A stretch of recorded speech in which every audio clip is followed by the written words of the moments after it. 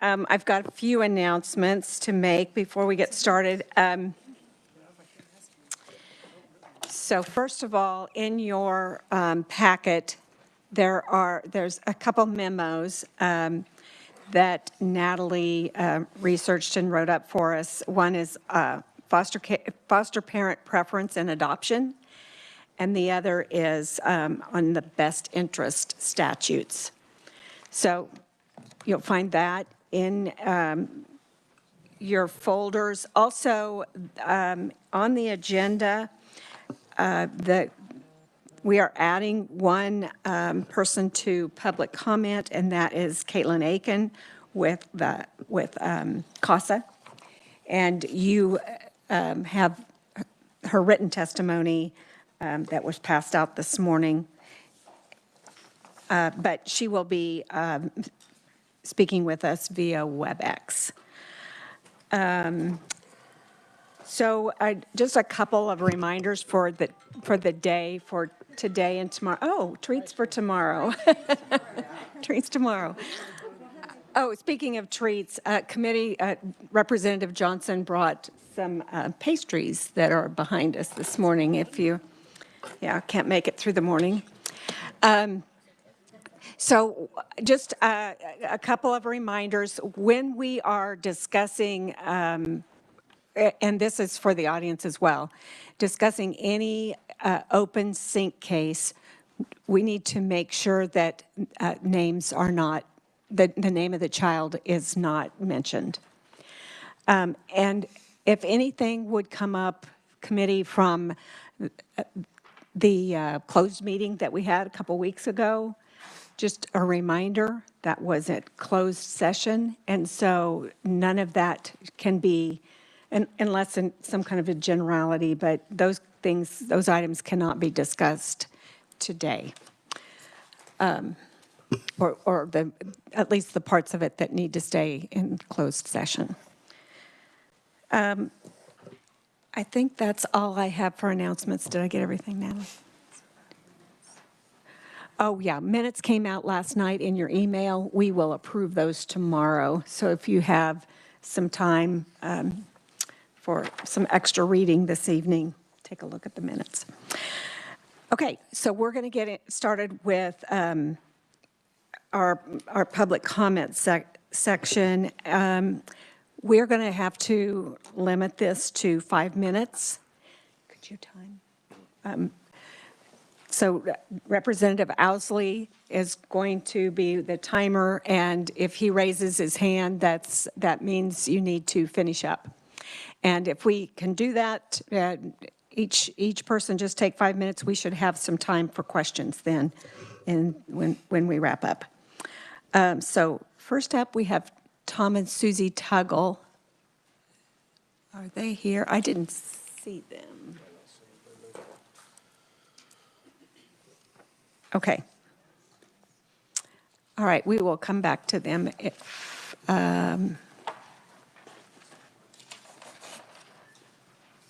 necessary. Okay, so Christine Fowler.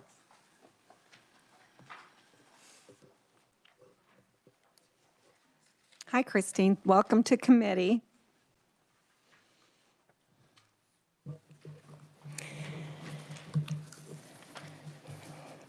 Thank you, Chairperson and committee members, for allowing me to speak today with you. My name is Christine Fowler, and I am from Smith County, Kansas. I'm a person who continues to have interactions with the Department of Children and Families, along with St. Ministries.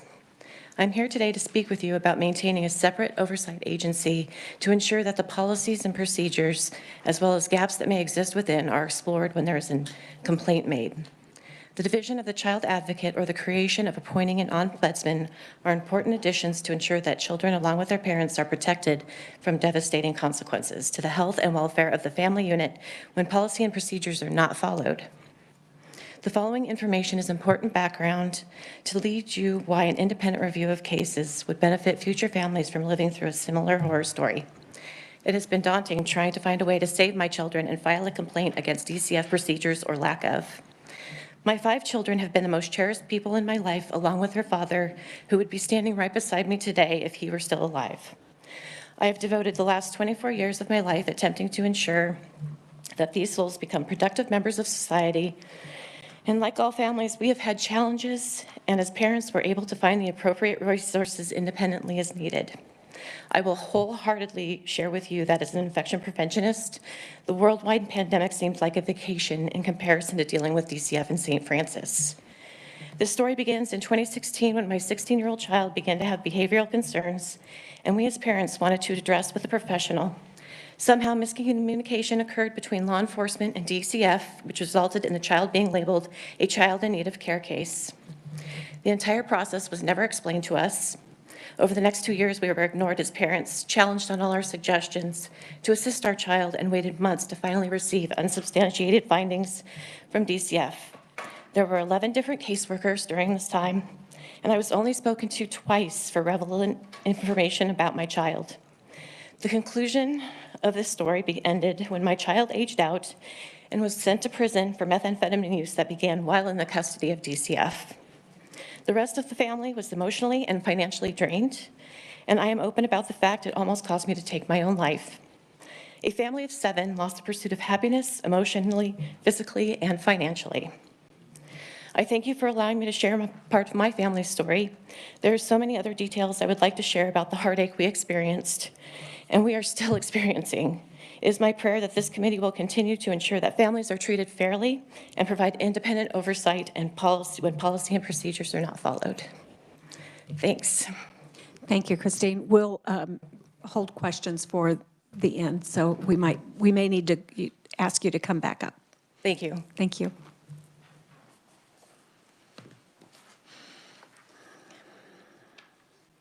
Okay, next up we have Deacon Godsey.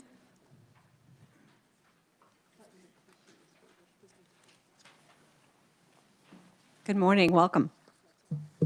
Good morning. Thank you. Members of the committee, thank you for the opportunity to be here today.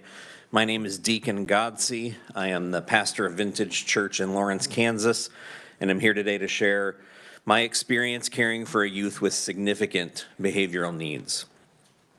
In early March of 2020, just before schools released for spring break, my wife Jill, our teenager, and I became emergency foster parents for a then 7-year-old girl who we will identify as Jay. Jay and her siblings had been removed from their home for safety reasons, and Jay needed a home where someone knew of her developmental and behavioral challenges, as she is nonverbal autistic but had yet to have been diagnosed. We were considered a viable option only because Jill had been a paraeducator in Jay's specialized autism classroom at Quail Run Elementary School for several years. The first few weeks of fostering were definitely challenging, and especially in light of I and our teenager not being trained or experienced in caring for someone of Jay's level of support needs. All 3 of us were doing the best we could to adjust to our new situation, meanwhile holding out hope for school to reconvene and provide a brief relief during the school day. Then, of course, the world came to a halt. Now, clearly a global pandemic made everyone's life more difficult on almost every conceivable level, and this was painfully true for first-time participants in the Kansas foster care system, to say nothing of those providing care for a child who, through no fault of her own, required one-on-one or two-on-one care at every waking moment, and who desperately needed a wide variety of professional services she never had access to, much less the chance to utilize. To make matters even more challenging, the caseworkers we interacted with had never fully navigated a case for a child with the breadth and depth of evaluative and palliative care required. At one point, it became clear that some of them, despite good hearts and right motives, were not familiar with the Americans with Disabilities Act or how it related to Jay's rights or care. Thus began a multi-year odyssey navigating a labyrinth of acronyms and agencies, all of which were absolutely necessary to help Jay's behavioral and intellectual development, and none of which were affordable or accessible until Jay was officially diagnosed as autistic, which wouldn't happen for another year and 3 months due to our effort and Jay's third case manager, who came on the scene over a year into her case, and until she qualified for the IDD waiver. As I'm hopeful you're aware, said waiver, quote, serves individuals age 5 and older who meet the definition of intellectual disability, having a developmental disability, or are eligible for care in an intermediate care facility for individuals with intellectual disabilities. Those with a developmental disability may be eligible if their disability was present before age 22 and they have a substantial limitation in three or more areas of life functioning. Of course, all of that sounded great to us at first and was a momentary source of hope in our process until we were told the waiting list for IDD services was over 9 years long. Eventually, after months of searching, working with multiple individuals and agencies, and filling out more paperwork than I could have previously imagined, Jay was finally able to access med management through Children's Mercy Hospital in Kansas City, a short stint of occupational therapy in Baldwin City, and in-home applied behavioral analysis, or ABA therapy, for a helpful but insufficient number of hours every week. After nearly 2 years and some steadily increasing and much-needed financial assistance from Jay's designation as a, quote, super-tiered child, we were finally in the position to hire consistent, reliable in-home assistance, as well as pay for professional therapeutic services. We also had the opportunity to get Jay screened for the SED, severely emotionally disturbed waiver through Lawrence's Burt Nash, in hopes other therapeutic services would become available. Unfortunately, due to Jay's high level of support needs and steady but dramatic increase of physical aggression, her existing ABA firm determined it was unsafe for their staff to continue working with her. Following their withdrawal, extensive efforts were made to secure a new provider, but these efforts proved fruitless as literally every single provider in Jay's case and every single provider Jay's caseworkers reached out to arrived at the same conclusion, that her needs were greater than any network of existing community-based services could meet. This was subsequently echoed by the team at Burt Nash, who also denied Jay services, stating that her level of functioning was not what they were capable of serving. You see, despite a variety of medical interventions, ongoing ABA therapy, an incredibly supportive school environment, and all the love we had, we simply weren't equipped or trained to provide the kind of constant, hands-on care required for Jay's level of unpredictable aggression. During her time with us, Jay used the back of her head to put roughly 75 holes in our drywall, smash a hole into the tile wall of our shower, and shatter a backdoor car window. She also regularly headbutted us and other caretakers, along with hitting, kicking, hair pulling, and her own daily self-harm from headbanging on every conceivable surface.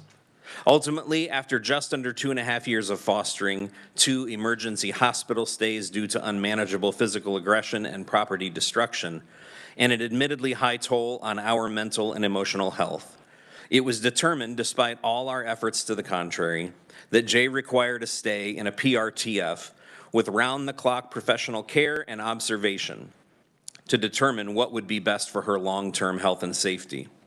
It's important to state with clarity here, Jay ending up in a PRTF was never the option we truly hoped for. We made every effort possible on every level possible to make Jay's stay in our home a realistic, safe possibility for her and for us, and the system we worked with provided every possible financial resource to make that happen. Unfortunately, despite all that working in our favor, the lack of in-home and community services ultimately made this impossible. It should also be noted that after 2 years of court proceedings, the judge on Jay's case realized it was not her biological parents or we as her foster care parents who made it unwise for Jay to return home to stay in the foster care system, but it was the level of difficulties involved with her care and the lack of necessary community services available that revealed both possibilities to be non-viable options. Jay's parents have 6 other kids, at least one of whom has also been identified as likely being on the spectrum. They own 1 vehicle, and they are not in the financial or logistical situation to safely care for Jay or the other children in the same environment. And am I able to finish the last 2 paragraphs? Okay. In light of all this, and after a 2-month stay at the KVC hospital in Wichita this summer, Jay was finally admitted to the Lake Mary PRTF in Paola, Kansas, where she has since been screened and deemed qualified for potential residency at Parsons State Hospital. And her unpredictably aggressive behaviors have continued despite daily, round-the-clock supervision from professionally trained and rotating staff and ongoing clinical med management. The question is, was this result for Jay's long-term care inevitable in light of being so far behind the curve from early on in her development? Possibly. But it is also possible that had she been screened at the proper age, the necessary community services been made available early in her development, or at the very least during her stay in the foster care system, and had the necessary funding been made available to staff, administer, and access such services, Jay's case and so many others like hers could have taken a much different path. Thank you. Thank you. Next up, we have Blake Briscoe.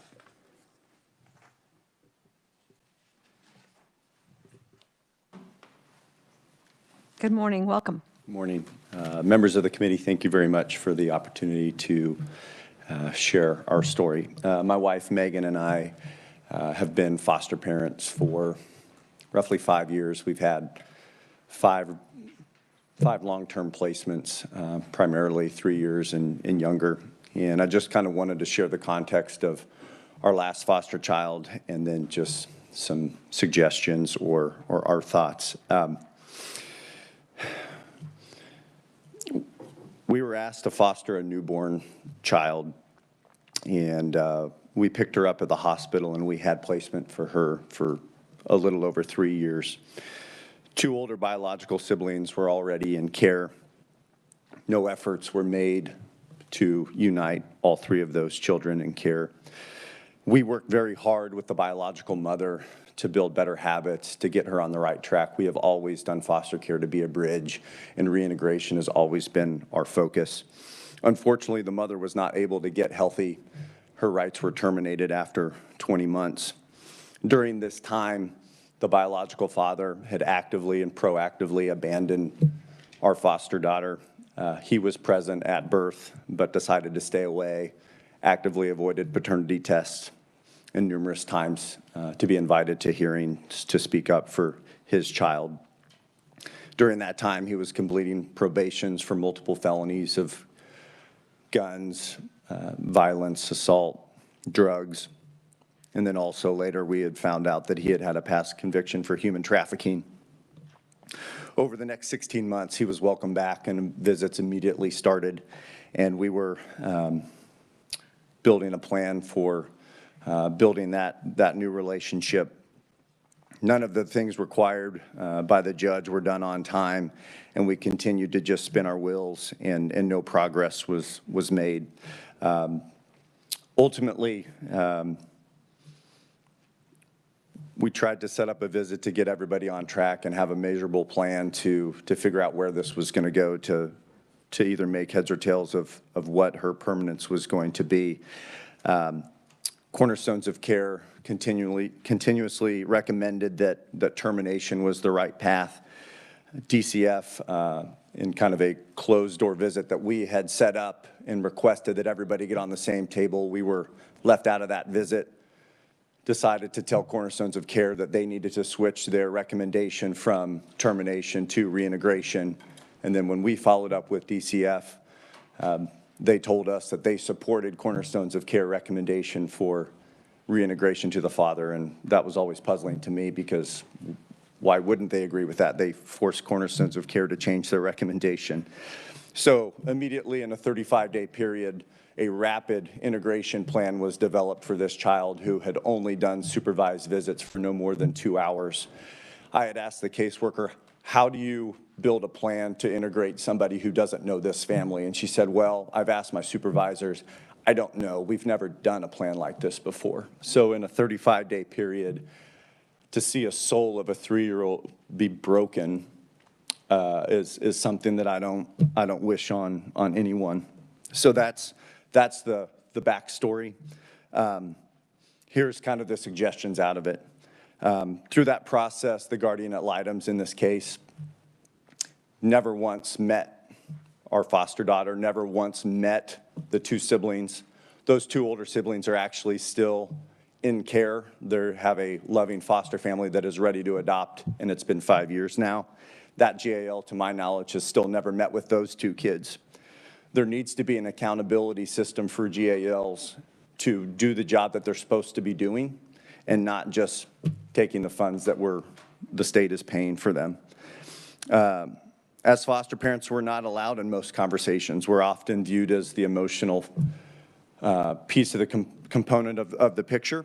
I believe that after 12 to 18 months of care for a child, foster parents should be considered kin.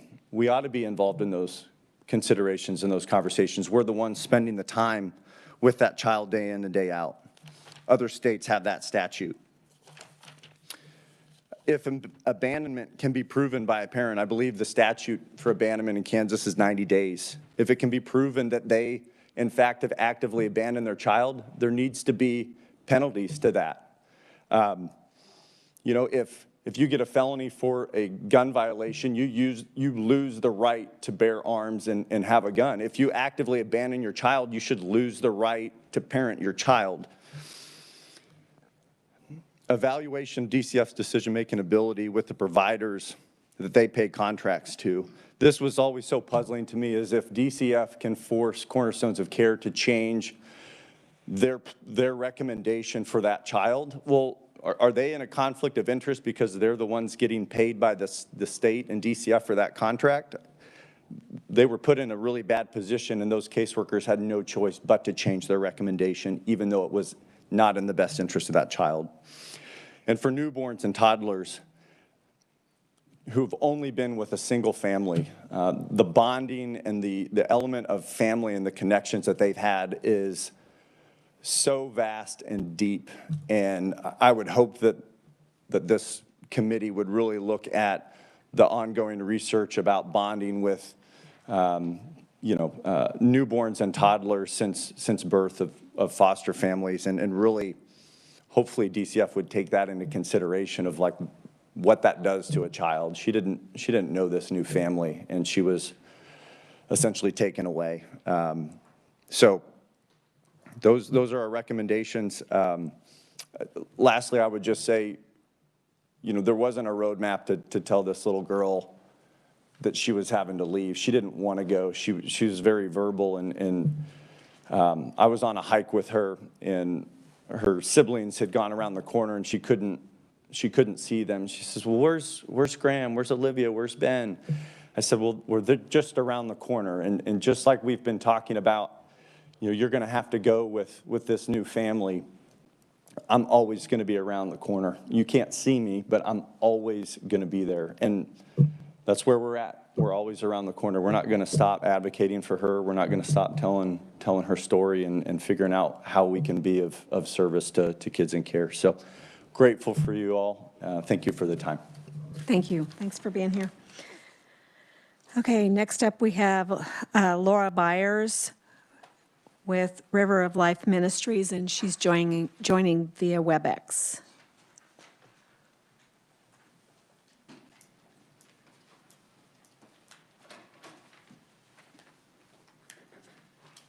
Good morning. Can you hear me? Yeah. Okay. Do you have, it's kind of quiet. Can you turn it up a little? Yes, ma'am. Is that better? A little bit. I'm sorry. What? We'll see what we can do. Doesn't matter, loud as I can get it to go. Can you hear me better now? We'll see what we can do at our end. Just a sec. Yes, ma'am.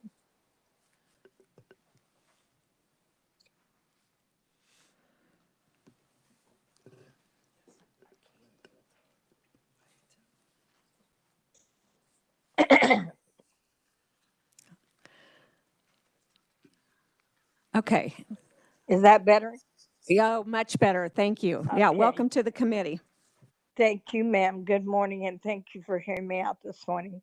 My name is Laura Byers, and I am the president and CEO of River of Life Ministries of Wichita, Kansas.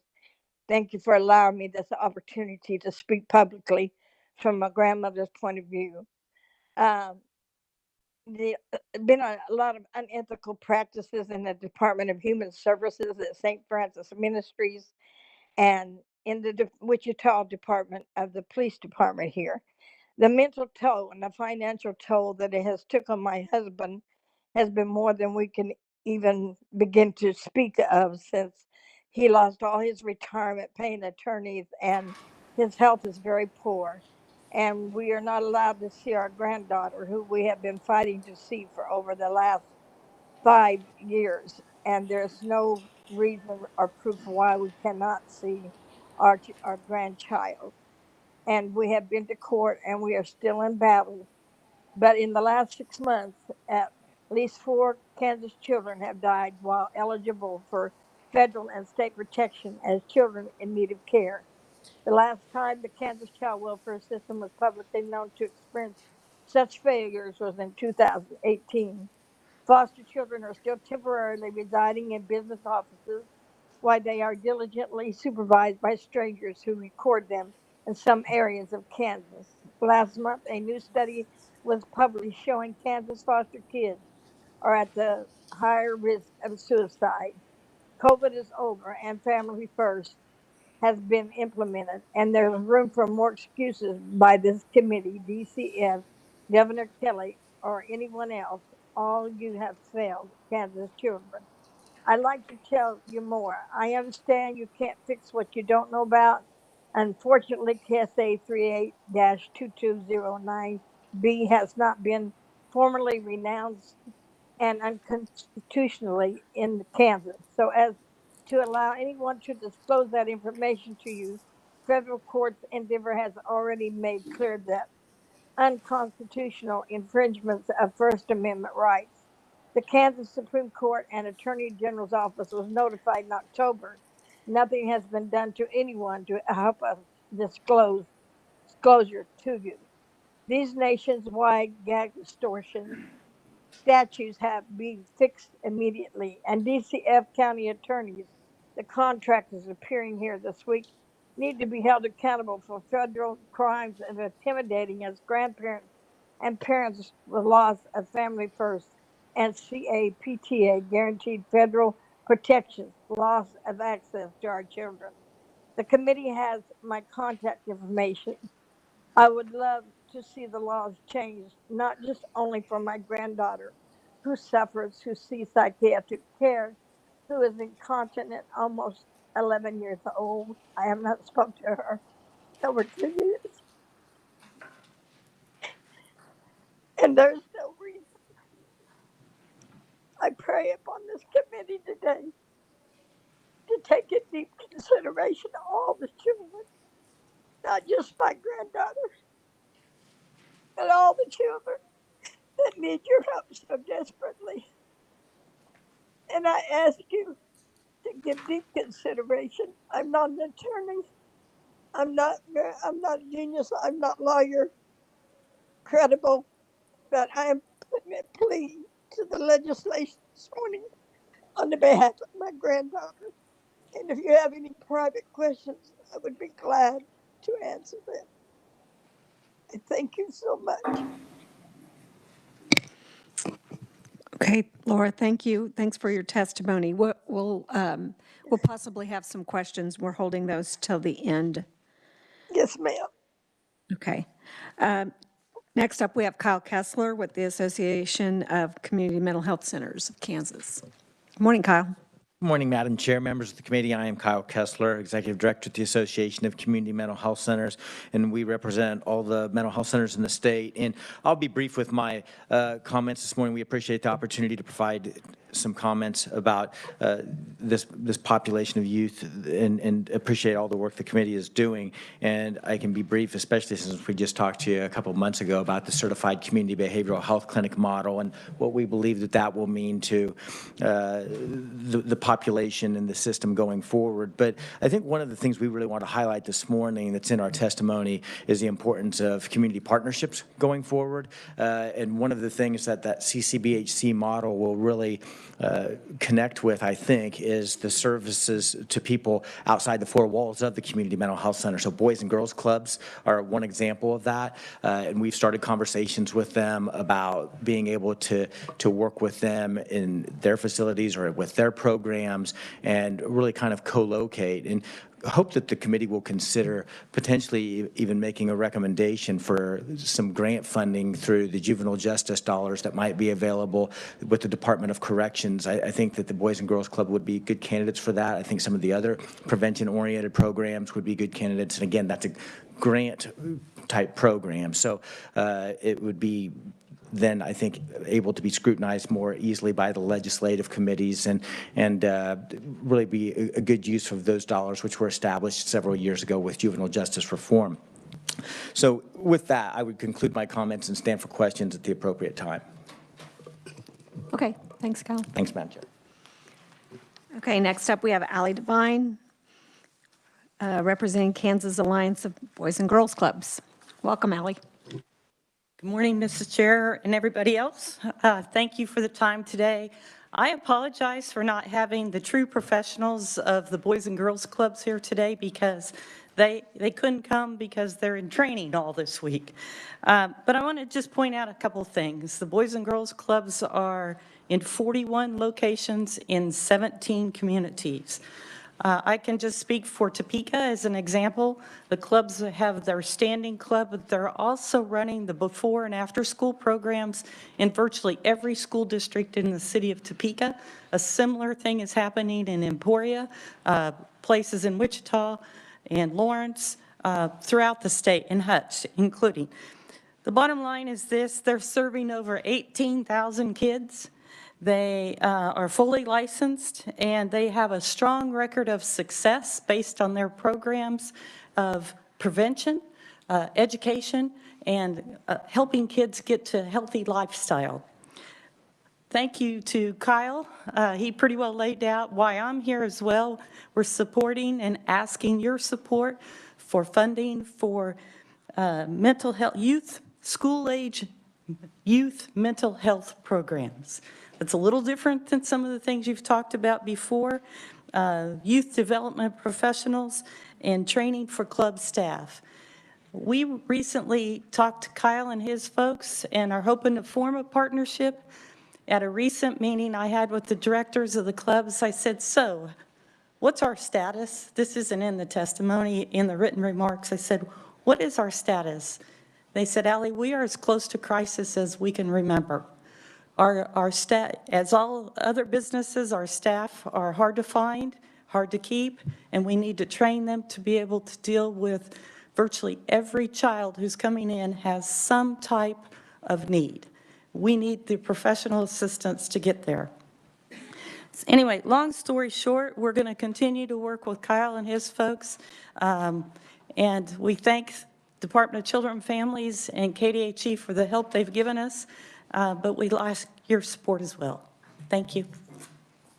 Okay, thank you. Next up, we have Sister Therese, Sisters of Charity of Leavenworth. Good morning, welcome. Good morning. And if you just give me a sign at 45 seconds left, it would be helpful to me, because I believe in keeping that structure. Some children dance to the music of life. Others merely cling to existence. They are all ours. I'd really like to spend my 5 minutes commenting on those who have preceded me. I especially feel a connection to the Briscoes. When people tell us that we should not have an emotional connection to the children we're caring for, that is wrong. Thank you for giving me the opportunity to speak to you. The children that are in the Kansas child welfare system have a seared place in my heart. They claimed that place back in 1973 when I went to work at St. Vincent Home here in Topeka. For 3 years, I was a teacher. For 6 years, I was a child care worker there. I want to thank each of you who have chosen to be on this committee. What I have noted over the past almost 50 years is that it can be easy to grab headlines when there is a tragedy, as with the 2 recent deaths in foster care. But it is much harder to find the solutions, to find ways and means to protect the vulnerable Kansas children. So I caution you to be careful of blaming. Improving the connections for the vulnerable children in Kansas is too important. I commend the committee for your attention to the 3-year-old. It would be good if each child's placements could get such scrutiny. And I hope in the adoptive parents' connections that they remember this 3-year-old still has those siblings and that they make an effort to connect her to those siblings. So a couple of my experiences that keep my passion for these children alive. After St. Vincent's closed in the early 80s, I kept up with 2 brothers and asked the court to be their casa. I found that the court had lost them, hadn't even heard their case in several years. They, with their sister, had spent 3.5 years in an abusive foster care home. The younger of the brothers was adopted, and I just became a caring adult in the older brother's life. When he got out of foster care, he showed me what it meant to belong to no one. I continued our relationship, hemmed his first work pants, in fact. When he was 22, he started calling me Mom. I was startled, but when you call a Bangor woman Mom, you don't quickly get rid of her. I am number 3 of 12. I took him at his word. We have walked the walk, Mom not being an honorary title. He was 50 years old this year and is a miracle of good conscience and spontaneous compassion. He's an accomplished fine dining waiter, but I observe his daily struggles and pain because of the multiple gashes in his spirit because of his childhood. Last night, as I'm turning over in my sleep, thinking about, I never do these testimonies without being somewhat anxious, and what can I say to you that you don't already hear, because you hear so much. But I thought I didn't even mention in my adopted son's life that he had a foster mother who wanted to adopt him and his brother, who was very caring and loving. But SRS at that time demanded that she adopt them, and she didn't have the resources to do that. She cared about them until her death. He also, with his brother, was placed in a disastrous adoptive home that was disrupted soon. Some of our sisters have been foster parents. I have witnessed 2 tragedies from children they took care of her. Brian was murdered in Kansas City, Kansas by his adoptive parents. And only this week, a sister of charity who does foster care in Denver emailed me to tell me that Ethan, a precious 2-year-old who had come with her to our mother house, had shot at police from a stolen pickup, and the police shot back, killing him. So on to some good news. On November 2nd, I attended a Department of Children and Families sponsored presentation in Kansas City, Kansas, called Kansas Practice Model: How Iowa Judges and 4 Questions Are Keeping Families Safe and Together. This day began with a conference over Zoom given by Dr. Amelia Frank Meyer. Key points from her that stirred my soul. When we remove a child from their family and place them in a totally strange environment, we cause a primal wound. We cause a primal wound. Children's brains are wired for connection or protection. Children do their feelings, not talk their feelings. Many behaviors we see in youth in foster care are normal, natural responses to what happened or what is happening to them, such as temper tantrums, aggression, stealing, threats of suicide, running away. The child welfare system must make it a priority to connect children to people, not services. To people, not services. Dr. Frank Meyer recommends 4 questions that should be answered to any court before any removal order. What can we do to remove danger instead of the child? Can someone the child family knows move into the home to remove the danger? Can the caregiver and child go live with a relative or fictive kin? Look up fictive kin, my minutes are passing. Could a child move temporarily to live with a relative or fictive kin? I invite you to make time to listen to the 20-minute TED Talk that Dr. Frank Meyer gives. It is only a starter. Another poem, we are guilty of many errors and many faults, but our worst crime is abandoning the children, neglecting the fountain of life. Many of the things we need can wait. The child cannot. Right now is the time their bones are being formed, their blood is being made, and their senses are being developed. To them, we cannot answer tomorrow. Their name is today. Thank you again for your service. I share a greeting of peace and my prayers. Thank you. Thank you. Okay, next up we have Caitlin Aiken with CASA, and she's joining via WebEx.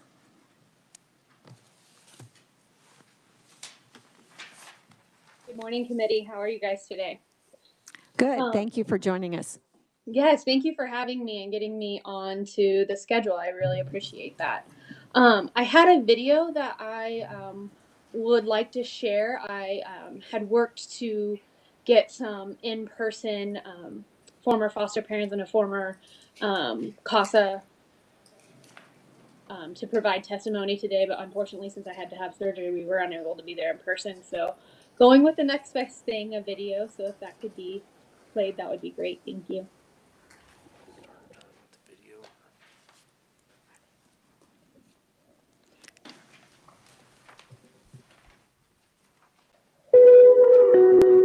Imagine yourself taken out of a household and you don't know why. It's always warranted, but you as a child don't understand that. You've got people coming at you from every angle, people you don't know. There's so much going on that it helps to have that one person that's there for you. You are there for the child and you're their voice. My 3 siblings and I were born into a very troubled home. I know that SRS came to my house a number of times, but nothing happened. I felt like they didn't believe me. I was told that if I just would behave, things would get better, which I knew wasn't the case. When my CASA did come into my life, that just changed everything. I was headed in a very destructive direction, and she helped me to realize that I am in control of me, and that just because this is my current situation doesn't mean it has to be my future. It's a scary, complex system that they have to be navigated through. People are coming in and out of their lives, and it's not always good for them. It's scary. They have to retell their stories. We are the one constant throughout their time in the system. It's the job of the CASA to advocate for the child. A lot of kids, if you grow up in that kind of environment, it's harder. There's a lot of fear that people are out to get you. At least that was my fear growing up. And CASA, honestly, to me, it seems like a positive thing for kids who need help. The system is overburdened, and a lot of children will languish in foster care for year after year. The ultimate goal of a CASA is to help that child get to permanency a lot faster. We are unable to help about 500 kids who are currently in foster care, and that's really sad to me. The most rewarding part is seeing my recommendation being accepted by the judge. If you have 5 to 8 hours a month, you can be that voice. If you don't have that time, consider making a donation. I feel like those volunteers are out there, and we just need to find them. There's a lot of kids who need CASAs. Do I think I've made an impact on my kiddo's life? Yeah, I sure hope so.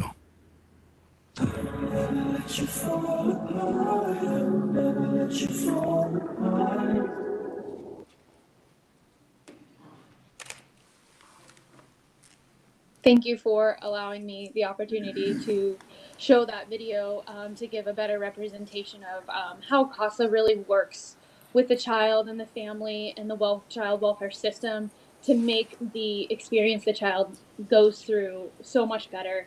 I just have a few remarks to make, and I will try to keep it under my 5 minutes.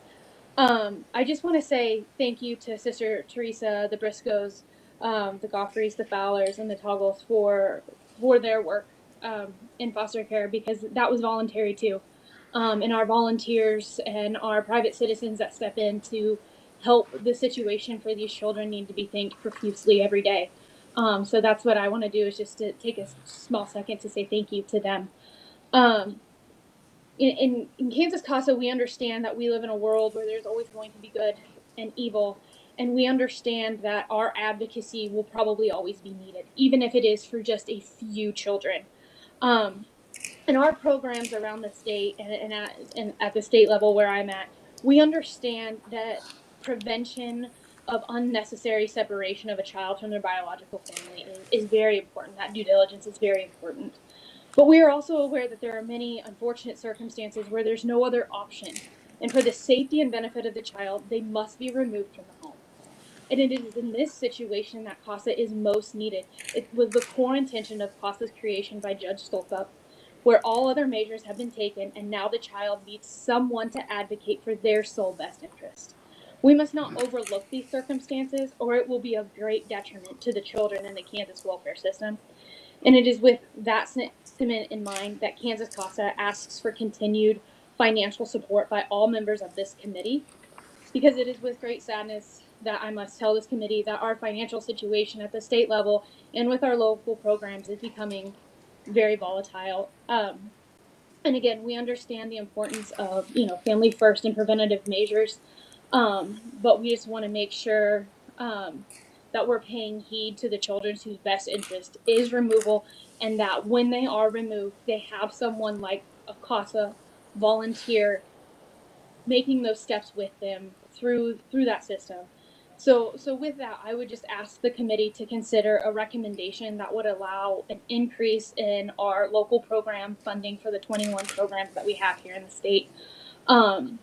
An increase in funding that compensates for inflation that we have all gone through over the last couple of years. We too struggle with finding staff and keeping staff, not only directors, but other staff that are important for recruitment and training of these volunteers, and giving them benefits such as insurance and things like that to keep them. And we would also ask for a recommendation that the Kansas CASA Association would have a separate line item of funding out of these same funds, so that we can continue baseline operation expenses to cover the needed support to our local program as pass-through services. These pass-through services empower our member programs to better meet the needs of the children they are assigned to serve. They support the CASA volunteer. They recruit and train additional volunteers. They give more children a CASA volunteer in Kansas. Funding these operational services provided by our office here at Kansas CASA to our member programs leverages the state of Kansas's dollars to ensure children in foster care have an increased opportunity of feeling heard and seen, that they can lean on a solid supporter, gain resiliency, and dream again. It also allows CASA to continue to be a solution in the Kansas foster care system. So again, I just want to say thank you to the committee, Madam Chair, to the IT team, and to Natalie Nelson with the Kansas Legislative Research, and to also say thank you to our governor and to Julie Masco with the Kansas Governor's Grants Program for working with CASA. Okay, thank you, Caitlin. So we've got Tom and Susie Tuggle that up next. We'll go back to the top there and welcome them. Good morning. Good morning. These are my constituents. Good morning, ladies and gentlemen. I have a little voice issue, But first of all, Madam Chairman, members of the committee, it's our privilege to be here.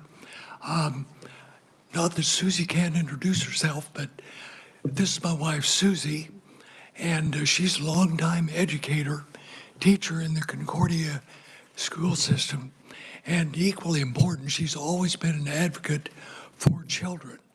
She and a Lutheran pastor about 50 years ago set up the first preschool in Concordia, and it's still going. And I couldn't be more proud of her. I served as the district judge of the 12th Judicial District, which is 6 counties in north central Kansas, for 18 years. And during that time, Judge Carter on the bench with me started CASA, and I fully support her. And to all those people who have worked with CASA or in CASA, I commend you. I know it's hard work. I know it can be gut-wrenching. We'll be very brief. We know you hear a lot. When I was a judge, I sat there and heard a lot, so I can empathize with you. Why are we here? Well, we have a sick daughter in California. We thought it was important to fly back for this hearing, and then we'll go back to California. We're glad to do this. Why are we here? We've seen some firsthand concerns about how DCF and this contractor treat children, specifically how they take children out of a home that is safe and put them in an unsafe place without any due diligence on the part of DCF. We think that is wrong, and Susie will tell our story. We also know, as I'm sure you do, that other people, counselors, psychiatrists, psychologists, both retired and active practice, and other people who have some relationship with DCF know the system is broken in certain respects. And I know there are always two sides to a story, but I can tell you that I think you'll find this example interesting. Three things, and then I'll turn it over to Susie. By the way, I'm Tom Tuggle. Not that that makes any difference, but I guess for the record. As I indicated, we think that in certain respects, DCF is broken, and I realize they have a tough job. There are times to take children out of the home, and I've seen terrible cases where parental rights needed to be terminated. I'll never forget one of the first ones where these two children were treated like dogs. They ate out of the same bowls. They could not speak English. They just had a guttural sound. Now it will never get out of my mind, and it shouldn't. But there are times when they're in a safe place and they should stay there. There should be due diligence by DCF or its contractor before they're taken out of that environment. We know that keeping family together is important, but we don't think that should be the sole criteria, and we're concerned that DCF relies unduly on keeping the family together or putting them with a relative who may not be the best choice. And finally, in our experience, DCF has not been accountable to the people they should be accountable to. We did a lot of work for these children who were taken out of a home, and then we report this to DCF and the contractor, and after that, what did DCF and the contractor do? They told the school not to have any contact with us, so we could not know anything about the child that was in school. Thank you, and here's my wife, Susie. Well, we believe that our involvement with the two young children that were entered into the foster care system substantiates the need for change, and these are the facts of what we just experienced. Their mother had 10 children. Of the 10 children, there were 9 fathers. She never married any of the men. She was in stage 4 cancer, and she asked a friend of 5 years if she and her 2 younger girls, who are 4 and 6, if they could move in with him because the father of the 4-year-old was physically and mentally abusing her. So they moved in with her good friend, and the mother stayed there until she became so ill that she had to be hospitalized for end of life, and that she asked that the friend care for the 2 little girls for her. The girls had not been socialized. The 6-year-old had never attended school, and she kept saying to us, "I want to learn how to read and write." The 4-year-old had not been potty trained. So the friend potty trained her, prepared balanced meals for the girls, taught daily cleanliness, that had not been taught respect, discipline, and did such great things with them outside, having fun, learning about animals, learning about gardening, just things that we all grew up with, or a lot of us grew up with. We were in the process of enrolling the 4-year-old into preschool. And they were, but frankly, the older one was so excited about already being in school, and of course the 4-year-old wanted to be just like her older sister. After the mother died, Tom and I went out to visit with the local administrator of DCF. We gave her complete details of this case and what was going on, including the fact that just before we went to visit her, the father of the 4-year-old was arrested and put in jail in the Cloud County Jail for trying to kill people at our local hospital and threatening to kill people in the community of Concordia. When we talked to the administrator, she seemed very encouraging that she would help for the children to stay with the friend. We also told the administrator that the grandmother, which was the only relative, and she was the relative of only the 4-year-old because it was her son that had threatened to kill everybody in the community. We told her about her, and we also told her that this grandmother had never been part of the girl's life. Immediately after the death of the mother, the grandmother arrived at the front door of the friend and was threatening to take the children to live with her. When he didn't relinquish the girls, the grandmother called the police, and I wish you all could have been there to witness this scene. The police arrived with the administrator, our local administrator of DCF. They arrived with 3 squad cars, the lights flashing. And understand that prior to this, DCF had not taken any action. They seemed satisfied as to where the girls were living. They arrived, and the administrator came into the house, told the girls that she was going to take them to a safe place, and that was the police station, and then later to a group home. And all the while she was telling this, there were 3 police officers standing just like this in front of these 2 little girls. Their guns were showing, absolutely no expression of any kind. Then the administrator told the girls to get into separate squad cars. The lights were still flashing. They were not allowed to tell us goodbye or the friend. And they had trusted us. They loved us. And as they walked out the door, tears were rolling down their faces. And I wish you could have seen the look of terror in their eyes. I mean, you know, children at that age think police take care of you, but in this case, they were terrified. At the court hearing, DCF gave custody to the grandmother of the 4-year-old. They also located 2 teenage half-sisters and placed those with the grandmother as well. Now, the 16-year-old half-sister has had her first appearance in court for knifing her boyfriend, but they put these little girls to live with her. We also told DCF that the grandmother that they had placed these children with had 7 children of her own, and they had all been taken away from her. because of negligence. The case was turned over to St. Francis, which is our local contractor, and we met with them to ask them several questions about foster care.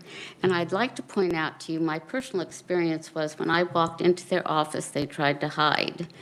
And they went running back behind, and I said, well, that's okay. I'll come after you.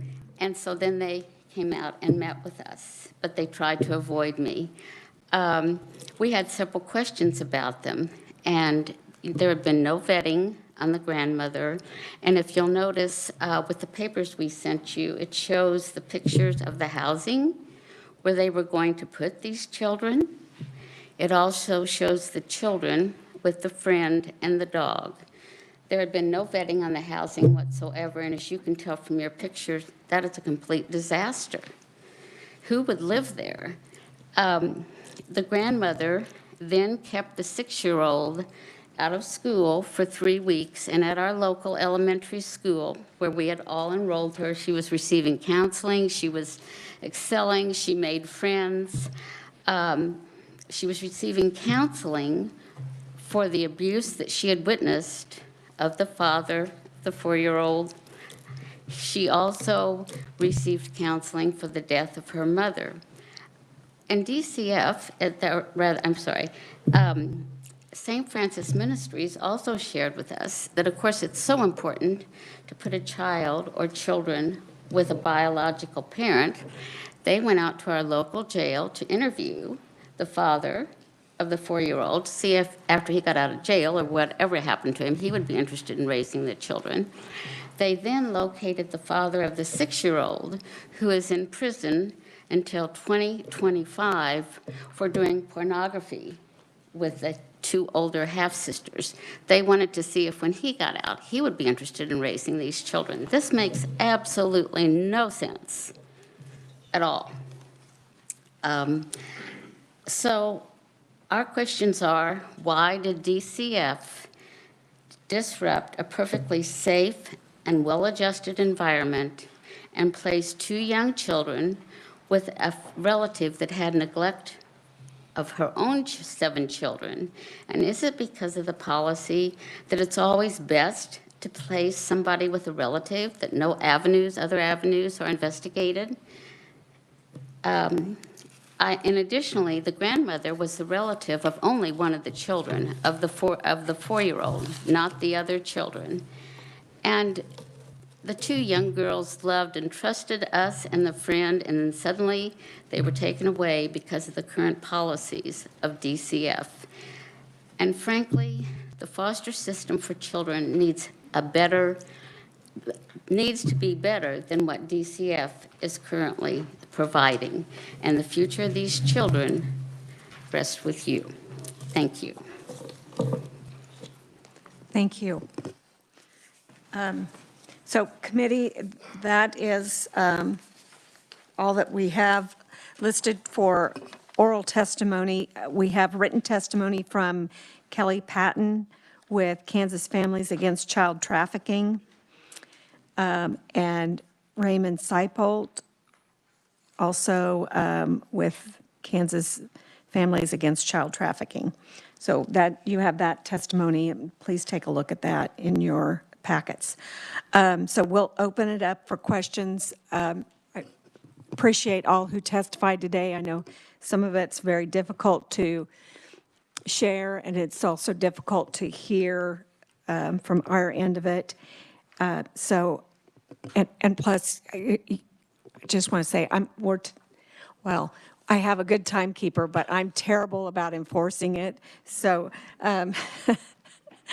there were a few people that ran over, but for those who stuck to that time limit, hopefully we can get you back up there with some questions. So committee, do we have Representative Johnson? Thank you, Madam Chair. Mr. Briscoe? Yes, come right on up. While you're walking up, do you remember when you first contacted me? How long ago has that been? Well, she's been gone. Yeah, she's been gone 19 months and 3 days, so it's probably slightly before that, so maybe 21 months, 22 months. Yeah. This was before our Oversight Committee had been created. He contacted me about this issue, and I will tell you, everything he says is correct. One of the parts that was so hard for me is because growing up and working criminal justice in Wyandotte County and being able to follow up on the individual who received the child is chilling to me. The Briscoes are a wonderful home. If anybody, I'm sure people that have visited there would concur, and I'm sure DCF would concur with that. But it was the judge's orders. And do you know where the child is now? Have any idea at all? We've been able to see her a few times just by continually just emailing just thoughts and prayers. And so we've met her a few times at the park, and they own a traveling business. So she's in essentially in a minivan going all over the country. You know, I don't know really where she's at all the time. I think it's equally, if not more so scary, her situation. They said that it would be a 6-month follow-up process. I think she was visited twice. They immediately shut down the therapy that was set up for her. So there just really wasn't, I mean, I can only imagine the terror that she experienced just constantly. And, you know, the frustrating part, and I think from kind of as I listened to her story too, is there was a good solution for her. She could have had it all. We would have continued to build that relationship with her biological father. She has 2 half biological siblings that she's never going to see again. We have a relationship with them. Like, she could have had it all. And they just want to force a square peg in a round hole, and it makes 0 sense. So following that, are you doing any more foster care work? No. So we lost you, didn't we? Yeah. Thank you. Yeah, thank you. While you're up here, are there any other questions for the Briscoes? Okay, Senator Fowler. Madam Chair, thank you. A quick question, a comment and a question for you, Mr. Blake. So my mother used to say, I dare you to make decisions about me without me. And so I strongly agree with your statement that you guys should have been involved somewhat to share. And so I just wanted to say that, and thank you, Madam Chair, on that. But I do have questions for other people, Madam Chair. Senator Baumgardner. Thank you, Madam Chair, and thank you so much for being here today. So where is the 3-year-old? Is she with bio dad? With bio dad and his wife, who would, I guess, be a stepmother. What I didn't mention was, while she was in her mother's womb, the paternal grandmother attacked bio mom with a machete and tried to cut the baby out. And so there were protective orders against the grandmother and father. She lives in a home with bio dad, stepmother, and grandma and grandpa. But because that protective order had expired, it was irrelevant to the court. And I guess the follow-up, you indicated that her 2 siblings have been in foster care for now 5 years. It'll be 6, the 1st of December. Yeah, I think so, yeah. 6 in December. Yeah. Still not adopted. Nope. No, with a wonderful, wonderful family. Yeah, Okay. they're great kids. We get to see them relatively often. Okay. Thank you. Thank you, Madam Chair. Just wanted that clarification. Are they willing to adopt Yes. in that home? Yeah. I think the last thing we heard was a home study expired, so then they had to do a new one. Okay. But, yeah, it's been approved for quite a while. Senator Fowler.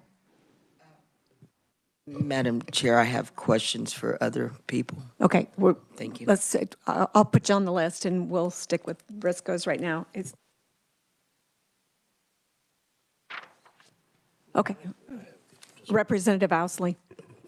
Thank you, Madam Chair. And timeline. So Representative Johnson said that you contacted before this committee was established. And when was the decision made to reintegrate instead of terminate parental rights? So I believe it was. For biomom? Or are you talking about with the father, Yeah, yes, where they're at now. So it would have been right at the beginning of 2021, that January. It was February 27th. We had asked for just a full group meeting between GAL, DCF, caseworkers, us, parent, because we just were spinning our wheels. There was no accountability.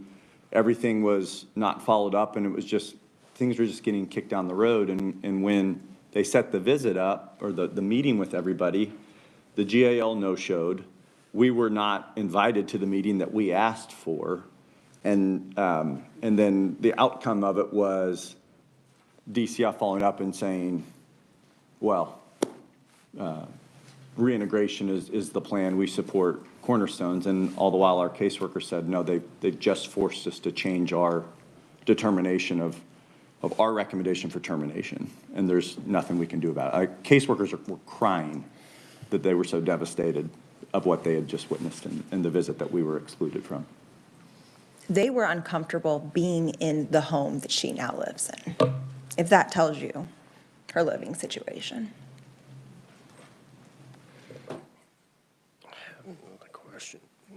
And the reason I reached out to him was I didn't know nowhere else to go. Attorney General Schmidt had connected a few people, and they had researched it.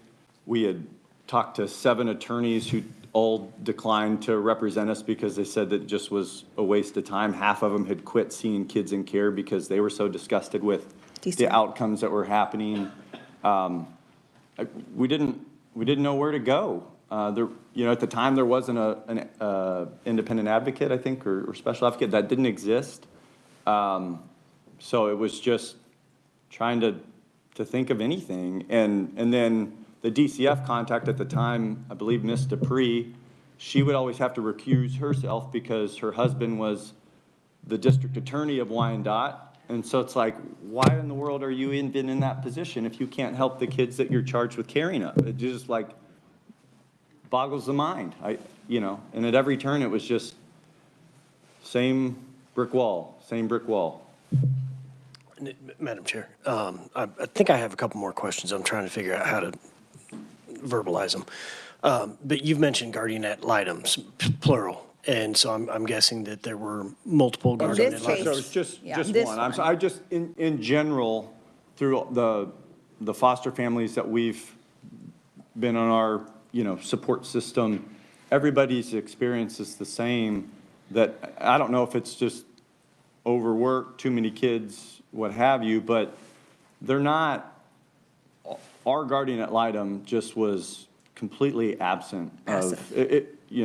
She was a case number, and despite our constant efforts of emails and pictures and talking about the things that were going on in her life and the concerns that we had, it was never about what he said was his legal responsibility was to take her best interest. That her best interest was his client. He never brought up anything. It was always about the parents' rights to parent their child. And it just devastating. It just like, what was the point? Why are you even here? And half the time, the stuff that we would send, either he's so overworked, he'd show up for the hearings and he'd have to read and catch up. And half the time, he wasn't even informed of the most pertinent information. So I've being on the Child Welfare Task Force and hearing multiple days of testimony, as we were wrapping up and going through our report there, I think guardian ad litem compensation is something that the state needs to address. And I don't fully understand it, but I understand it well enough to know it works better in some counties than others, but that is certainly not a blanket statement for the state. And it's something I think we still need to look into. And could I make one more comment on that? So there was another foster family of ours had used an attorney for an adoption that they had in that county. And so he was friends with her or had her on like his Venmo chain. And during our case, he could see she didn't make her transactions private. So our guardian ad litem was like sending her money for the Weston Snow Hill for their families to go skiing, while then she was sitting on the other side of the aisle during, like, they're all friends. And you're walking into the courtroom and there's conversations and relationships that you know exist, but you're left out of. And all you're doing is trying to advocate for this child, and then they're just like, you're too emotional. What are you in this for? So, side note. Thank you. Thank you. Representative Carlson. Thank you, Madam Chair. So it keeps going back to the DCF made, was it Cornerstones, changed their decision. That was what the caseworkers. So who at DCF made this decision? I mean, that's what, we always talk about DCF and things like this and Cornerstones, but there's got to be a person that does this, and it sounds like we need to track that. We need to have that connection so we can find out who this person is. Well, I would have What those names office, if and I who's did sitting behind that desk. I could send them to Mr. Yeah, I could track that information. I will say we have been relentless for advocating for this child. We love her the same exact way we love our 3 biological kids. And I would say most of the people that we have become friends with that do foster care, all of them were not out to adopt kids, or they wanted to be a bridge. Not one of those families are still fostering, including ourselves. So you traced it back to where you knew who said that Cornerstone had to change their mind? Oh, I mean, we'd We'll have all to that look at the information. email address. Yeah. I think we could find that name for you. That would be, I think that, sometimes we're not supposed to point fingers. I think that's one of the things that this whole committee is about, is that we need to start pointing fingers, because somebody needs to be held responsible and accountable for these children's lives being disrupted the way they are. So thank you, and thank you, Madam Chair. Any further questions for the Briscoes? Representative Humphreys. Thank you. So just to clarify, during that short period of time when the parental rights have been terminated, when it didn't seem like reintegration was the goal, but adoption was, were you interested in adopting? Yeah, so that was very much, we never brought up adoption ever. When reintegration was the focus, we were all in on mom, and that was 100% the goal, and we were on a good rhythm. We really were. Even between the two of us, we didn't talk about adoption. And the caseworker said, hey, the mom had taken a turn, and she was going to get terminated on. At that point, the caseworker said, hey, you really need to think about adoption. We're probably going to be sending you a packet. Is that something you're interested in? And that was the first time when they gave it breath. Then we opened that up to a possibility. And immediately when and that was Bio November Dad of 2019. heard that the termination was happening, he came out of the woodwork, and the carpets were rolled out for him, and immediately visits were So it's started. just a really short period of time. Yeah, there was maybe a 2-week period where 3 weeks to the day. 3 weeks. Yeah. We had this window, and we were thinking about Yeah. what it was going to look like to 6 of us, and then. Okay, thank you. Yeah. I have more to say, but I bet it'll be later, so thank you. Thank you. Other questions for the Briscoes? Yeah, Okay, so I'll back to thank you very much. So Representative Humphreys, back to you. Okay, so I have a couple of general comments, and that's to say that all of us on this committee, and probably most representatives, have gotten letters and emails and calls through the years about situations like the Briscoes and others. And I feel like we are finally turning the corner, because we have these brave families that are willing to, even though there very well might be repercussions, and they know that, and they have told me that, but these families are courageous and brave, and they are willing to go public with the harm that has been caused to children. And I feel like we are finally at a point where there will be accountability. And we're just starting, but that's what this committee is about. And I just thank you so much to the families who are willing and others who are willing to be public about the tragedies that have happened in the child care system. And then, so thank you. And then the other, if I may, Madam Chair, I have a question. It might be for Jesse or maybe for research, but Jesse and I work together on legislation that would do some of the things that the Briscoes recommended, which is, have foster parents be classified as kin. That was part of the, and some of you were on the Children's Seniors Committee, you know about that. And then just take an attachment into consideration. As we've already talked about, that's going to be something that's coming up. But you had mentioned that Texas already does that. So I don't know, Jesse, if we looked at the statute or what Texas had done, but maybe if you could do that or research, whatever, that would be good to have that information on what that looks like. And then my other question is, and I am sorry, I don't really know the answer to this question, but as Representative Johnson said, the judge made the decision. You know, child placement decisions, where are they actually made? Because in our previous executive session, we heard, oh, well, it's a DCF. Oh, it was Cornerstones. It was, everyone's pointing fingers. That we saw the order, which wasn't a true order to place the children somewhere. So, what could we dig in exactly where that decision is made? And that's a great question. We are, if you've looked at the agenda, we are going to take a deep dive into adoption tomorrow. Okay. And I think that we'll have the opportunity to have the people in the room to ask those questions too. And, at some point, I'd really like to see a flow chart. Yes. And decision tree. Thank you. That's a good way to name that. And I believe we probably have, but we see so much paper, and so I don't have it anymore. If we've had one in the past, so thank you, Madam Chair. If someone could provide that would be great. So Senator Foscato. Thank you, Madam Chair. And I'm so glad to hear that you're saying you want that float chart. I've been asking for one for a couple of years now. Madam Chair, in this whole situation, it's if people see me laughing at times, it's the old saying, I have to laugh to keep from crying. I mean, I've heard these stories for many, many, many years. And Madam Chair, I too would like staff to just jot this down to see what we can do in the future.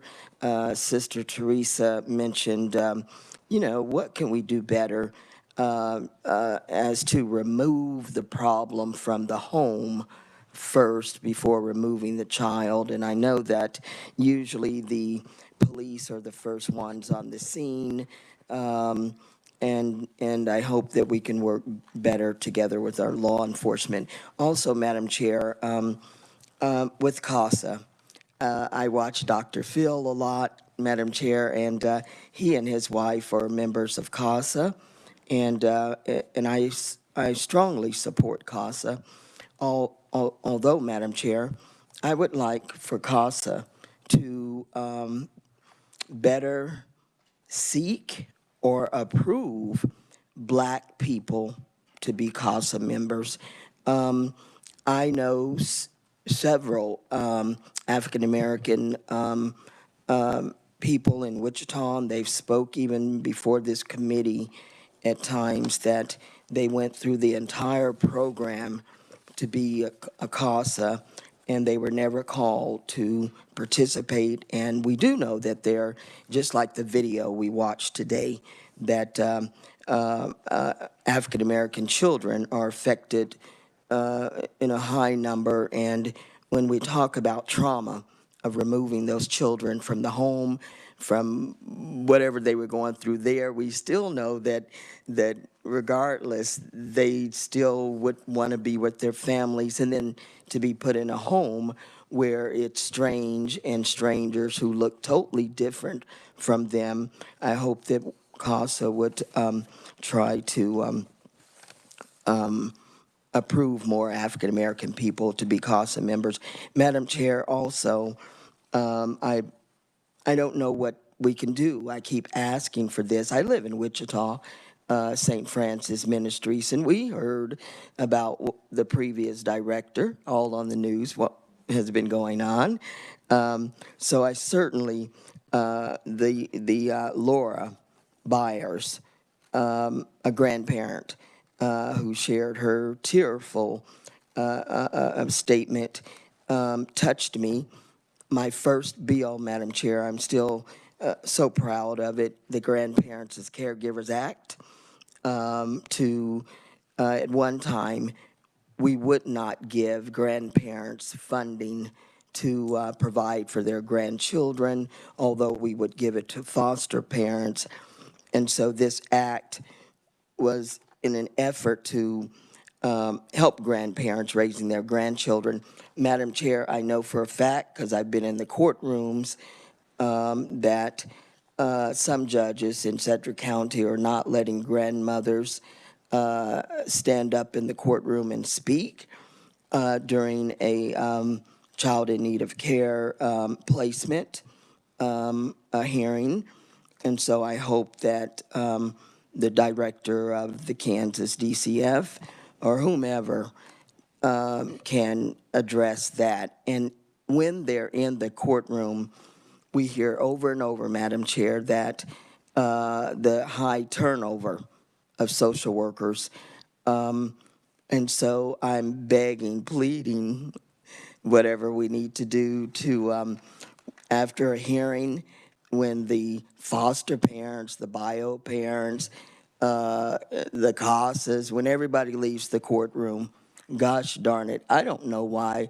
Let's go back to old school and have a carbon copy where everybody leaves out with the recommendations that are made in the event that there is a turnover, so that we're on the same page, at the same table, I think Mr. Blake mentioned. Madam Chair, I do have a final question, actually, for, I believe it was the first or second person who testified this morning, Christy. Are you online still with us? Oh, you're in Christine Fowler, person. is it Okay. Christine Fowler? Yes. Yeah. Yes. Ma'am, you touched me the most today, and I wondered, what was the exact process, the procedure, when you first, I think you said you made a complaint or someone made a complaint on you. Clarify that. And you mentioned the 16-year-old, and just tell me what that process was when the complaint was made and the initial reason for your situation. Thank you, Madam Chair. Thank you. My child was in need of some mental health care, and unfortunately, her father and I could no longer help effectively, so I secured a bed at KVC. However, having an adolescent child that needs to be transported is very, very difficult. And so law enforcement finally got involved and decided that, no, we're going to let her stay at a friend's house. And then, of course, she took off from there. Finally, law enforcement talked to her diversion officer, and miscommunication was made where Smith County did transport my child to Hays, Kansas, but the next day DCF had been contacted, and she was deemed that I was emotionally and physically abusive. That was unsubstantiated months later. You said unsubstantiated. Yes. Madam Chair, thank you for that, and ma'am, thank you, and just, these are just some of the problems, and I'll end, Madam Chair, with saying that so many times the agencies are just, they're doing their job, policy and procedure. We really, really need to think about the human aspect of this situation, and we've got to do something different. I'm just, it doesn't look like it, Madam Chair, but just lately at home watching the news, I've been pulling my hair out of all the things that I've heard lately of what's happening to children here in Kansas, and so whatever we can do to fix it, I I think, again, as you said, Madam Chair, the testimonies that were given here today puts a face, and the lovely couple sitting here, thank you for sharing that whole process. And I hope this day is the catalyst of us moving forward to help children. Thank you, Madam Chair. Okay, thank you. So I had questions for you. I was going to call you up. Are there other questions for Christine? You, Representative Esau. Mine will be short. Thank you so much for coming and sharing your story. I had another family contact me recently about a situation that they've had where the only way they could get mental health care for their child who needed some serious help was to use DCF because of what we have available. Is that somewhat of how your story developed because you didn't have any other resources and there wasn't any,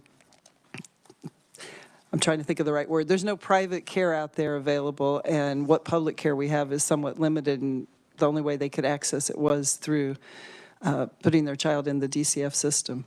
It is difficult to find places to care for your child. We just happened to be blessed the day that KVC had a bed opening, and I could privately secure that bed. So Christine and I visited on the phone. There's a whole lot more to this that has not been shared yet. But, and so if, I'm going to ask you a couple questions, and if you're not comfortable answering them, because you didn't share it with you in your testimony, so if you're not comfortable, just say so. So the child that you're talking about, that she has aged out now. Correct. And you have another child now. Correct. 2 out of 5. And is that child still placed 2 hours or plus from you? Yes. And are you still, are you given visitation? I've had 3 in-person visits for PMTO. This child is 15 years old. If I may speak freely. 3 since when? 3 since she was taken December the 9th. We will be coming up on 12 months. Okay. 3 in-person visits and a handful of Zoom visits. Okay, There yeah, were several and go months. ahead. Other than, please don't share her name, but. Correct. It's a tragedy that it seems that when they go into care, they're immediately told, I don't want to go back to my parent or I'll kill myself. This has happened with both of my children. Why that's being communicated as soon as my children have been removed from the home without cause and all unsubstantiated, including my youngest, I don't understand. So literally last year in May and in September, me and my child were on vacations. We had just been to Colorado to see my adoptive family. And to come home to a family squabble and a biological family I'd not spoken to in 30 years, creating chaos, they took this child, and then the judge allowed my child to return to the state of Colorado to see the person who abused me as a child.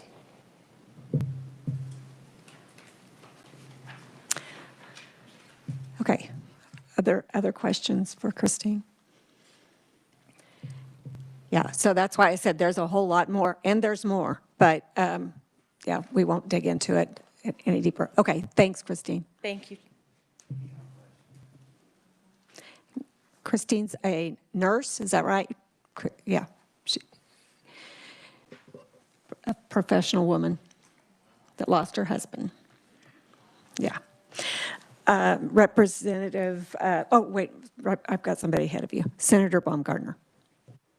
Thank you, Madam Chair. And I would, if the Tuggles could answer this question.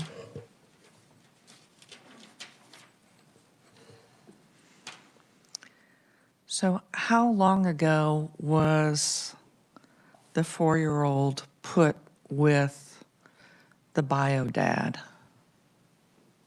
Is that right? Oh, not with the bio dad, sorry. With the grandmother. How long ago did that happen?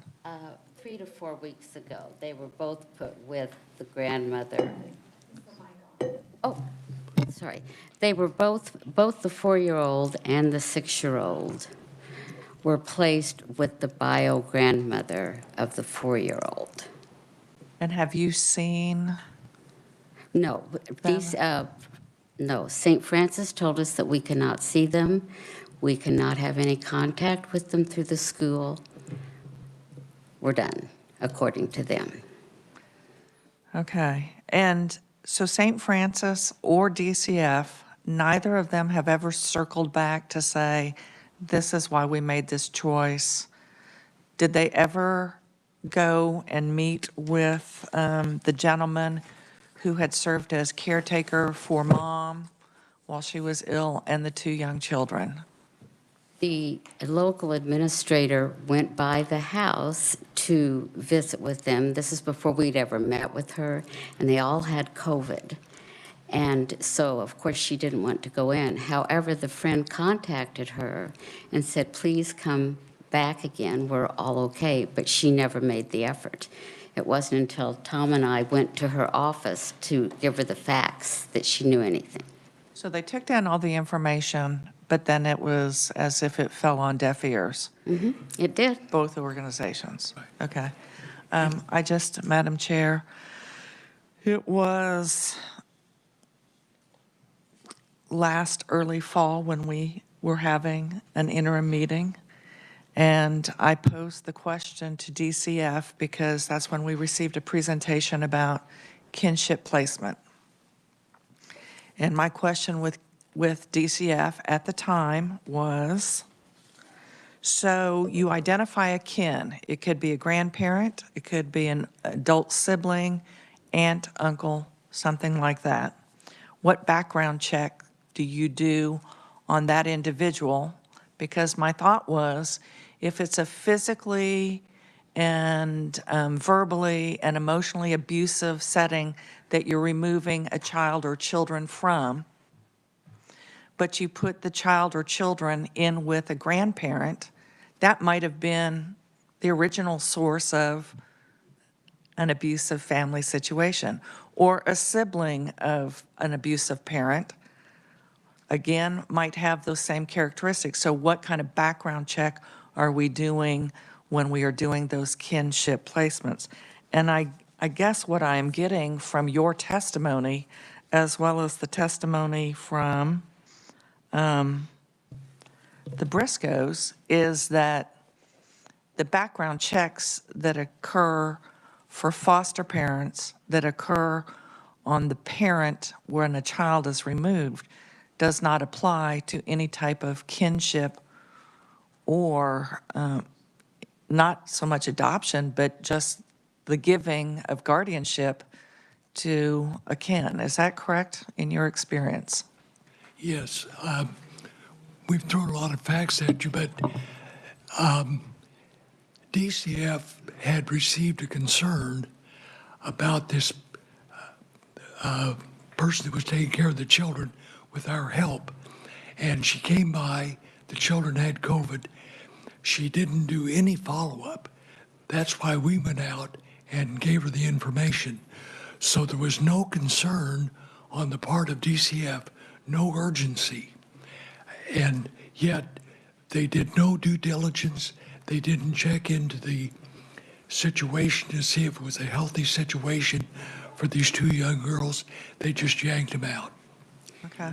And I think to further that, when we talked with St. Francis Ministries, they began to ask us, after they already had the placement going, the housing, which you saw the picture of, it was all new news. They were doing this, they were going to carry through this the next day. They had done no background check on anything. Thank you. And Madam Chair, that continues to be a concern of mine. I will double check with our legislative research and our reviser folks to see if they had received, I've received numerous letters just in the last few weeks. One of them I received last night. And again, what seems to be a recurring theme is somehow children are taken from mom and placed with bio dad who hasn't, or just bio dad of one of the siblings, but groups are placed with no background checks. Actually, was contacted this last Saturday by a woman that lives in my community, and an ex-husband called and made a complaint about her, and law enforcement showed up, again, flashing lights, immediately removed the kids, did nothing to try and do a background substantiation of the complaint, but immediately then placed the children with bio dad, who has a history of not only drug abuse and alcohol abuse, but also illegally selling of drugs in the community.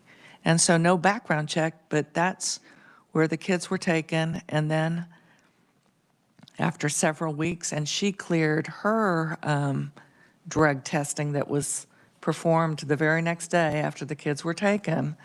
But no drug testing on bio dad, no background check on bio dad, but that's where those kids stayed until, I think similar to Christine's example, it was then found to be unsubstantiated.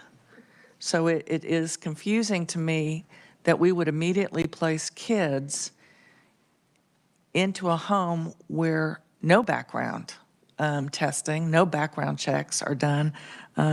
This notion that we can have felons, that we could have individuals that have been involved in sex trafficking, sexual abuse of minors, any of that, that would be where we would ever put our vulnerable children. So thank you, Madam Chair. Okay, Representative Ruiz. Madam Chair, you made a comment about tomorrow's meeting and that we're going to take a deeper dive. Will we have any judges present?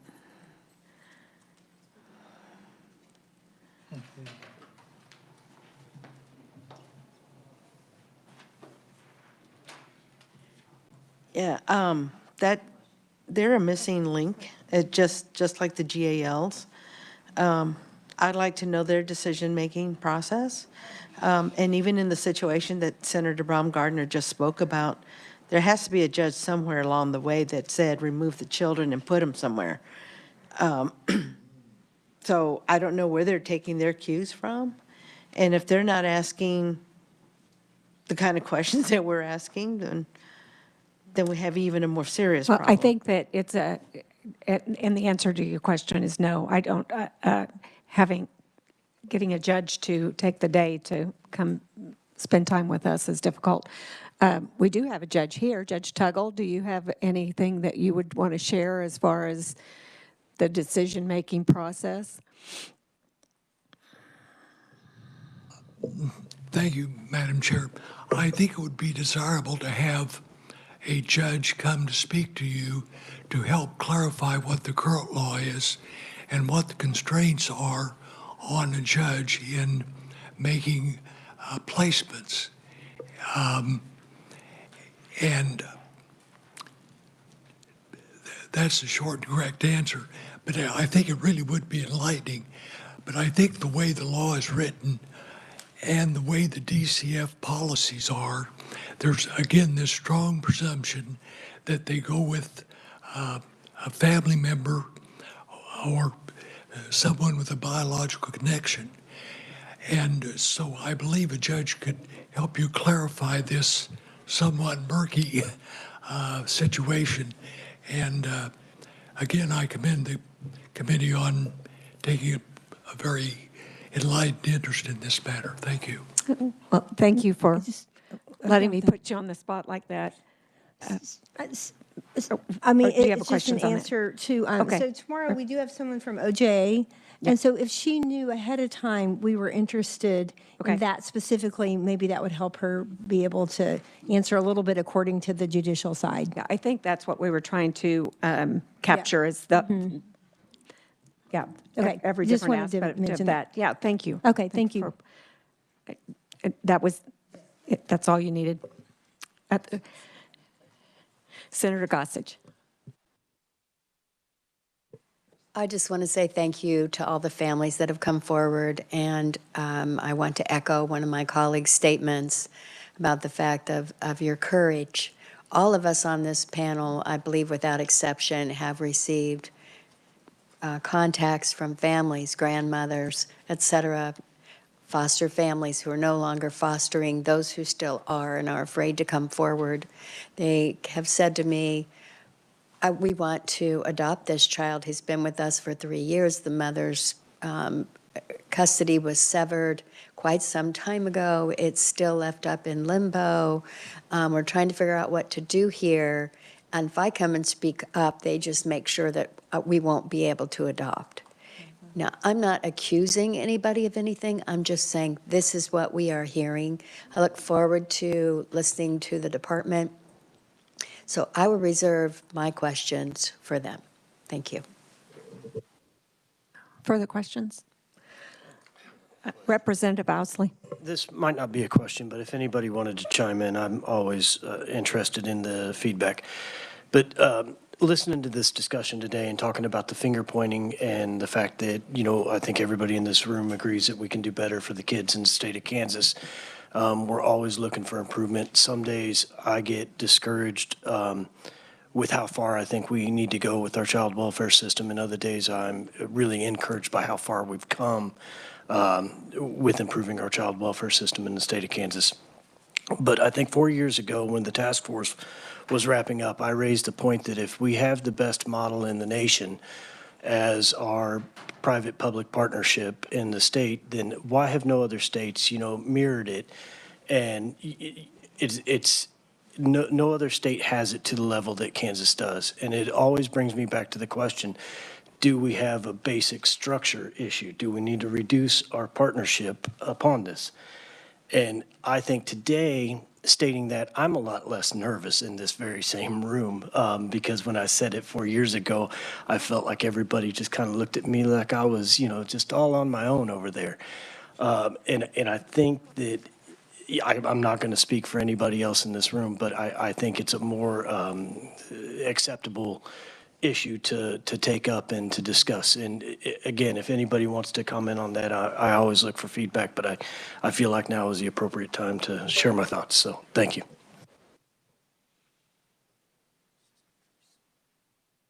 Oh, Sister Therese, did you want to respond?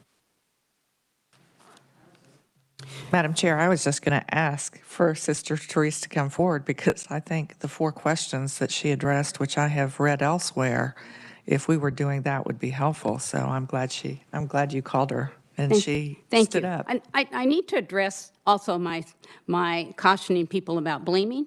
And why I do that is that I've been around this for 50 years. I've seen the same things happening. And then if I might add, before I address your thing, that resources are really important. And when I come into this room today, I see empty chairs. But my experience is if I go to the tax committee, there's not going to be empty chairs. And so the state of Kansas, as I read the end of the month projections, we have extra money. Are we going to put some of that into it? One of the reasons you need the most experienced workers to be doing child protective services. It's the riskiest part of any job. I want to give a shout out to Judge Dan Mitchell, may he rest in peace, that I worked with in my days in Topeka.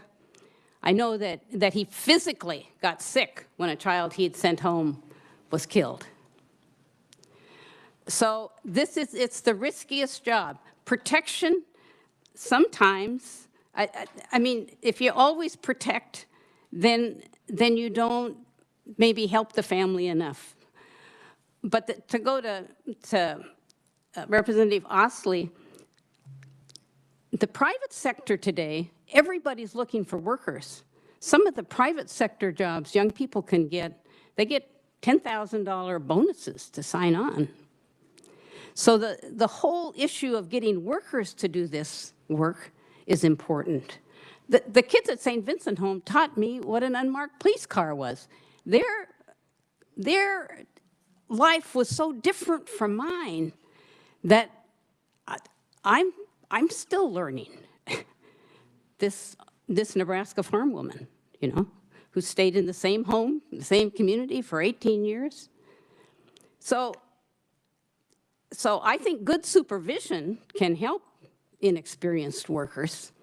And I had good supervisors in my learning process at St. Vincent's. But resources and good supervision, then I would answer to Representative Osley that I remember when Brenda Landwehr brought that round table and the judges said, nobody's really responsible. So it's another layer with the private people that, well, is DCF really responsible? Is the contractor responsible? And these children already have nobody responsible for them. So you increase the wounds that we put on their spirits. The courts. In the model, and DCF tells me they're not going to talk about that today, but they're working on it, from the meeting that I told you about in Kansas City with the 4 questions. The Iowa courts are doing this. It takes hard work if you're really going to answer those 4 questions. And again, you have to have experienced workers who can look farther for these kids. So the children are too important not to, what I hear all of you wanting to do is we've got to find some new ways ahead. But yes, the courts, no one can remove a child from a home without a court approval. I know that. Those judges have to approve those. And so if they make a mistake and a child gets hurt or a child dies, then it's on them also. So it's a very, because us human beings are so messy, it's a very tedious business for these children. So anything I believe that we can do to support the children staying in the home or with, according to these 4 questions, is a good thing. But don't think that doesn't take resources. Because if you keep a child in a home, they gave the example in Iowa, one of the Iowa judges that talked to us about, they put a doula in the home with a mother who had already lost 1 child at birth, and she was pregnant again, and she learned to bond with the child. So it's not going to be without resources. But I hope I answered kind of your question. But thank you for giving me the opportunity to say a bit more. Thank you for sharing. Further questions? Representative Ruiz, then Johnson. Oh, Representative Johnson. Sister Therese, could you tell me real quick what you were doing in Leavenworth, which is an area I now help represent? What was I doing? What are you doing now? Are you just... I tell people I'm a low-paid lobbyist who is having a hard time getting my energies and my passions aligned. But I hope to be back to the legislature this year after COVID, some. Okay.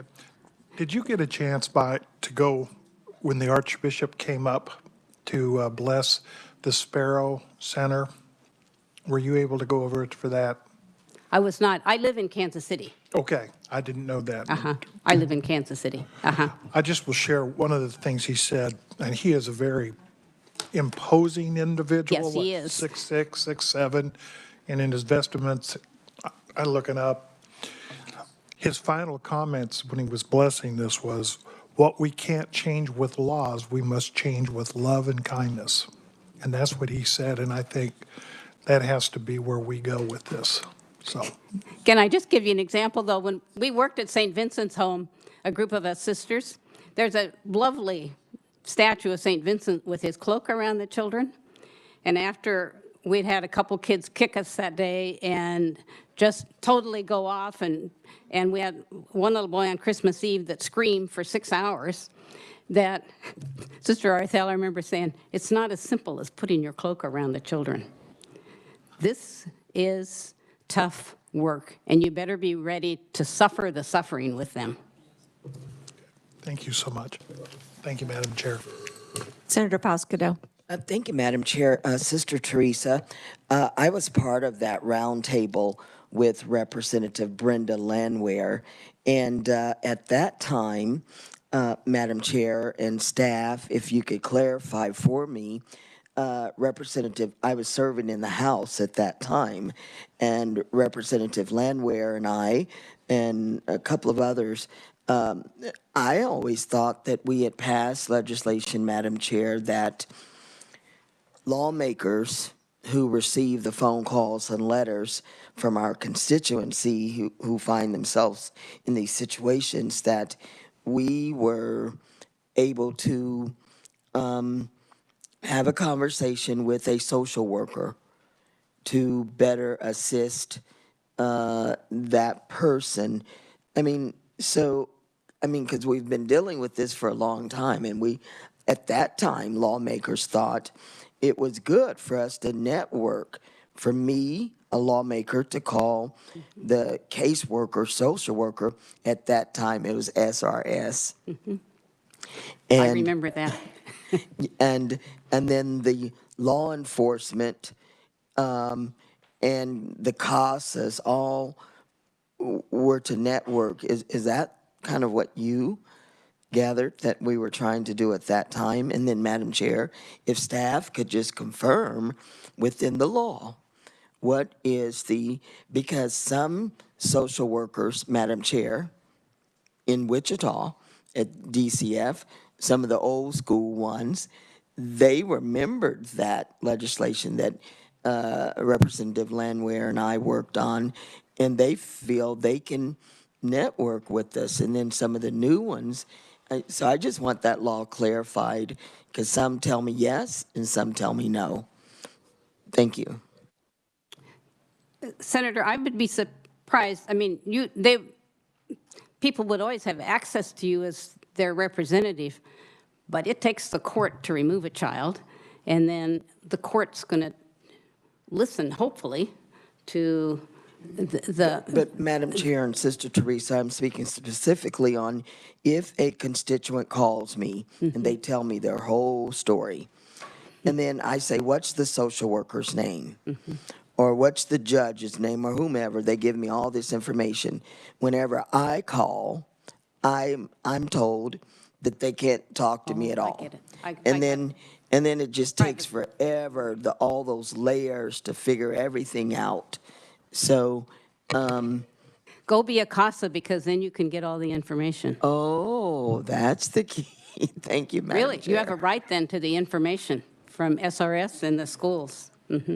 I'd also say that, the thing that when you have these changeover in workers, as people talk about, again, nobody's accountable because, well, I just got the case, which is probably true. Representative Ruiz. I want to thank Sister Theresa for bringing up the issue about supervision. She's exactly right about that. I have asked in previous meetings, I have asked the providers about how supervision is done, and they have told us that it is done frequently. But I've been checking around, I've been talking to social workers from all of those providers, and it's not true. So I know that they are testifying later this afternoon, and that is a question that we need to ask, because when you have all this turnover and you have people who are not experienced, they maybe have gone to school social work and have gotten some experience in child welfare, but that's nothing compared to once you're in practice. And we place a lot of responsibility on those individuals. And if they are not receiving consistent, regular supervision, there's going to be lots and lots of mistakes. And then where the finger's going to get pointed to are the caseworkers. Who is going to want to become a caseworker when that happens? So the issue of supervision is extremely important, and we can't emphasize that enough. And so I will be asking the providers that this afternoon what their method is of supervision. Thank you. Okay. Oh, okay.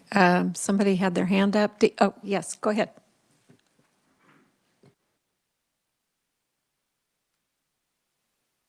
Thank you, Madam Chair. I feel like I would be remiss if I was asked to come today to speak on behalf of families who deal with children who are developmentally and behaviorally disabled or developmentally challenged. And I just, since I'm here, I appreciate the opportunity. I'm just going to say briefly, the situation that we dealt with was really strange and unique, and it is possible that the child that we were caring for was maybe inevitably going to end up where she is now. But the reality is, in the midst of the discussion about adoption, my wife and I were on different pages as it relates to our ability to adopt the child that we were caring for. But even if we had wanted to adopt, the issue of funding and resources becomes like the decision maker, because the only reason we were able to care for Jay in the first place was because we were consistent in getting the screenings done that allowed her to eventually be at a super tiered level to provide the finances necessary to care for a child with her support needs. If we had opted to say, yes, we will adopt her, all of that would have been gone. And the only resources we would have had access to would have been the Social Security income, which would not have even covered one basic service for half a month, much less all of the different types of services. So I just want to advocate on behalf of families who are not the horror stories, but are the ones who are doing everything they possibly can to care for their child, to provide the resources that that child needs, to access the services that child needs, but don't have access to the funding because they're a biological family who just happens to be healthy and safe. And I know the kind of squeaky wheel gets the grease, and so I'm not opposed to the spending of funding in any of the other areas that we've discussed this morning and that you all have graciously taken the time to hear about. But I do want to speak on behalf of those families who, if they're trying to not see their children end up in a state-funded facility, but they just don't have the resources.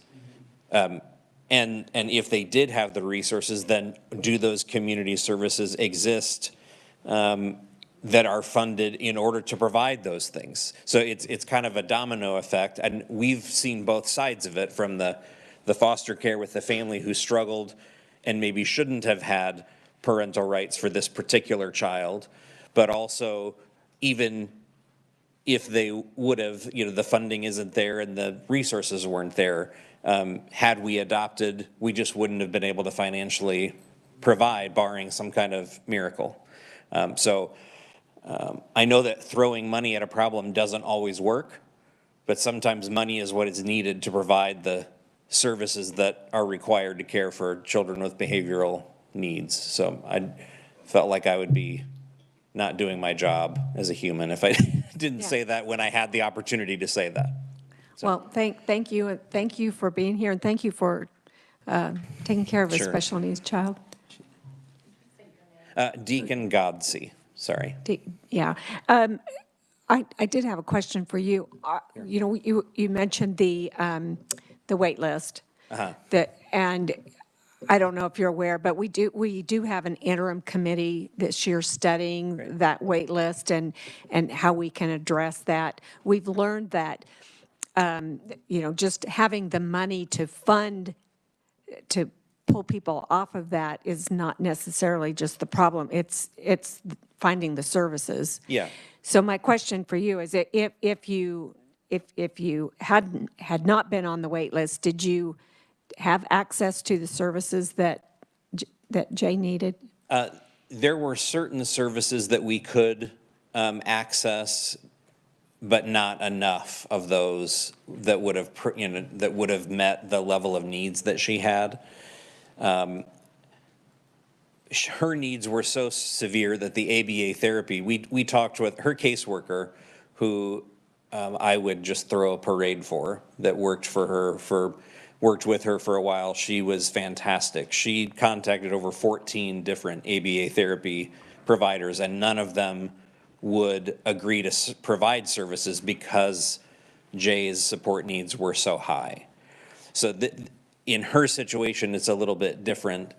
But the struggle that we faced was, as a super tiered child in the system, we had access to funds, but we couldn't always get the people required because they weren't trained at a level requisite with her support needs. If we adopted, it was a moot point because we wouldn't have had those funds at all.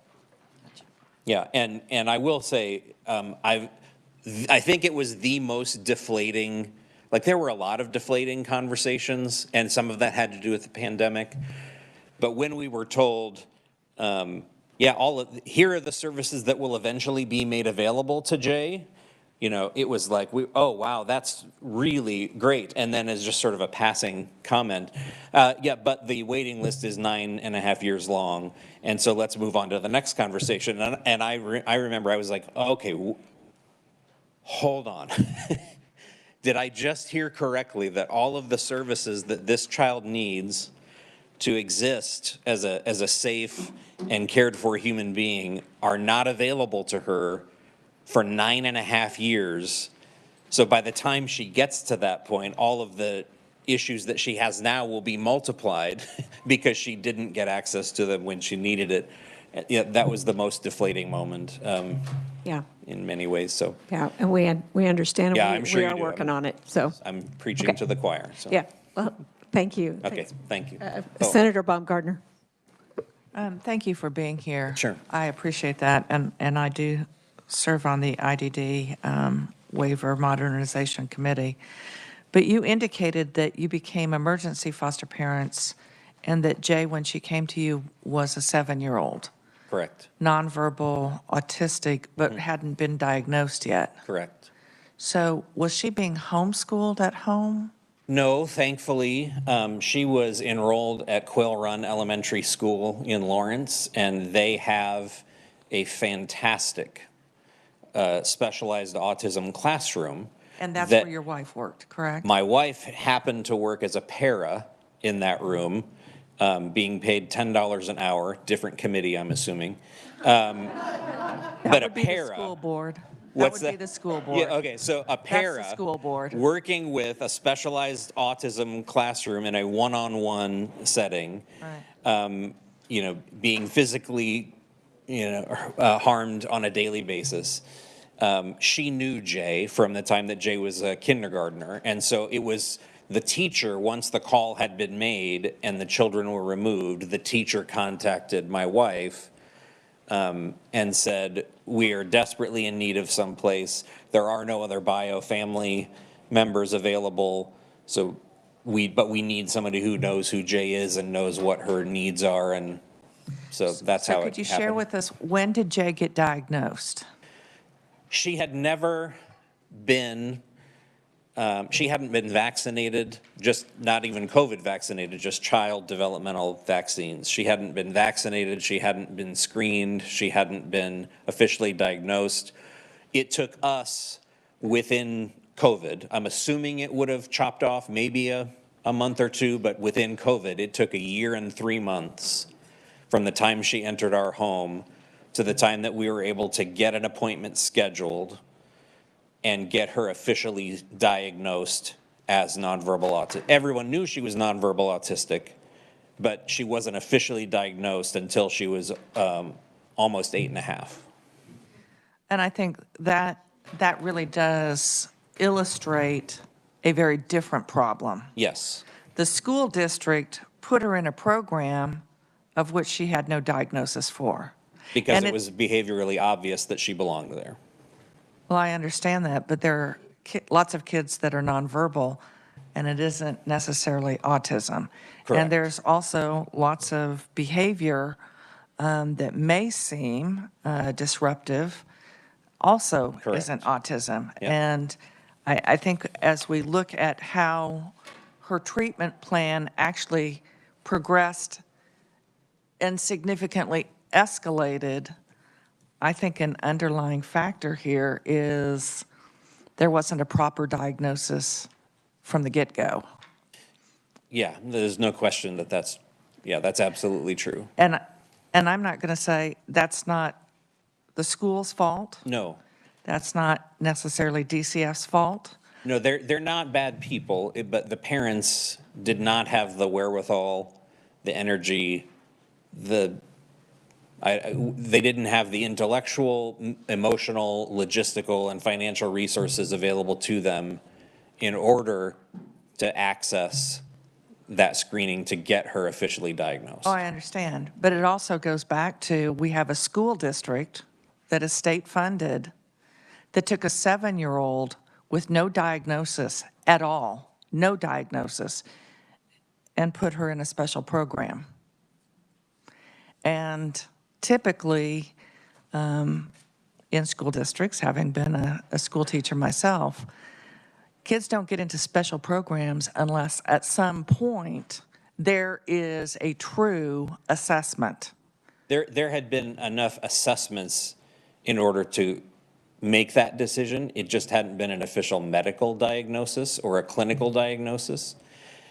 To which it's difficult to provide services if you don't have that. Exactly. And that's where when we talk about the system, we have multiple systems, but that's also a means for the school district to guide parents to say, this is where we need to go so that the services can be provided. So I appreciate your sharing, because it is a much broader issue. It's not just a DCF issue. No.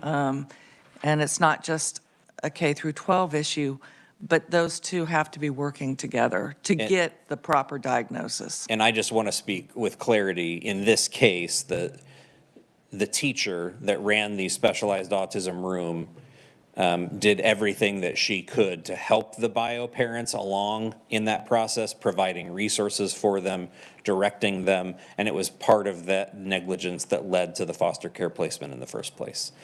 So I placed that with the parents, not with the school. So, okay. Okay, thank you. Thank you. Okay, we're going to move on. So next up, we have a presentation on mental health intervention team program with John Calvert, Safe and Secure Schools Unit. And I heard your presentation. I think it was CanCare Oversight, and I thought that this committee needed to hear that presentation as well. So thank you for being here. Thank you so much for allowing me to be here, Madam Chair. Good morning, everybody in the committee. I appreciate it. My name is John Calvert. I'm currently the director of the Safe and Secure Schools Unit at the Kansas State Department of Education. Before I get started, I'm already going to go off script a little bit, because I think I would be amiss if I didn't pause for a second and reflect both on how gut-wrenching some of these stories are that we hear, but how encouraging I am as a father, as a husband, as a former SRO, and now working in my role at Kansas State Department of Ed, how fiercely this committee and more importantly these families continue to advocate and fight for our Kansas kids. And so I want to tell you, before I get started, I want to say thank you. And I'm going to try not to be the crying cop. Nobody likes to see the emotional law enforcement, but I want to take a second and just look into the gallery and tell our families thank you as well. Thank you. Thank you. All right. Going back on script, I'm here today to talk about the Mental Health Intervention Team program, which I believe is a step in the right direction for our kids. Sister Therese said it best when she said, sometimes our kiddos have wounds to their spirits. And we know that is the case, especially in mental health, not only here in Kansas, but our mental health across this nation. And so I want to give a brief overview of the MHIT program. It focuses on K through 12 students and their families by identifying and helping families navigate the mental health services and linking them to our community mental health centers and our providers in their network. It also focuses additional resources, and we have been tasked to actually target out the foster care students and make them a special point of focus. And our liaisons work closely with our foster contractors in their school districts and communities. And furthermore, it helps just break down the barriers that we as adults have unintentionally put in place for our kiddos to receive mental health services, whether it be taking time out of school, whether it be the parents who are having to take a full day or a half day or time off work, driving and gas money, et cetera, that we've put up. This program actually brings in therapists, brings in case managers and caseworkers into the school to provide their services to our kiddos so that our kiddos do not have to miss a whole lot of school, so that our parents, our foster parents, don't have to take their time off work and drive and gas money and their time to take them to a placement so that they can get their therapy services. The therapy is actually being brought into the schools. Our schools, our liaisons identify one or more of the indicators of concern, whether that be academics, attendance, or the internalization or externalization of their behaviors. I like to say that the liaisons are the bridge, or our liaisons play center field, if you will, and they share educationally appropriate information with the providers. They work with our teachers, with our administrators, our staff members. They work with the community mental health centers. They work with the parents and guardians of our kiddos to help fill out the paperwork and what all of these waivers mean. And again, to work with our therapists who come into the school so that we're pulling our kiddos out at the correct time, and we're not focused on pulling them out at the same time, maybe every time, so that they are, again, getting their educational needs met as well. The communication between the mental health professionals and the schools is permitted through an MOU. The parents, when they get made aware of this program, they sign a waiver as well and a release so that we can, again, encompass and circle around the care that our kids need. And we can all be on the same team and not fight each other, but fight the problem and help our kids. This started with a grant in 2018-2019 school year. They called it the pilot program. I think it took a long time to get the pilot removed from the program's name, but we started with 9 pilot districts, 3 of which are the largest districts in our state. So we started with Kansas City, Kansas, Topeka 501, Wichita, Parsons, Garden City, and then a consortium of Abilene, Solomon, Harrington, and Chapman. And we had, as you can see here, the pilot community mental health centers that partnered with our school districts for this amazing program. The first year funded 45 liaisons. The total number of kids who received services that school year was 1,708. And again, I told you that we were tasked with breaking out and specifically focusing a little bit on the students who were in foster care. And that first year, we had 212 students who were in foster care receive services inside of a school. Last school year, fast forward to 2021, 2022, we were in 55 school districts. So from 9 to 55, we had about 127 school liaisons. The total number of students served was 5,117, and of those, 693 students were students who were in the foster care system. Where are we going? How is this working? This past year, the Kansas State Board of Education recommended continuation and expansion of this program, and the governor agreed with legislatures and it added an additional $3 million. So we're sitting at $10.3 million for this program across our state. This $3 million gave a priority to new districts who wanted to come in, and it also provided funds for a third-party study on the effectiveness of this program and what we're doing well and what we can do better to, again, advocate for the mental health of our kiddos.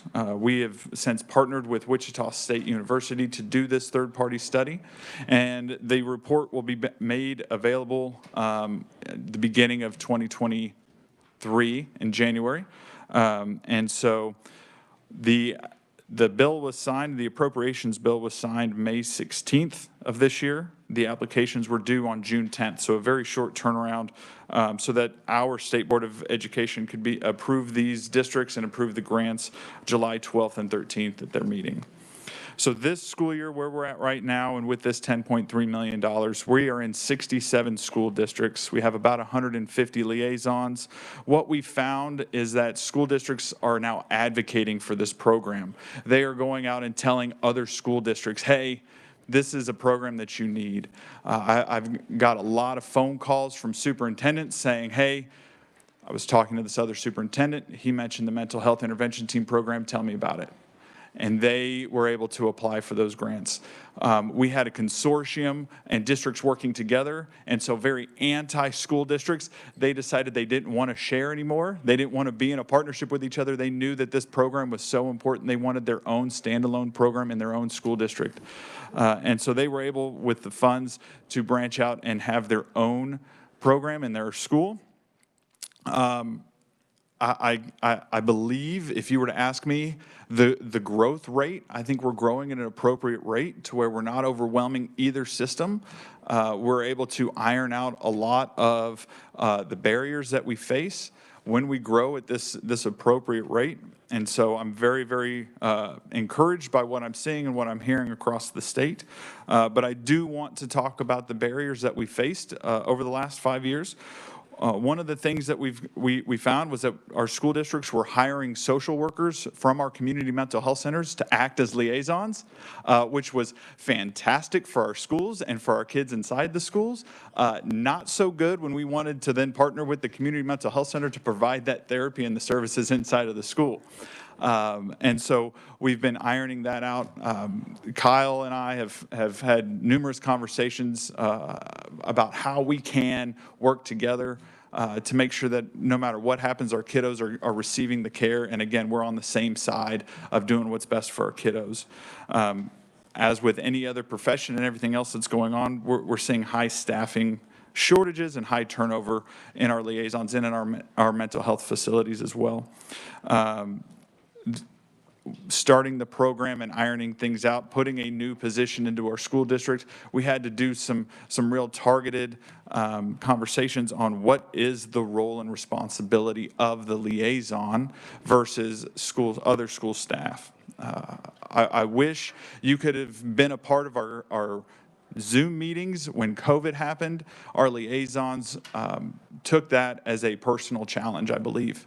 They were making sure that the care that our kiddos needed to the best of their abilities did not stop. They were standing out in the front yard talking to kids. They were setting up Zooms and technology and making sure that our kiddos had laptops or Chromebooks or some way to communicate with their therapist or case manager and to communicate with our liaison as well. The biggest barrier that we face year to year is that this is a one-year program every year. It's in the appropriations bill. So if I were to get a call today from one of the liaisons saying, hey, what are we doing next year? I don't know. Everyone agrees that this is a great program. Everyone agrees that it's going and saving lives and doing everything that we can for our kids, but it's every year something gets signed in. So the biggest feedback for barriers that I hear from our superintendents is we want to hire this person, but they have full-time employment elsewhere. They don't want to give up that full-time employment for a one-year guarantee here at our district. So those are just a couple of the barriers. I want to end with just some of our success stories. And if you ever need a good cry, please let me know. I will send you these success stories. I will put you in contact with some of our liaisons. But just to talk a little bit about what we're seeing out in the field, we had a high school student who had a history of behaviors and truancy, self-harm, and hospitalization. She was connected to this program, received therapy inside of a school, and she has now become an advocate for herself and others, and is a leader in her school and in her community, and reaching out and advocating for students who have similar problems or struggled with similar issues that she does. The parents and the guardians in these situations, so many times there's a discourse and there's a miscommunication. They don't feel like the school is helping them enough. We heard that a little bit today. we're getting feedback from parents and guardians that with this program, they truly do feel better supported and better heard, in that it is fostering a better parent-school relationship. Again, when we can get on the same team and the same side and continue to put our kids first. One of our liaisons said that more students are taking the initiative to ask for help. And after seeing their peers go through this program and seeing the changes that they've made, positive changes, they are advocating for themselves and saying, I need to be in this program. We're normalizing mental health. And I think that speaks wonders. I have a document on my desk that I keep handy from 1987 that says that suicide is the 6th leading cause of death of our kids in 1987. But we can't talk about it, because if we talk about it, they're going to get the idea, and we're going to put the ideas in their head. 2020 pre-COVID, suicide was the 2nd leading cause of death of our kids. 1 in 13 of our kids statistically will attempt suicide. Not think about, not talk about, not tweet about, not get on the Insta, on their gram and post about, but physically actually attempt. And that's something that weighs heavy on my heart. We have the Kansas Communities That Care survey. I have an 11-year-old daughter. And the latest data that I got from the Kansas Communities That Care survey is that almost 300 11-year-olds attempted suicide. It's my daughter. The biggest thing I can say about this program, and the reason that it's worth $10.3 million and above, is because every year we get stories like this last one, where a student goes to their liaison and says, my therapist saved my life. I appreciate the time and the effort and how fiercely you guys fight for our Kansas kids. I appreciate the things that our foster care families and the citizens in the state and around this country go through to put our kids first. And I appreciate the opportunity to update you just a little bit about what my team and these amazing liaisons are doing out in the field to help keep our kids safe. So thank you very much. And Madam Chair, I'll stand for questions. Thank you. Thanks for being here. Representative Ruiz. Thank you, Madam Chair. John, how do we make those liaison positions permanent? So the main thing is going to be a funding issue. Can schools absorb? Sometimes the schools are able to. I'll tell you, with COVID, a lot of schools used ESSER funds. We weren't able to expand during COVID, and schools actually used the ESSER funds because they knew that this program was such an amazing thing they needed to grow. They were able to use those ESSER funds. But moving forward, it's kind of like what we find with a lot of other programs is if the funding goes away, who absorbs the cost for the liaisons? And so I think putting some funding towards it and making that permanent will go a long way. Another question. Thank you, Madam Chair. Who would they be employees of? So the liaisons are employees of the school district. The way the funding works is that we provide about 75% of the actual funds requested go towards the school district to help pay the liaisons and their costs and their fringe benefits. The other 25% go to the community mental health center to help provide money for their staffing, for their travel, for the extra work that they do, and for the uninsured or underinsured students that they will provide therapy for. Thank you, Madam Chair. Thank you, ma'am. Senator Pascal. Thank you, Madam Chair. The other day, I heard from a major hospital in Wichita. I actually represent St. Joseph, Via Christi, Wesley Medical Center, and a lot of times those youth that need mental services, they go over to St. Joseph Hospital in Wichita, and we are already short of beds. I heard from the medical industry saying that they were low on funds as well, and that they were considering closing some of those beds. So, and Madam Chair, I know this is not our topic, but when, so the funds that you kind of match or so forth for the liaison, so where do you get that funding now, and does any of it come from Medicaid? So the funding for this program is from a grant provided by the legislatures. It's a funding that was signed into law by the governor, and that's how it's been the last 5 years. And again, that funding goes to provide for the liaison position and then to help the community mental health centers as well. But not from any other source at this time. Madam Chair, sir, would Medicaid expansion help you? I'm not familiar enough with how Medicaid can work with the schools to provide funding for the liaison. I know that maybe the Medicaid would help the therapy services on that CMHC side, but I'm not familiar with the school side, and I can look into that for you. Madam Chair.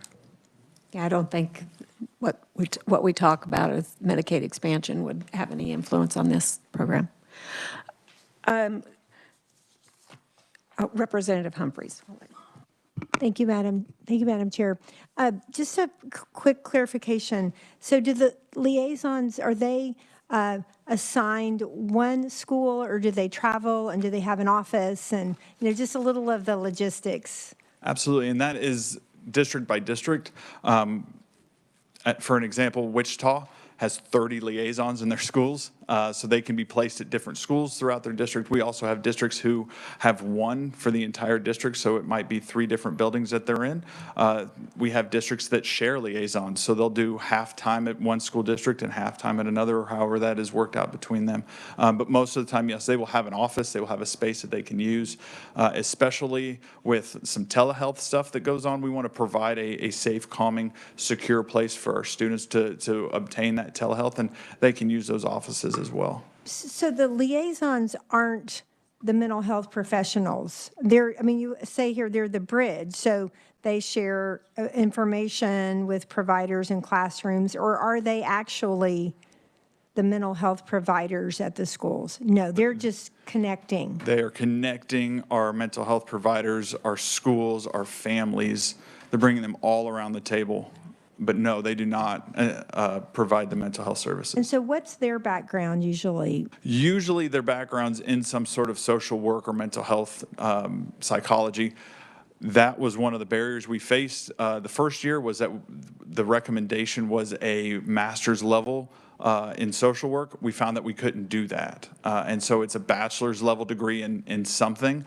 It does not have to be in social work, which is why they don't provide that therapy. They are that bridge, that center fielder who connects everything together. And so is there any, and when they're connecting that therapy, is there any provided on campus, or they're just figuring out how to get them to the different location? The reason this is such an amazing program is because it provides the therapy inside. So the therapist, the caseworker will come from the CMHC and come to the school and be inside the school, so that our kids don't have to miss a half day or a full day of school. Our parents don't have to take the time off work or gas money. It's provided in the school.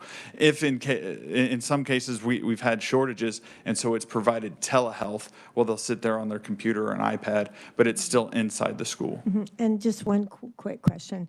And so when you say the number of students receiving services, are those students that have received therapy services, or just have received some sort of help with the liaisons of, we're helping filling out this paperwork, we're guiding you what your next steps need to be, whatever? So like when I was talking about the total numbers of students, like last school year, 5,117, those were students who received therapy. Therapy, okay. Yes, ma'am. Okay, thank you, Madam Chair. And so this morning we heard from Boys and Girls Club. I think you were in the room for when we heard from them. So I'm wondering if you have any plans to expand into the before or after school programs that where kids are. It would create some coordination and. What are your thoughts on that? Again, I think I was actually traveling from across the street over here when Boys and Girls Club spoke. But I can say that if it's inside the school, working with the adults who have eyes on our kids to say, hey, maybe this program would be good for our kiddos. That person contacts the liaison, contacts the administrator or a teacher inside the school, who can then contact the liaison. Absolutely. I'm all for whatever we have to do to keep our kids safe. But it has to be in the school? The grant specifically targets K through 12 schools, so Okay. it would need to be in the schools. Yes, ma'am. Okay, all right. Well, maybe we'll talk about that some more, too. Senator Baumgardner. Thank you very much, Madam Chair. Thank you for being here. So tell us, with regard to, you've identified the number of foster students receiving care or services. How does that come about, and what is the coordination with either the contractor or caseworker for that foster child and DCF?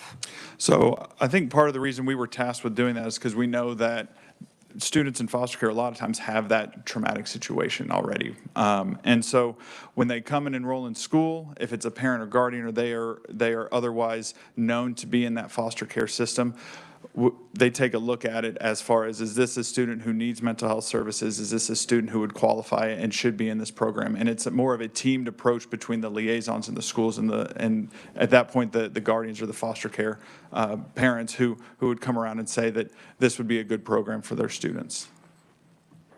Okay, but again, how does that coordinate with either the caseworker for the child, the foster contractor, or DCF?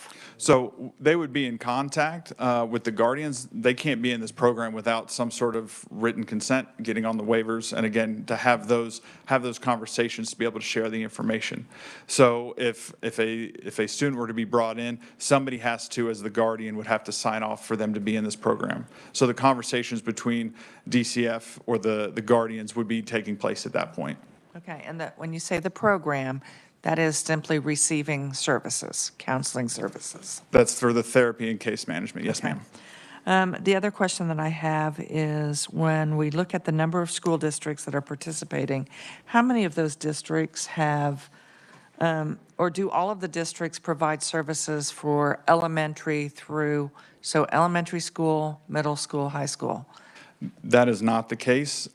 Depending on the size of the school, the needs of the district and what they've identified, it might just be at the high school. It might just be at one school in particular, whether it be their elementary, middle, or high school. A lot of our districts, and I can't give you an exact number, but I can get back to you as far as which schools are being served. But I can get that number to you. And quite frankly, Madam Chair, I think that would be helpful for us to see if we could just have a spreadsheet that had, because you indicate 67 school districts, so how many of those have it for the 3 different grade levels? And of course, if it were in Gardner, it would be 4 different levels of school. And we do have which schools are being served. I just don't have that with me, so I'll make sure I can get that to you for sure. I think that would be helpful.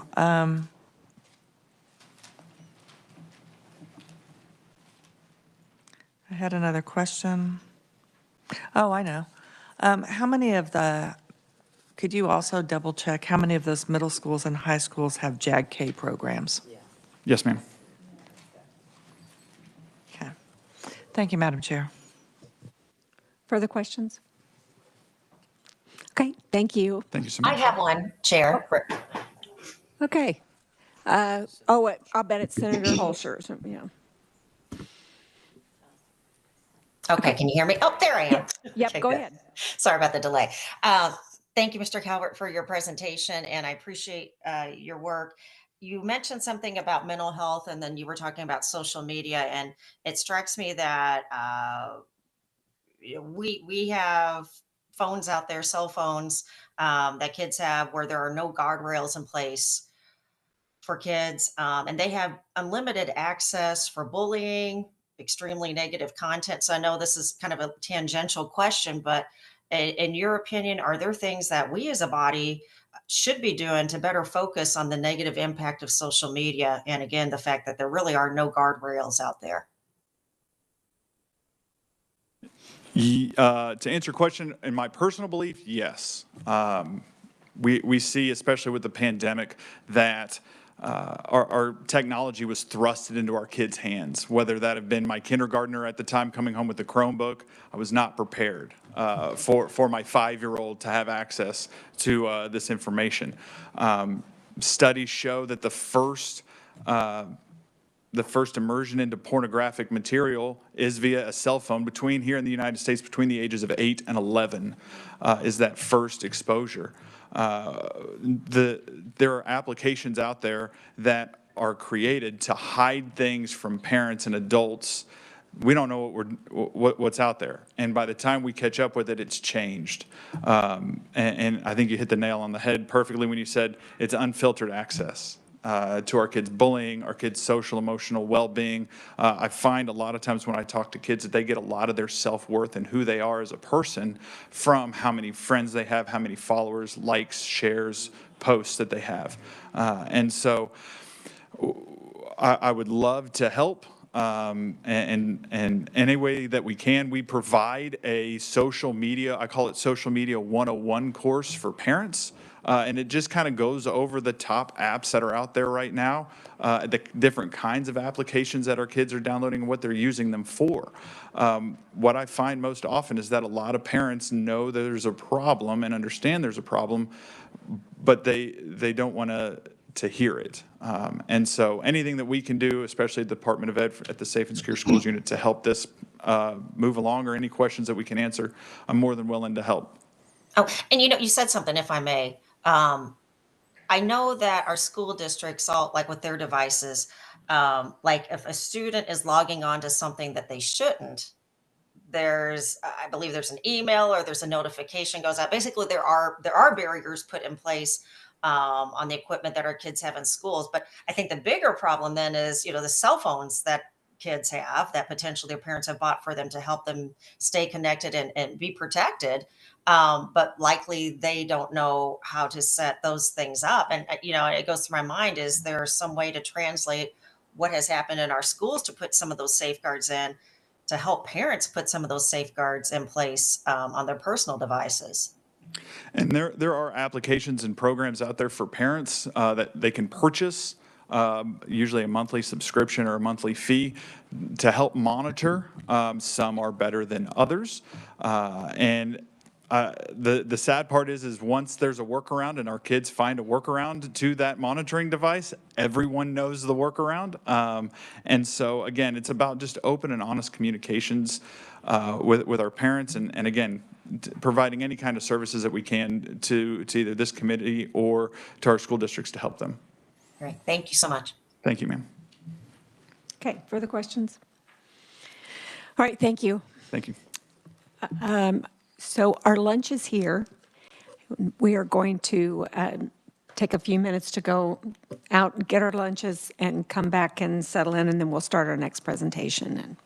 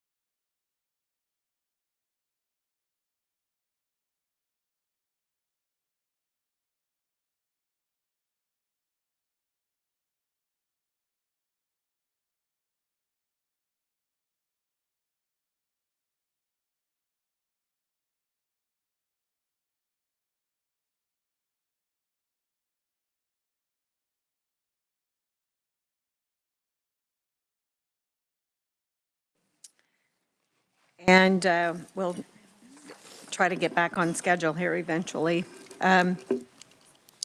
So next up, we're going to have a presentation on Safe Families for Children with Tammy Thomas and the Kansas State Director. So, yeah, he was really tall, but welcome and thanks for waiting. Sorry we're running a little bit late, and welcome to our committee. Thank you very much.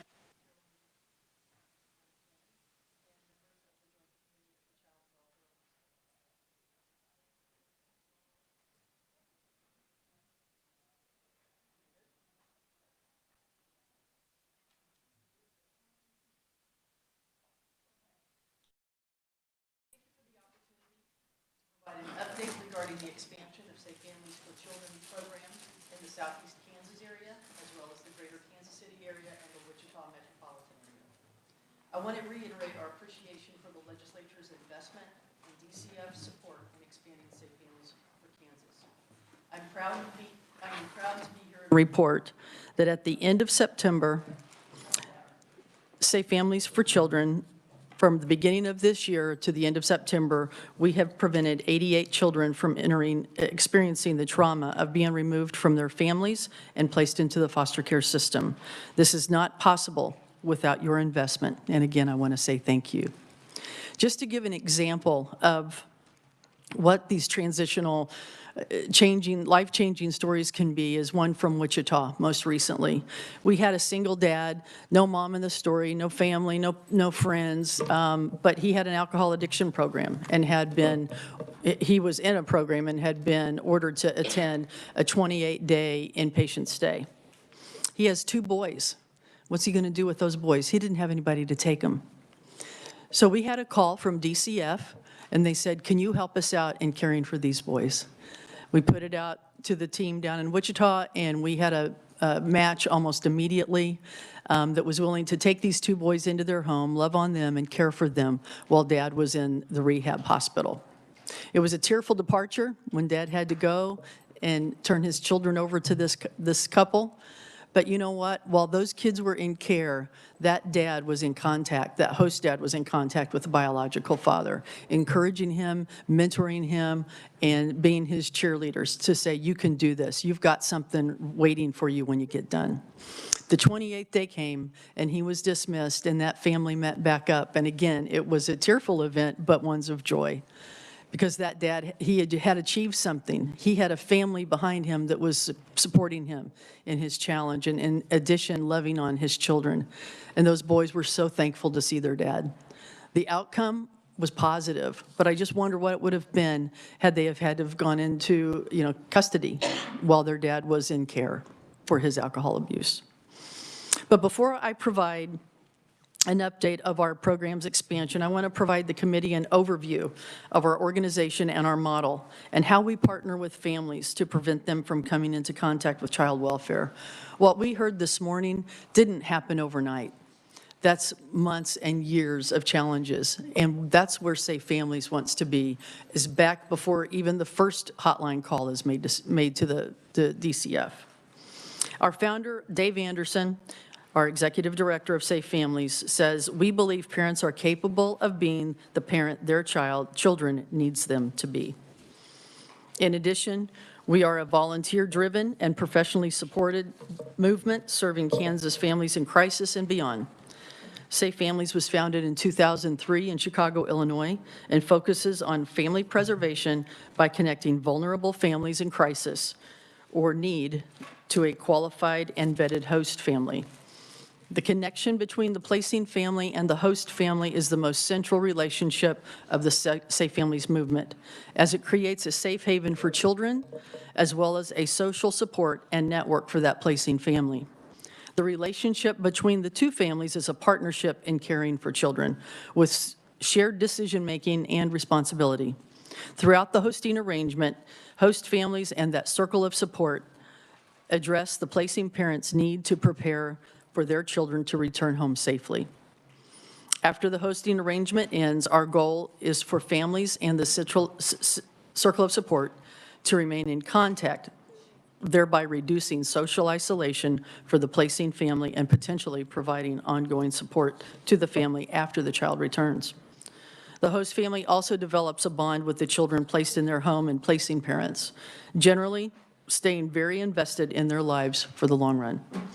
Safe Families of Kansas currently has a 97% success rate in maintaining connections, meaning that child that we host returns home to their parents following the hosting. And 70% of the children that have been hosted are 6 years of age or younger. In this case, we are seeing an increase in the number of children and families being served through family friending, meaning children don't leave the home. We have someone who steps up and can be that phone number when that mom is in trouble, or that dad, or that family. They're that support system that mom works late on Thursday, and so that family friend commits, hey, I'm going to bring you dinner every Thursday night. That type of support. Somebody that's there, somebody that cares. Safe Families is not foster care, nor is it adoption. Parents maintain full rights and full custody of their children, and in many cases, we serve the families prior to DCF engagement. And I've spoke with folks over at DCF, and it's our goal that the families we serve, DCF never knows their name, that we can be that stand-in, that stop for those crises that come along.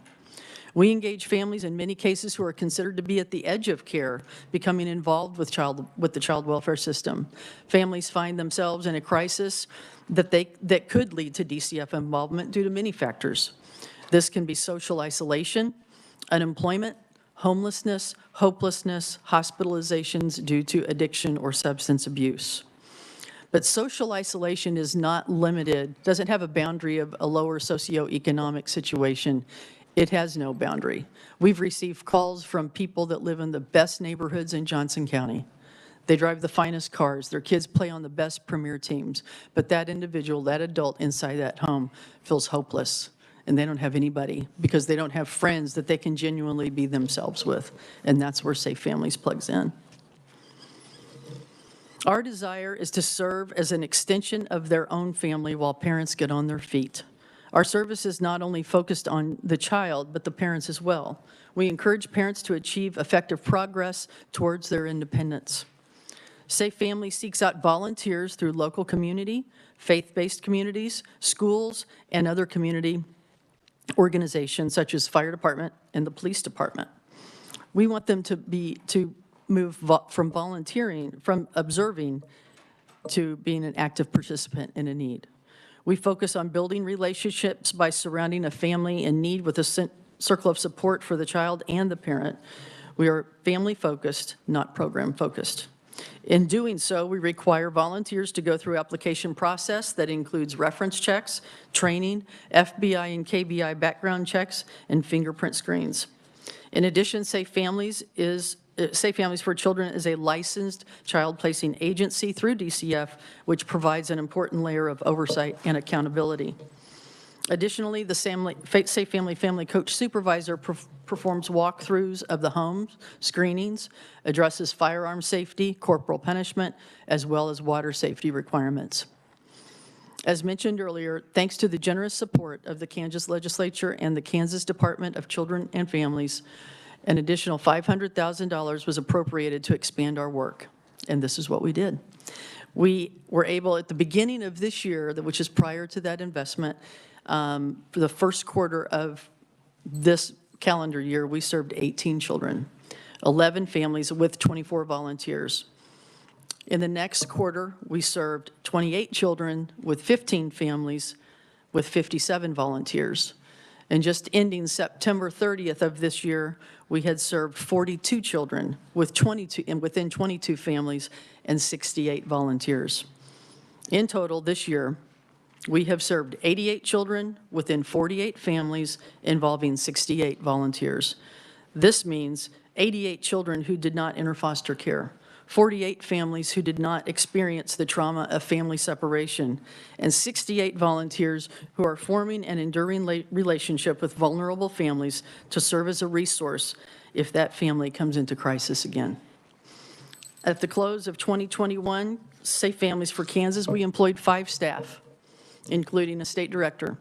As of today, Safe Families has nearly doubled to 9 staff while actively working to secure 2 additional staff members, 1 in the Kansas City area and 1 in the Southeast. We've grown in Wichita, and that's our first site to be fully staffed. We have a chapter director, we have a family coach supervisor, as well as a community and faith-based engagement coordinator. We're developing a strong presence in Wichita and building cross-cultural partnerships. Kansas City, we employ a chapter director and a community and faith-based engagement coordinator, and we're currently interviewing for that family coach supervisor. And just recently in Kansas City, Wyandotte County specifically, we secured our first community faith-based partner in Wyandotte County. And following the establishment of that partnership with Life Mission Church in Wyandotte, we have received a significant number of applications with diverse backgrounds. And that's part of our desire, is to serve our entire community. Southeast Kansas, we have a family coach supervisor in place, and I think we have identified a chapter director there as well to work alongside that Southeast area. And that we just opened that back up in August of this year, and they have already done a hosting for a mom who presented herself at the emergency room. She needed emergency surgery. She had nobody, no parents, no mom, no friends, no siblings, and that hospital called Safe Families and said, we have a little boy here, can you guys help us out? She's gonna have surgery, she's gonna be confined for about 4 days in the hospital, she'll need, maybe a week on her own at home. And we had a family step up and care for that little guy, and he just recently went back home to his mom. Otherwise, he could have gone in police protective custody. So we step in that gap. Something that's very important, and when people call our centralized intake line, things don't always happen during business hours, 8 to 5, Monday through Friday, which is what Safe Families was offering about a year ago. We have now opened our centralized intake line to 7 days a week, 8 a.m. to 8 p.m.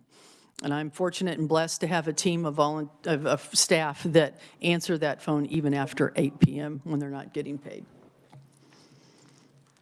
By expanding staff and availability, Safe Families Kansas is able to expand its contact in each chapter by helping foster community relationships. We know that community partners are the most suited to provide services to a family in their neighborhoods experiencing crisis. Let me highlight some of the organizations that each of our areas participate in. In the Kansas City region, we associate with Life Mission Church that has locations in Wyandotte County, Johnson County, and the Ottawa area. Westside Family Church has 2 campuses in Lenexa and Olathe, Kansas. Avenue of Life, Single Moms KC, A Step Above Academy, and Care Portal, DCF, DECA, Parents as Teachers Association. Those are just a few of the organizations that we are in contact with. Wichita, Pathway Church, Life Church of Derby, the Catholic Diocese, the Unified School Districts of 529, United Way, Big Brothers, Big Sisters, and I could go on. Southeast Kansas, although new, they're working closely with Care Portal, Fostering Connections, Safe House Crisis Center, which is a domestic violence shelter, and also she has personal relationships with some social workers at the local hospital there. One thing that we're doing, trying to put together in Kansas City, and I'd love to do it in Wichita and Southeast as well, we're working with Advent Health to put together a team of women that will commit to answering their phone. Doesn't matter if it's 10 p.m. or 4 a.m. And this is to support their crisis social work window. And what that means is women that are assaulted and they need to come into the hospital, they're brought to the emergency room, they need to have a medical exam and have a conversation with law enforcement. If they bring their child with them and they don't have a grandma to come pick the child up, then that child will go into police protective custody because the hospital does not sit and care for a child while the mom is undergoing that process. So they've asked us, is there any way we could put together a team of 6 or 7 women that would be willing to answer that call? And we have that team put together. And so we're trying to launch that, have a mom that's vetted go into the hospitals and sit with this child, or maybe go across the street to McDonald's or whatever it is to care for that child, because we don't know what that child saw, what brought that mom to the hospital. We don't know what that child heard. But if we can keep them from being in police protective custody, that's what we want to do. And through that relationship, it's my desire, if that mom has court that she has to go to, that same host mom would step up and care for that child while mom's at court. I'm very, very pleased to share about Kansas growth. Successes often begets additional opportunities, and Safe Families is exploring program expansion into the McPherson, Kansas area. We were contacted by an individual, and we have been in contact with her. She's actively conducting meetings, talking about Safe Families. I have had a team of people go down and visit with that community, and they are very interested in Safe Families being available to them in their area. Also, Manhattan, Fort Riley community. Some staff from the Fort Riley base reached out to Safe Families. They had heard about us and said, would you guys come to our area? And so we went out and we started talking with them, and we said, sure. You know, I wanted to know the temperament of the surrounding environment, the communities around, are they very supportive of the base and all those things. While the military provides supports, sometimes a mom or if it's a dad needs a break. They need a respite. They're worried about their loved one. They don't know what's going on, and they've got 3 kids running around. And sometimes ends are hard to meet, you know. So we try to help and be in that gap for them and give them a weekend. Or maybe a meal, who knows? But the odd thing about it is we have 2 families, and they were from each side of the country, the East Coast and the West Coast, both military families. They were host families at their respective locations. And not knowing, both of those families have now moved to Fort Riley. Oddly enough, they're neighbors on the same street. And so they now have put together a group, and they're getting neighbors, additional neighbors, to step up and say, hey, let's rally around this. This would be great for our community. And that's what we're working currently side by side with them.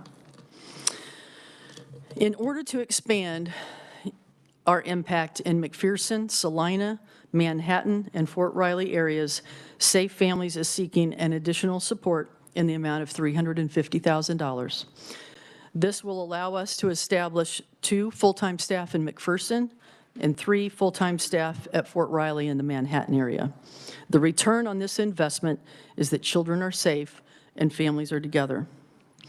To close, I want to again thank you, Madam Chair, and the committee for allowing me to provide an update on the progress of Safe Families Kansas. In closing, I want to show a quick video of a success story of a family who's able to stay together because of the work we were able to do through your continued support.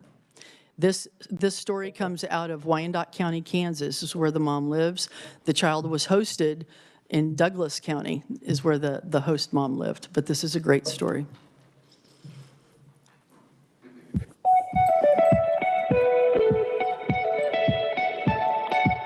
Jackson's case came to us in October of 2020 when we got a call from the hospital to come pick up a 3-day-old baby boy. We were able to find a host family the day of and go pick him up and bring him back to the host family's house. It was rough for me to let my 3-day-old son go to somebody that I didn't know. I had a really rough time trying to break that cycle and get out of addiction, and it was house to house, and I was pregnant. I didn't have anywhere to go. Safe Families stepped up and took that opportunity to be able to, assist me in the horrible situation that I was in. I decided to volunteer with Safe Families as a host parent to partner with parents as they were going through hard times. Our main goal with Safe Families for Children is to keep families together. Parents are able to use our services and maintain their parental rights throughout whatever service we provide to them. And again, our goal is to keep children safe and keep families together. So our ultimate goal is reunification. But as the days kept going with Alyssa in Safe Families, it was not like it was, they were trying to take my son from me. It was a lot of support. It was a lot of, we want you to keep yourself together. We want you to have Jackson back. We want you to be able to take care of this. We do not want to keep him from you. My experience with Jackson was amazing and hard and exhausting and so great all at the same time. not only did I get to watch him grow, but I also got to watch Melissa grow and her grow as a mom, and them to grow as a mother-son duo as well. And to see him now after the hosting, you know, he's almost 2 years old, super healthy, super happy kid. And he's back with his mother exactly where he belongs. She went way and beyond to do that for me, to make sure that he was safe and make sure that he still knew that I was in the picture and that mommy was coming back for him. At the end of the day, today, being 13 months clean and having my son full time and being able to be the mother that I wanted to be and, you know, that I dreamt to be, that I, you know, that he deserves to have, it's just been amazing.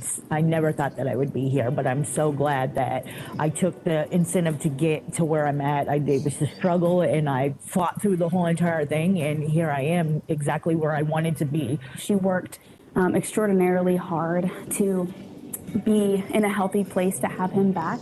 And she continues to work really hard to provide for him, to provide for herself, and to not need any kind of involvement again. I mean, I'm thankful to have a space where Jackson can come and know that he is safe and cared for, and Melissa has a space to come and be welcomed, and we can just do life together here. And Jackson, he knows where all his toys are, and he knows where his room is, and he acts like he owns the place, which he kind of does. So throughout the time that I had Jackson, I realized pretty quickly on that I couldn't do it alone, and I was blessed to have a circle of support through Safe Families, through other host families that were willing to help and care for him in the times that I couldn't, and also my church family was very much supportive. They were there whenever I needed anything, whether that be food or diapers for him or whatever we needed. They were there to support in more ways than one. It's definitely about the immediate need, of course, but the ultimate goal is for relationships to last far past Safe Families' direct intervention. Our hope is that hosting relationships and family-friend relationships are created to be sustainable and to continue to provide healing and help for both families. I think that it's really healing for everybody that's involved. I knew that it was possible that we could have a good relationship, but I also prepared myself that maybe I would just be in their life for a short amount of time, and I was wrong. Our relationship has been amazing. Melissa asked me to be Jackson's godmother. I get to see them and have a relationship with them and celebrate holidays with them, and just do life together on a regular basis. I trust her, so if something was to happen to me, that would be the first person that I would want my son to come back to. She treated him so well, and I'm so glad that she stepped up and she said that she would take that position, and she accepted it. So, yeah, Jackson's lucky. Jackson's really lucky.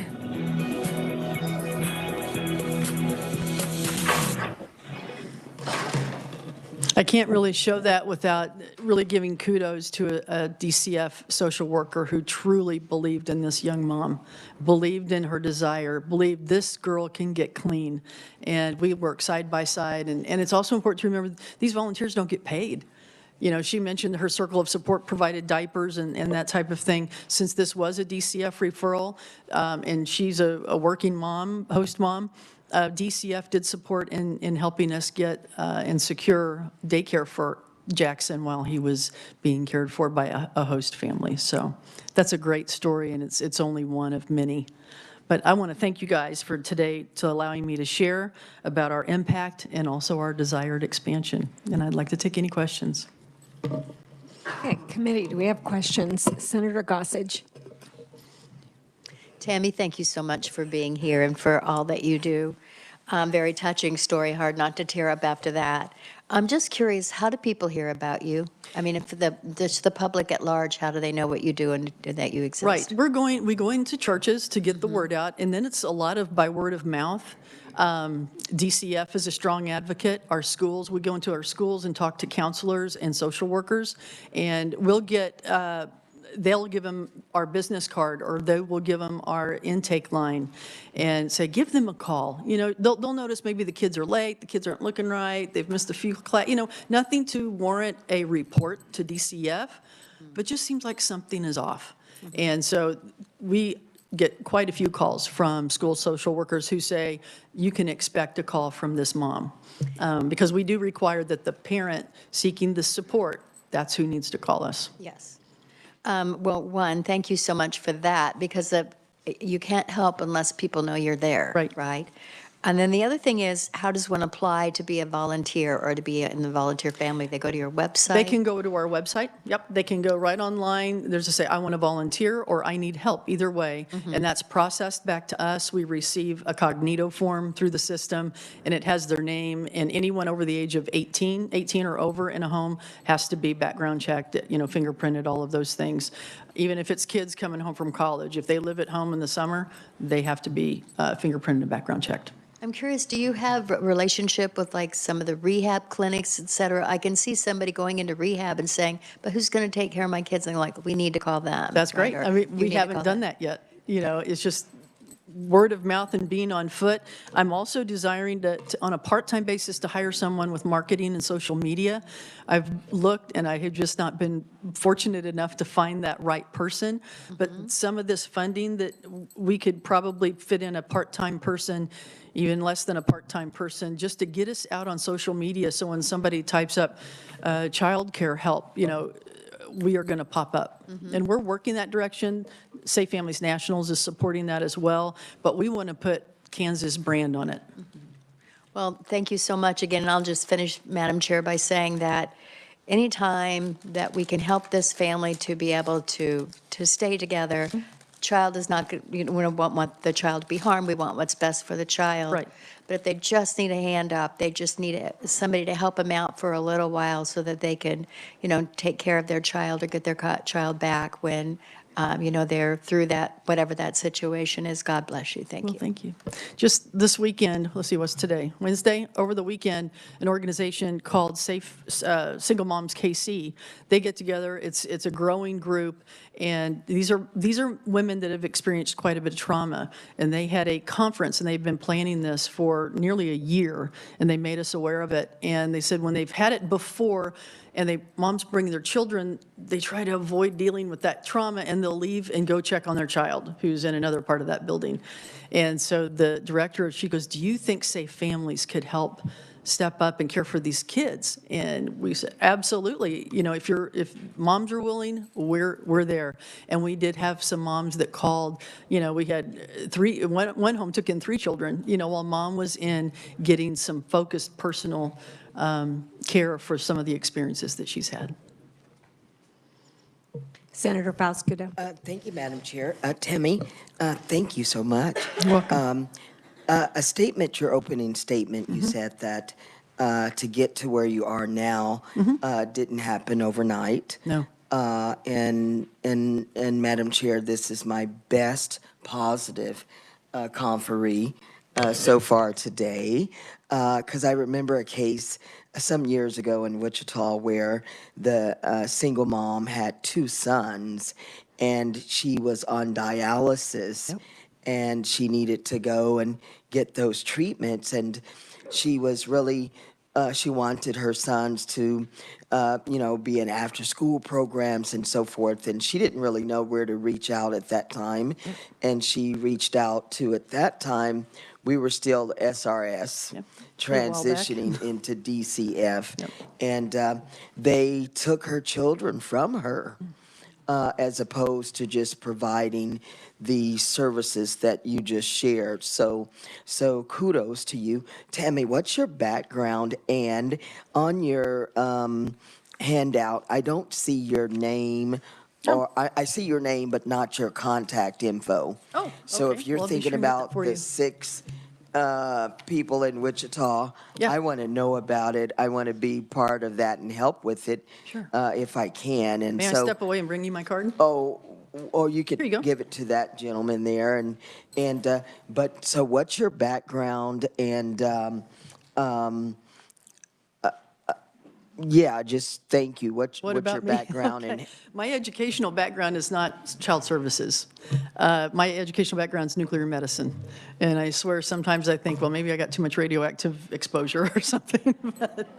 But that's my background. And my husband and I, when we lived in Texas, because I'm from here, grew up in Kansas City, or Raytown actually, and my husband's job took us to Dallas, and long story, but we were going to get to come back home. And at the time, we had 3 children.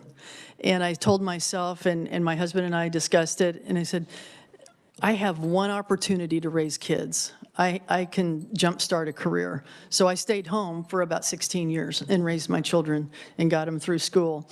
And at the end of that, I was contacted by Kansas. But during that time, let me back up. My dad, he was diagnosed with Alzheimer's, and I can only say few things that I am just literally use the word hate, and it's Alzheimer's. It destroyed my dad. wow.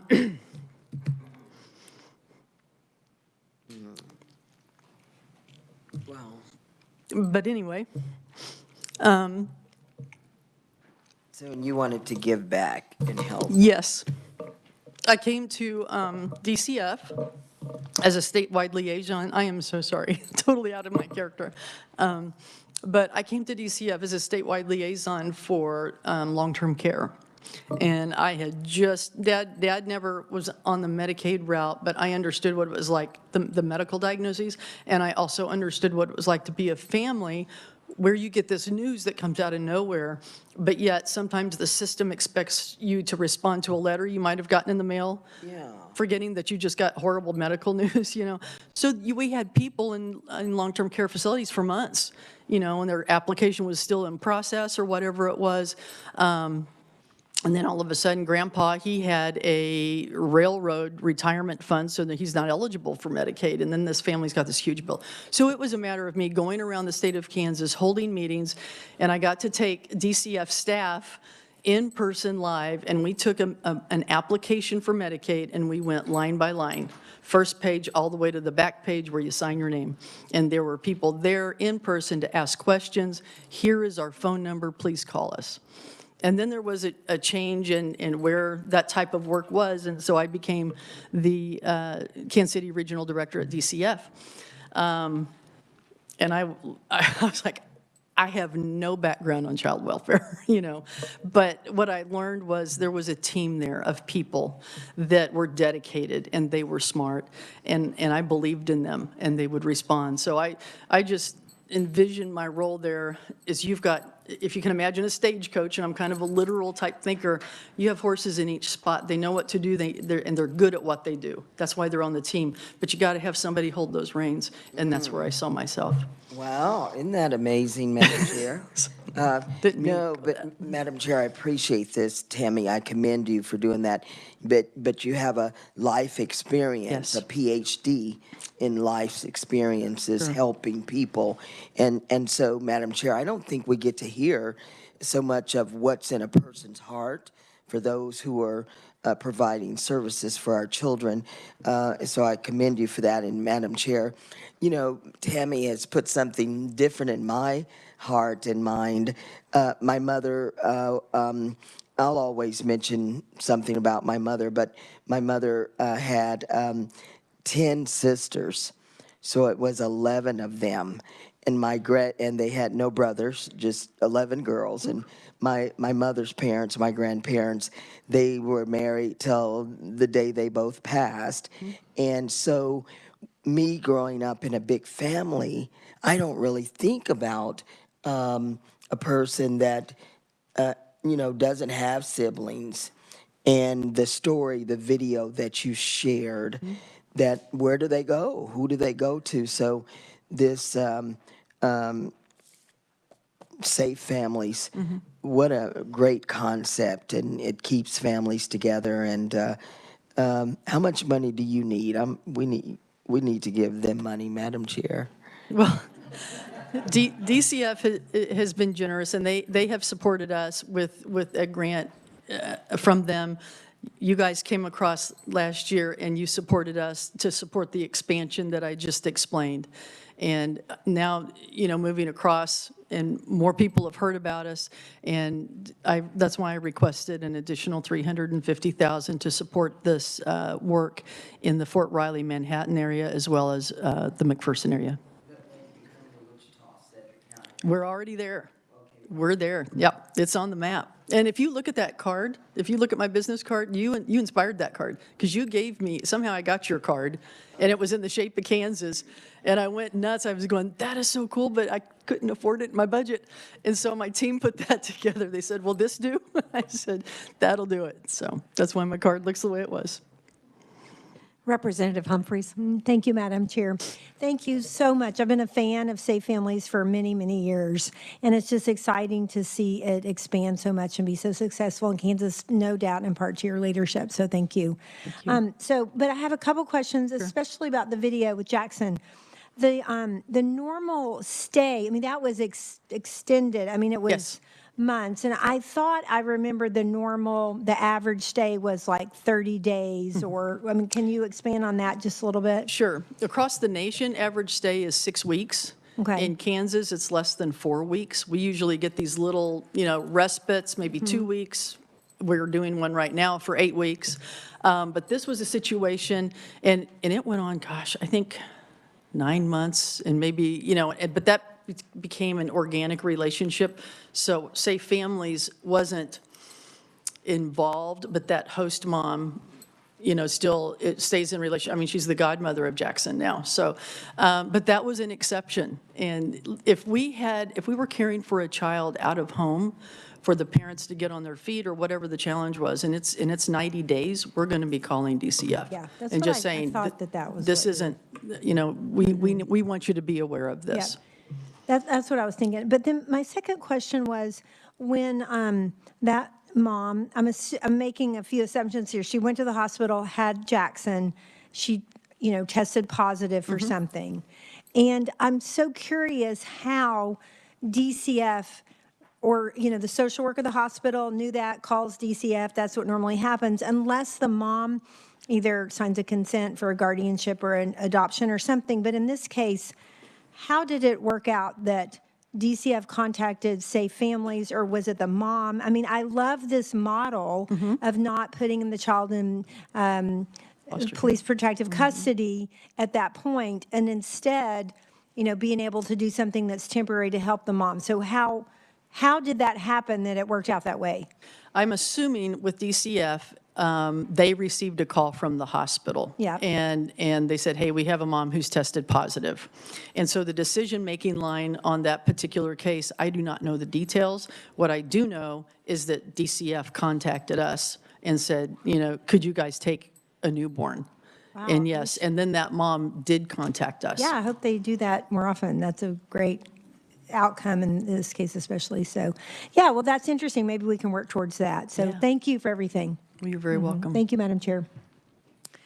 Senator Pasquito. And Madam Chair and Tammy, I'm familiar with the program, but you said that you were looking for 6 people to take phone calls. Well, it would be a call that would, typically when you call, say, Family Centralized Intake, you go through a staff member that's going to take the intake. And I'm trying to develop this pilot so that forensic social worker department has a list of names. And they're not calling the staff member, they're calling these people who said, I'm willing to accept that phone call. All righty. We'll see how it goes in that Advent Health facility, and you guys have several hospitals as well, so. Senator Baumgardner. Thank you, Madam Chair, and thank you so much for being here today. Talk to us a little bit about, in a lot of our school districts in these areas, they have parents as teachers. So are they handing out information when they go see those parents of these young kids? Yes, and also I have a staff member that's on their leadership team for Kansas. That's awesome. His name's Russ Hightower. I like that. I hope that you can get some more hospitals that will participate. I want to, it's kind of, it's going to happen on a Saturday night at 10 or 2 a.m. or whatever it is. And we are going to have to massage it I'm sure, but this is just the idea, and see how we can kick it off. My name is on that list. I'm going to be there. You know, no child should have to go into police protective custody when you have a capable adult that has a heart to love on these kids while their mom is having to go through the things that she's going through. And I just think in my heart, you have no idea when that phone rings what that child saw, what that child heard. And if we can just stop something, that's where we want to be. You mentioned marketing and that you hope to get to that point, and I would just like to advocate. I know that the marketing program in the School of Business at Wichita State, and I think of our community colleges, I think of K-State University marketing program, all of them do take on, usually per semester, a project. And if you're looking for how to, from a social media standpoint, get that information out, as well as from a more traditional standpoint, nothing could be more crystal clear than from our college students. Sure. And usually they do that for no cost. Okay. But I think that would be an interesting way for you to also make sure that generation hears about what you're doing as well. It's just, it's more feet on the ground, you know? It is. It really is. Thank you. You're very welcome. Thank you for being here, and I really appreciate the concept, and I've been a fan for several years as well. I heard about this a few years ago in Health Committee. I've got just a couple questions on the funding. So once you have the funding to get into a community, do you still need funds? Yes, because a lot of those funds are because we're volunteer-driven, but professionally supported. It's to pay people to, you know, like my family coach supervisors, they have social work backgrounds. And one of my staff is a master's level worker as well. And they're the ones who go into the homes. They're the ones who do the walkthroughs. If a child's being hosted, they're in that home pending the age of the child and whatever the situation may be between the child and the parent to ensure that communication's going on. They may be in the home every week or every other week. And if the child's large enough, big enough, we will, you know, talk with the child independently as we talk with the host family independently as well. So those funds go to pay me to pay those family coach supervisors. We have to have laptops, we have to have phones, business cards, and all that type of thing. That's where those funds go. So the $350,000 that you're asked is that on top of what? Yes, ma'am. So you need what was appropriated to you last year plus $350,000 more. So when that was appropriated last year, did that come through DCF's budget, or was that added on in committee? It was. I'm going to ask. DCF is here. All of our reports and budgeting items go to DCF for review and oversight, and then payment for those expenses through them comes back to us. Okay. You did add that additional resourcing committee, though. Okay. Okay. All right. Sorry Social about that. service budget. Okay. So yeah, then you answered my next question. Would be with taxpayer money, who has the oversight? So you respond then to DCF. Yes. Okay. And then, so we'll look for this $350,000 request then for next year, in next year's budget. Okay. All right, thank you. Thank you. Were there any other questions? We're good? Okay. Appreciate your time. Yep, thank you. Okay, next up we have Carrie Lawnard, Office of the Child Advocate. Thank you for being here, and sorry you had to wait, but It's okay. it's that kind of day. Important information. Yes, it is.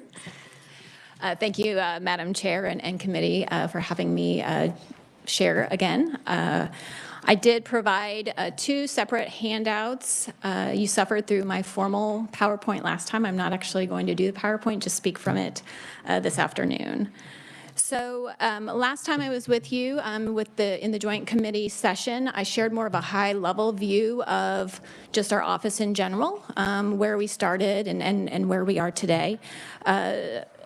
To give you just a more, I think, in-depth look at what our process looks like and what our case investigators go through when we receive a complaint really is the goal for today, as well as to share maybe some more information in regards to some outcomes from some of our cases, knowing that we have an annual report that will be coming that will really go into much more detail in regards to that.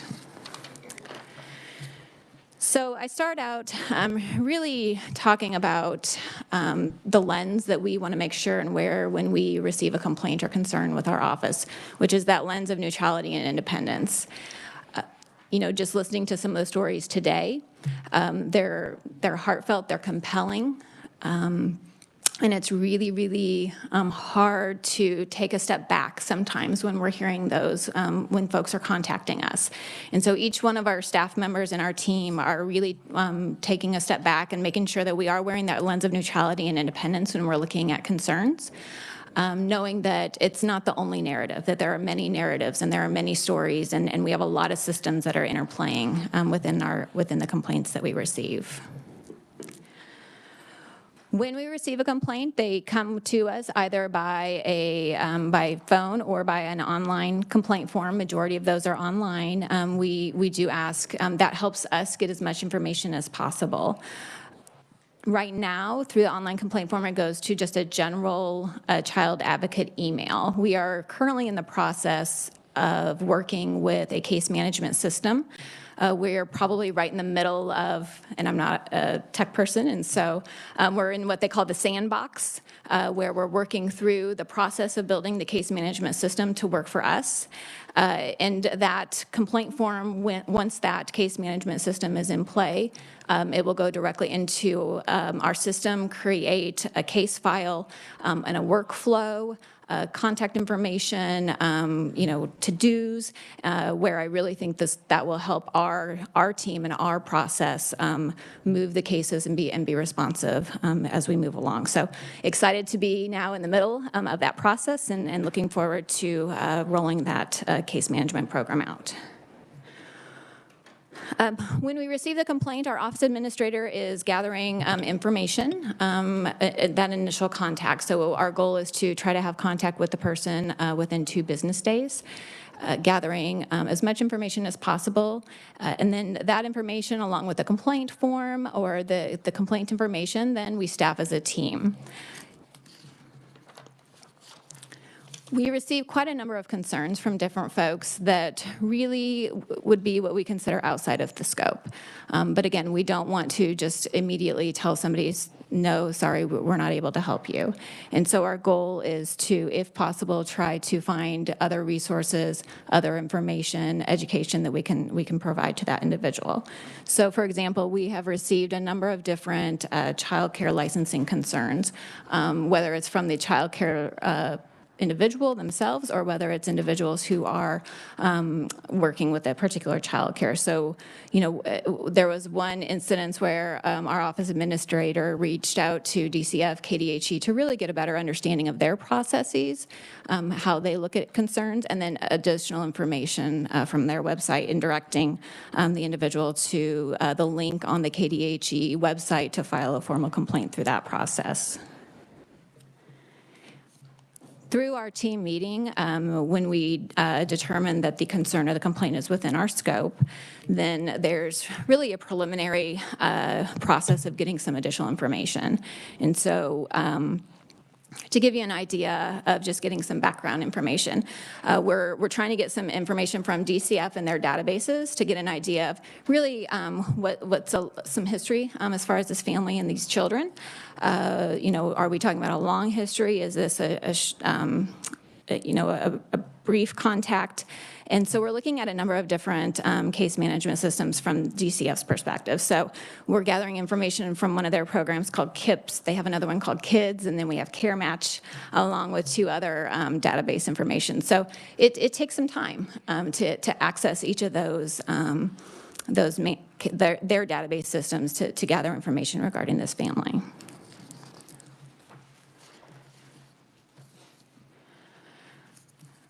A formal notice will then go out to DCF, the case management provider, and a child placing agency if appropriate, or any other entity that maybe had been identified. We send then a formal request for additional records. So, for example, if the child is in DCF custody and the case manager provider happens to be KVC, then we're going to be sending a letter and requesting a formal file from KVC. And so each of the case management providers have a different system in regards to how they keep their files. And so we're able to gather information and the files in different ways. So for example, it may be that we are waiting for a SharePoint link in order to access those case files. Another case management provider, we've been able to establish an MOU in order to establish, to remote in, but we have to wait to be assigned to those cases for those children.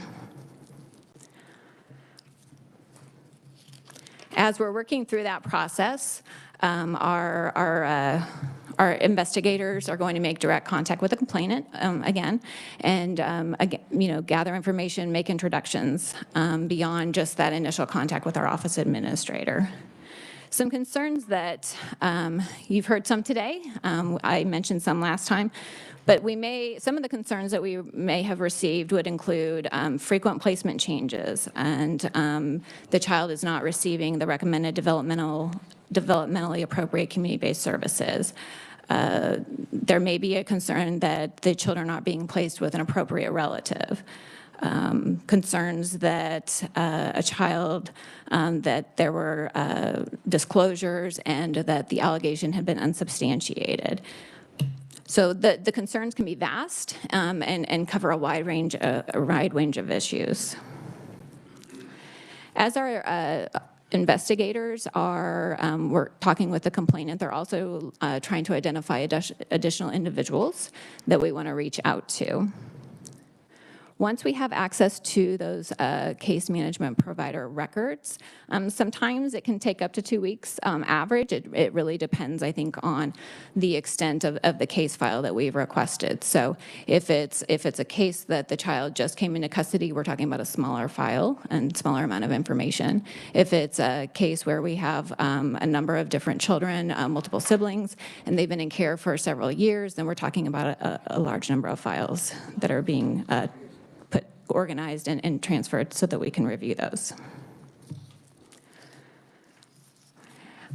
Then our investigators are starting to go through those files, and so it's been a process to really learn how each of the case management providers organizes their files, where to look for particular information, how to pull out what we need in regards to what the concern was, and then trying to identify who we need to make contact with. So, for example, as we're working that case and we're getting information and we're looking for particular concerns and information regarding that, we may learn of a concern along the way as well. So, for example, we had a case where an additional concern, as we had just started the case, arose where visits between the child and the parent had continued to be canceled by the case management provider, identifying it as a transportation barrier. And so our case investigator gathered additional information from that parent, gathered some additional information from the case management provider in regards to really what was going on with transportation. Where was it that they didn't have drivers? Was it a distance issue? Was it a communication issue? And tried to help then connect that parent and the case management provider to problem solve that issue. Interviews also go beyond just the case management providers or case team.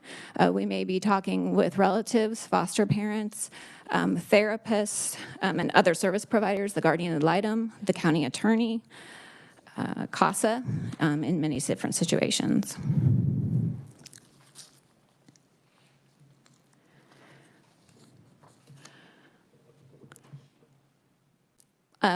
One of the this actually, one of the investigators just shared yesterday when we were talking about, we hear a lot about worker turnover and the impact on cases. So that even is a challenge for us when we're looking at cases and we're reviewing records and we're trying to figure out who has the information that we need or who can answer the questions that we have. And that takes time. So for example, one of my investigators yesterday shared some just frustration that she spent, way more time than what she would have anticipated just trying to reach the individual that she thought would have the information and was getting, automatic email return saying this individual is no longer with this agency. And so then just trying to then go back and figure out who is it that I need to contact and who has that information. And so the process can take time, even just getting what we need to answer the questions that we have. Once the case investigator, has a good feel for the case file, has reviewed the information and documents that they feel they need to review to answer the concerns or the questions, has reached out and completed interviews, then we staff that as a team to really walk through and say, okay, here's the concerns that have come up. Are there additional concerns that you've identified as the investigator that you have that we feel that we need to address as well now that we're looking at this case? And that may mean that we're going back and asking for some additional information, having additional interviews along the way. At the end, our case investigators then are drafting a report.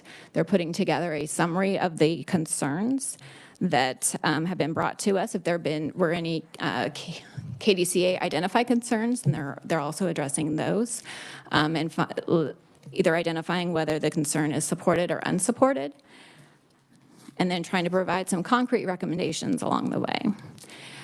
We are continuing to build our library and and educating ourselves in regards to best practices. I think this committee hears a lot of wonderful programs that are out there. Here's best practices and innovations, and that's something that we want to also help support and identify as part of our recommendations if we can.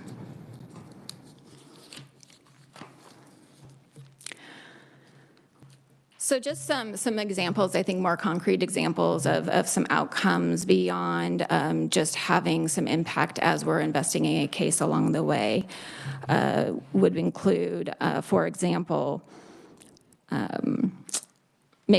identifying an issue, the communication between the case management provider and DCF, that they were not in line with what the direction or the determination in a particular case should be. And that issue had been brought to us, and in interviews we could see that tension between the two agencies. And so helping walk through and identify where that tension was, also pointing out, asking folks about whether they were familiar with the policy and procedure in regards to the professional judgment resolution process, many of which were not. And so making that recommendation that the agency and the provider look at that process and exercise that opportunity to work through that resolution process.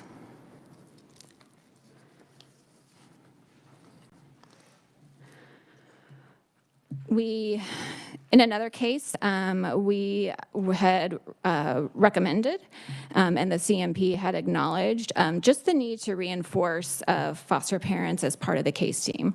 I think that this committee has heard that numerous times. You'll note that in just our preliminary data in regards to the former foster parent survey that we had initiated. And being able to make that recommendation in a particular case and working with a particular family was important, but also noting that long-term that is something that the case management provider identified that they need then to go back and look at their training with their caseworkers and how better to train their workers to work directly with the foster families and acknowledge them as experts and professionals within that team.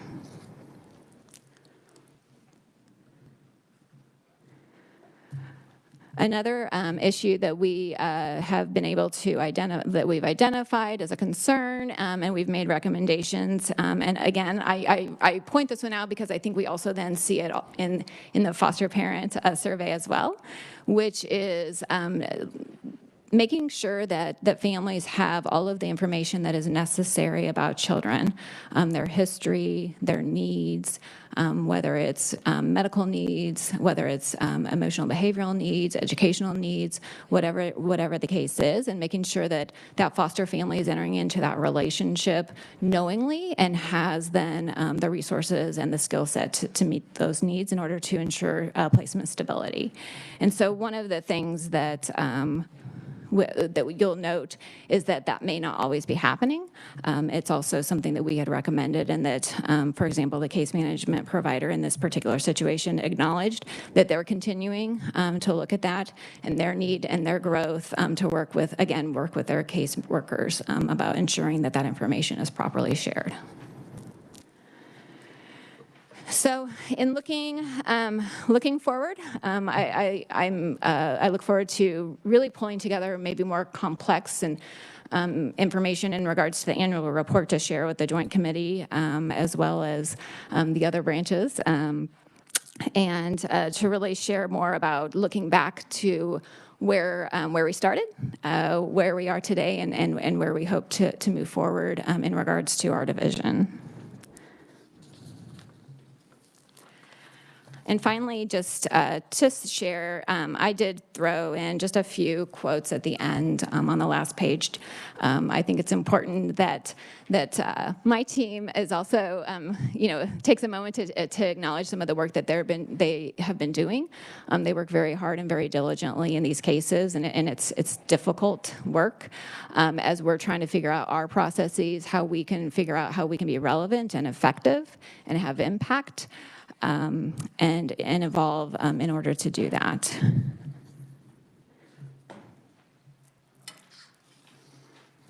And one of the real simple ones that I think I want to point out was, we had someone contact us who shared, and this is real simple, shared a concern that a youth was really feeling frustrated that they weren't able to connect with their guardian ad litem, they weren't able to connect with their case manager, that they didn't know about court.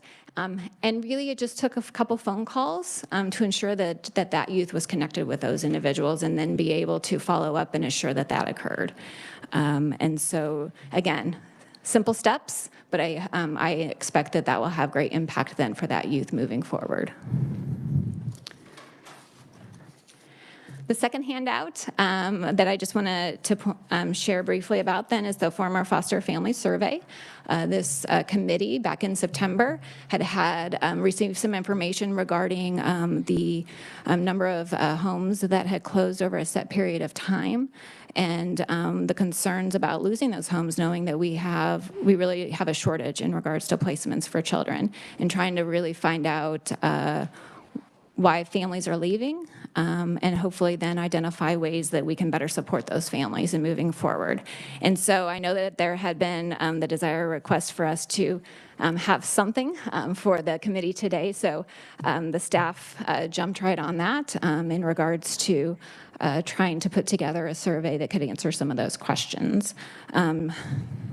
A great thanks to DCF and the case management providers and Children's Alliance, who helped support that process so that we had the information that we needed in order to work towards putting that survey out. I also want to acknowledge Brooktown, who is one of our case investigators, who's with me today, who really took this took this and really took lead and worked very diligently along with our other staff and team to make this happen. So a few things just to point out. This is preliminary, so we just wanted to give you just a brief update on where we're at and where we intend to go moving forward. On page 4, just to point out in regards to that preliminary progress report, I think an interesting number is that families that were licensed between 3 to 9 years had the most positive responses. So looking at families who went beyond that 9 years, some of their experiences maybe started to change and were not as positive. I think some of that is maybe that they just had more experiences, more kids, different different contacts, but also then looking at what the experience is for those families who stuck with it. So there's quite a few families who left within a year or less even. And so what was it that they experienced versus those families who stuck with it and continued to provide care for children and families, and what is it that maybe we can learn from that and do better for others.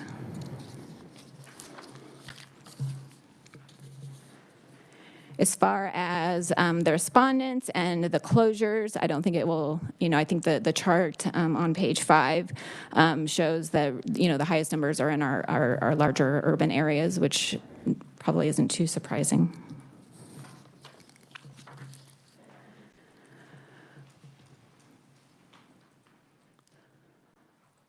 Page 7, just to note, one of the questions is, during the time that you were licensed, were you sponsored by another child placing agency? We thought that was an important question to ask, to find out if they were licensed by more than one, what led to that change? Was it a particular experience or decision that led them to change who their child placing agency or sponsor was? And so that's hopefully information that we can garner then in those follow-up phone calls with folks. As far as common themes, one of the biggest ones is lack of agency support. So again, we hope to get some more qualitative information from individuals who gave us consent and permission to contact them, to really find out what it was in regards to agency support that they were not receiving, that they felt would have impacted their care of the children, as well as whether or not that would have made the difference for them to continue to remain licensed.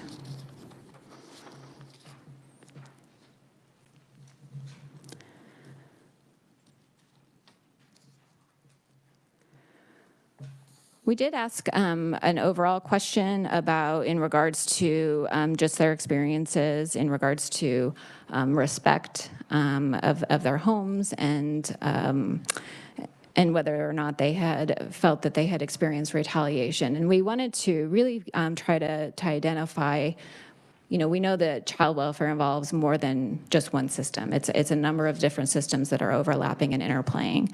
The 5 that we identified are not the only ones. We tried not to make this too lengthy for folks. We didn't want to lose their interest and have them not respond. But we did want to get as much information as possible in regards to those systems. And again, additional information we hope to garner in those interviews.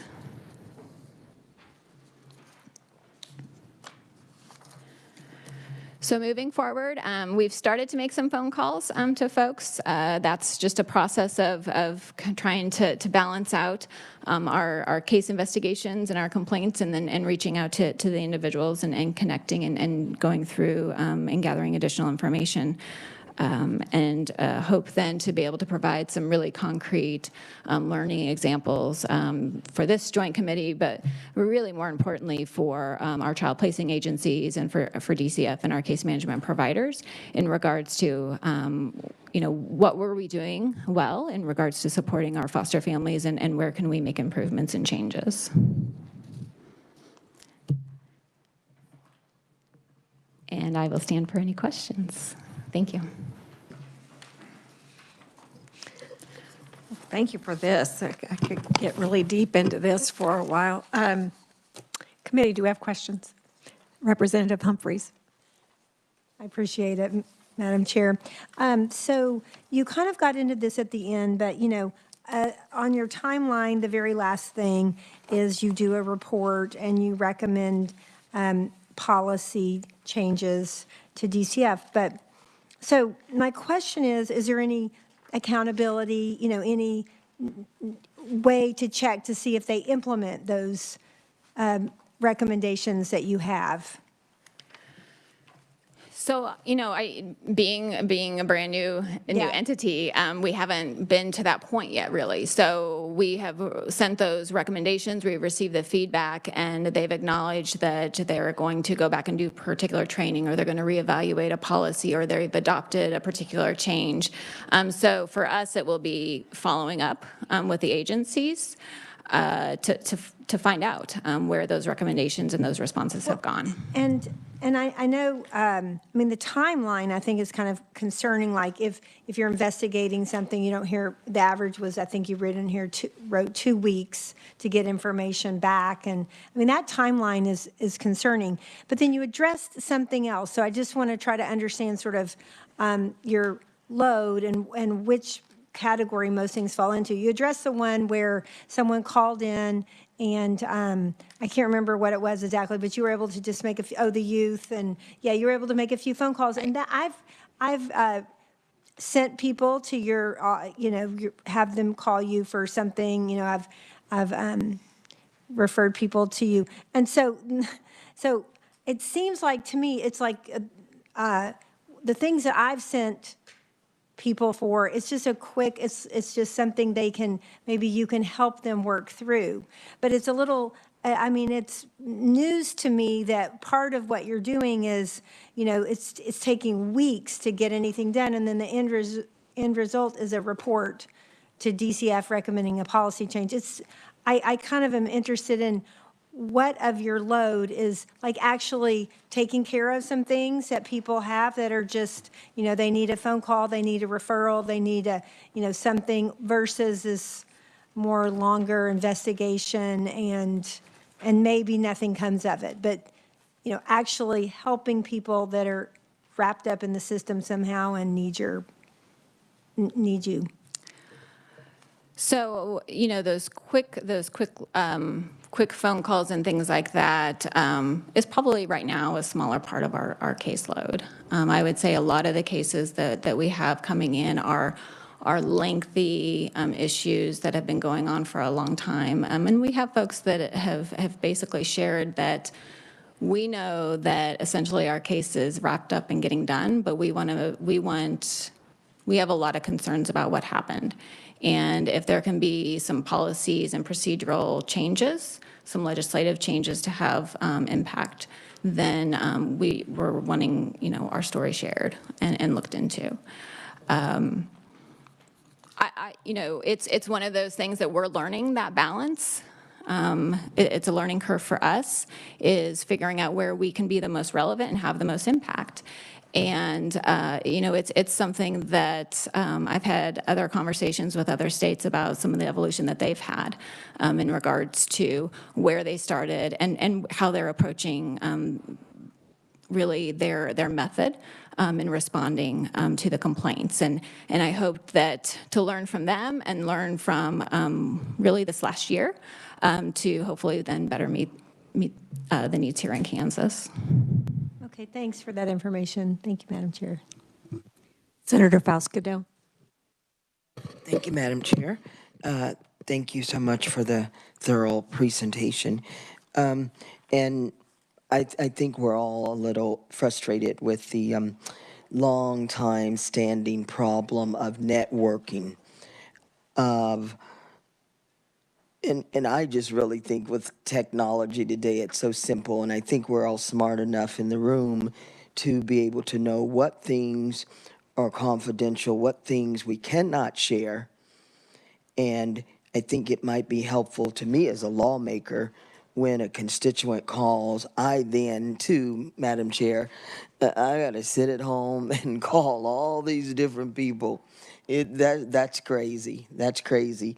And so I hope that you and others that you're working with are looking for a better way for us to disseminate information and to retrieve information. I mean, so if we have to go back to the old carbon copy and all of us get a copy, I'm good with that. But you would think we could get after, because I've been saying this for probably the last 7 years. You'd think by now we could, make a better way. But, Madam Chair, my question to the child advocate is, so with the complaints that you receive or the phone calls that you get, are you doing a tally? I hope you are doing a tally of what type. I know every situation is different. It is so different. But the ones that you're getting the most calls about, are you keeping a tally of those so that you can report and make that recommendation and we can make some real policy changes to help people? Thank you, Madam Chair. Yes, we are. We are essentially tagging and keeping track of the types of concerns that are being brought to us, and we have a list of for example, and one of them is foster parents being treated as professionals and having a voice. For example, one of them is the whole idea around best interest staffings, which we've heard. I know the Joint Committee has heard a lot of information on that. And I know it sounds like you're going to do a deep dive tomorrow just in the whole process around adoption. And so, we've heard quite a few concerns regarding that process. So much so that along with what this committee has heard is that we have started initiating some conversations with DCF staff along with along with the case management providers, and then hope to extend that then to the CPAs as well, to really get some information from those who are in boots on the ground, working with families who are setting up that process for the best interest staffings, and working with the children and families and the providers to say, hey, what is working, what is not, what is vague and confusing, so that if we're going to be making recommendations, that we're really getting the full picture of how things are operating. And so those conversations have just, we just sent out a doodle poll to try to get some of that scheduled. Further questions? Senator Godsey. Thank you, Madam Chair. I guess what I would like to see is, I know Senator Baumgardner and I worked very hard to advocate for this position. And part of the reason was because we would like to see one, as the representative was saying down here, that they like to be able to have a place to say, can you intervene here? This seems to be quite a situation. Be kind of a separate party to be able to look at all things. So the number of complaints that have happened, and what was are they categorized? You said you tagged them. Are they categorized in such a way? Then how long did it take to get to resolution? Is there resolution? Because I appreciate what you've given us, but I don't see any of that here. And we are still, that's something that I will be in an annual report. We'll be able to really give you a better idea of here's the number of complaints that we received over this period of time. Here's the number of complaints based on the categories. Here's where we're at in regards to the resolution and responses. As far as the intervening, it's something that our team has talked about, and we're working with our case management in that sandbox to figure out also how to track those little pieces then where we think really we've provided assistance and intervention in regards to asking questions, challenging a particular decision. Why is it that visits are being canceled? Why is it that they've received this move notice? What is happening? And so some of that is just us being able to challenge some of those questions and decisions along the way. We have seen some changes. Now, whether that was because we had asked the questions and been in the case, or whether, we don't know yet, but that's something that we hope to be able to track and report. And I think you would agree that sometimes resolution is just a matter of getting the right parties together to sit down and say, we heard from a couple that were saying, we asked to come together, but we weren't invited to our own meeting. Right. Just to be able to get the parties to sit down together, have them declare their concerns, and everybody talk about how they're going to work it out. Not necessarily that you would come up or your team would come up with the resolution, but that is a way to get to that, I would hope. And do you have any idea how many complaints that you have had that have been followed up on at this point? Are we talking dozens? Are we talking hundreds? What are we looking at right now? I didn't run a number for today's purposes, but I can get that number for the committee. Thank you. Yeah. Thank you, Madam Chair. Senator Baumgardner. Thank you, Madam Chair, and thank you for being here today. My first question is, when do you anticipate your annual report? You'll be sharing that with us. So if I recall the executive order, it's due at least the day before session, but obviously we would try to get it out prior to that, but I don't have a hard date. So do you anticipate that you'll have some recommendations with regard to legislation changes that might address some of the issues? So you're taking in calls and you're starting to process them. So you're not really categorizing as you collect those calls, correct? Or are you? We're tracking the type of the complaints that are coming in, yes. So do you anticipate that you'll have some recommendations as far as what type of legislative changes might help address some of the issues that are coming into you? Potentially. I don't want to say for sure yet, as we're looking at whether it's something that we feel is something that really needs a statutory change or an addition, or whether it's something that really is at a different level in regards to policies and procedures and how how DCF and the case management providers and the other systems may be working together. But you would be willing to provide both? Yes. Okay. My next question is simply, we heard the testimony this morning from Judge Tuggle and his wife. So if they were to call your office last week, because this incident, I believe we learned, occurred 3 weeks ago. I think the children were taken 3 weeks ago and put in with grandmother. So if you were to receive a phone call from them, how long would it take for that actually to be addressed? The concerns about, are the kids really safe, and is that really an appropriate location for them? So our goal is to at least make contact within 2 business days, but if we have an issue that's been identified as more of an emergent issue, then we try to make contact as soon as possible. And then it would be a matter of, if it's a true concern about whether they're safe at that placement, then, if we can gather information from the DCF system as well as making contact with those workers, then we try to make those phone calls. So I guess I'm a little curious, when you say we try and make contact within 24 hours, would it be with the individual from DCF in that region, as well as the individual from St. Francis? Or would it be law enforcement, or who would that be with? Well, so let me back up. So when I said when we receive a complaint, we try to make contact with the complainant within 2 business days. Unless it's an emergent issue, then we try to do it as soon as possible.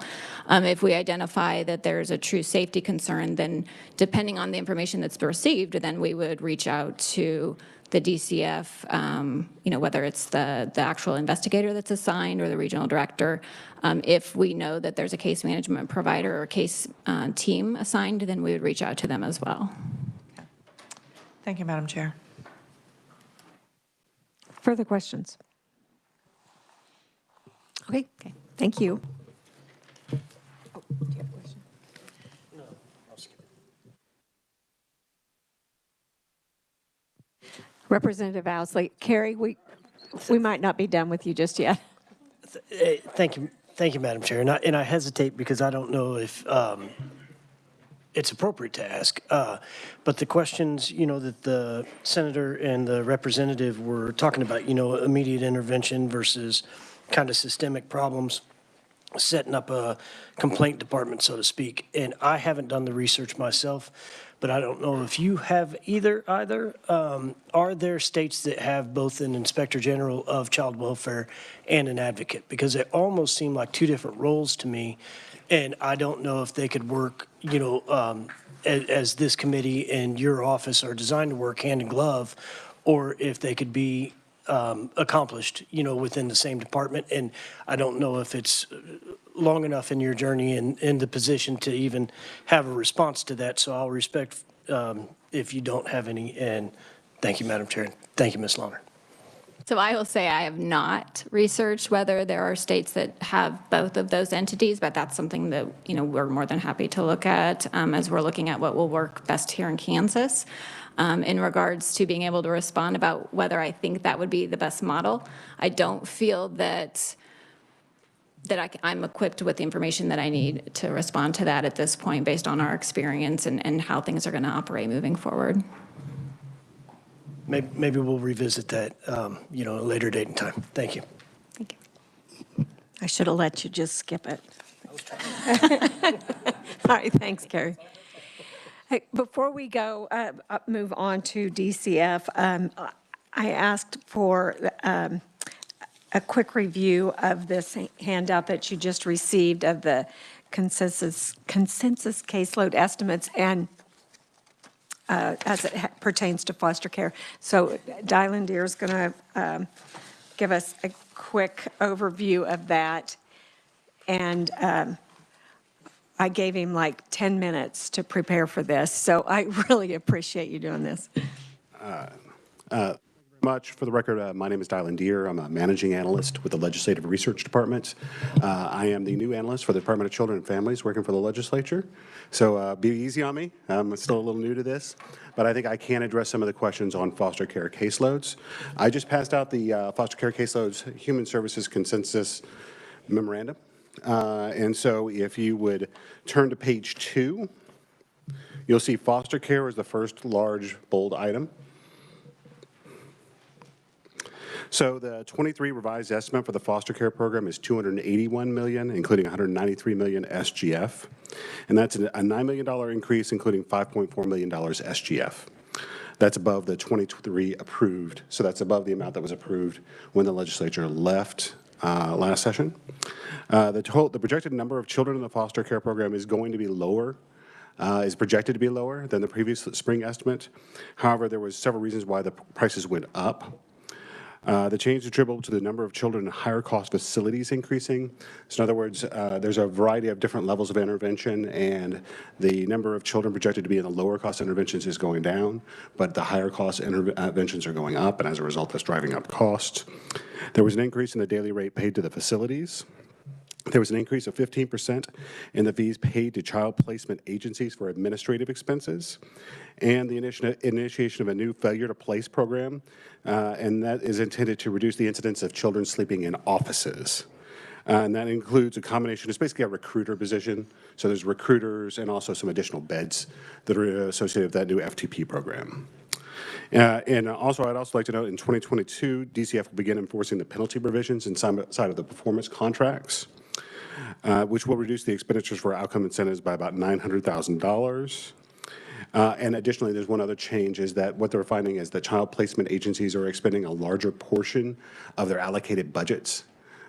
So, you may assume that that particular agency may spend 80% or 70% of their budget. What they're finding is that's a larger percentage that is going out at this point in time, and that's also driving up the cost. So there's a variety of factors that are going into that, but that's the adjustments for 23, and I can go into 24 or stop for questions on this one. All right, so if you flip the page over, you'll see foster care is the fourth bolded item. So the 24 estimate for the foster care program is $280 million, including $195 million SGF. It's an all funds decrease of $1 million and an SGF increase of $2 million from the 23 revised estimate. So that's a year over year. This is our first estimate for fiscal year 2024. The total number of children continues to decrease, and the daily rate paid to child placement agencies is estimated to increase. Those rate increases are partially offset due to one-time expenditures in fiscal year 2023. So the legislature approved 2 items, a foster care workforce recruitment program that included $7.5 million SGF, and the CALM parent development bonus that was $450,000 SGF. And those were one-time expenditures in fiscal year 2023. And so since those don't repeat in 24, they effectively reduced those expenditures in that area. And these expenditures were not included in the estimate. The estimate does include $3.9 million, including $3.6 million SGF for continuation of the FTP program. That's that failure to place program, which I described in the 23 estimate. So big story is it is going to go up above the estimate, okay, for fiscal year for the current year. Okay, and it's going to be relatively flat between fiscal year 2023 and fiscal year 2024, according to the current estimate. Okay, do we have questions on this? Representative Esau. Thank you, Madam Chair. So do we know why there's an increase of 15% in the fees paid to child placement agencies for administrative expenses? That seems like a rather large increase. My understanding is that there's a responsibility to pay the child placement agencies their actual costs. They have to be reimbursed for actual costs. And there's been a roughly 18-month to 2-year process that's been going on where the child placement agencies have been submitting their bills to DCF to verify their actual costs. And this was the negotiated amount. That is a clause written into their contracts. Senator Baumgardner.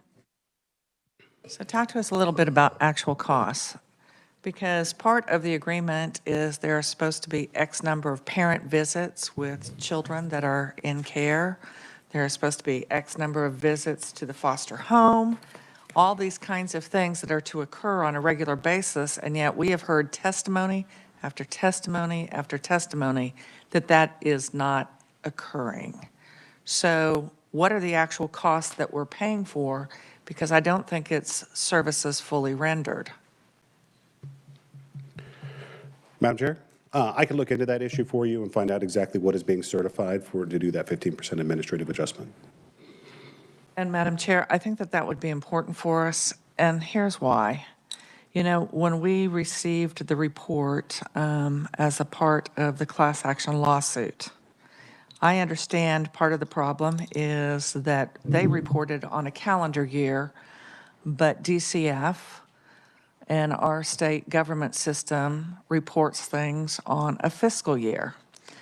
I'm not going to get into or rail on why we ever made an agreement that could land us right back in court, an agreement to be evaluated on a calendar year when we only collect data on a fiscal year. But what we did glean from that report is kids weren't receiving the mental health care surveys or any of the behavioral health surveys. We heard testimony today about a child who was in foster care for almost 2 years before we actually got a diagnosis of an underlying, and I would say the fact that that child was a nonverbal spectrum child, that was just an underlying issue. But it took until, I think he indicated she was almost 9 years old before we actually got that diagnosis. So we also know in the report it indicated that there were more than 100 kids that had no caseworker. And yet we've heard nothing from DCF as to how we could have more than 100 kids assigned to a contractor and that they have no caseworker. So how do we reconcile that with what they were paid for actual expenses billed? So if I could just respond quickly, that just keep in mind that that 15% in fees paid to child placement agencies. So these are just the placement agencies, not the child management. I understand, but we don't even have data that that's actually occurring it. And I was always under the understanding that some of these contractors are placing as well. Yeah, some of them have the, Right.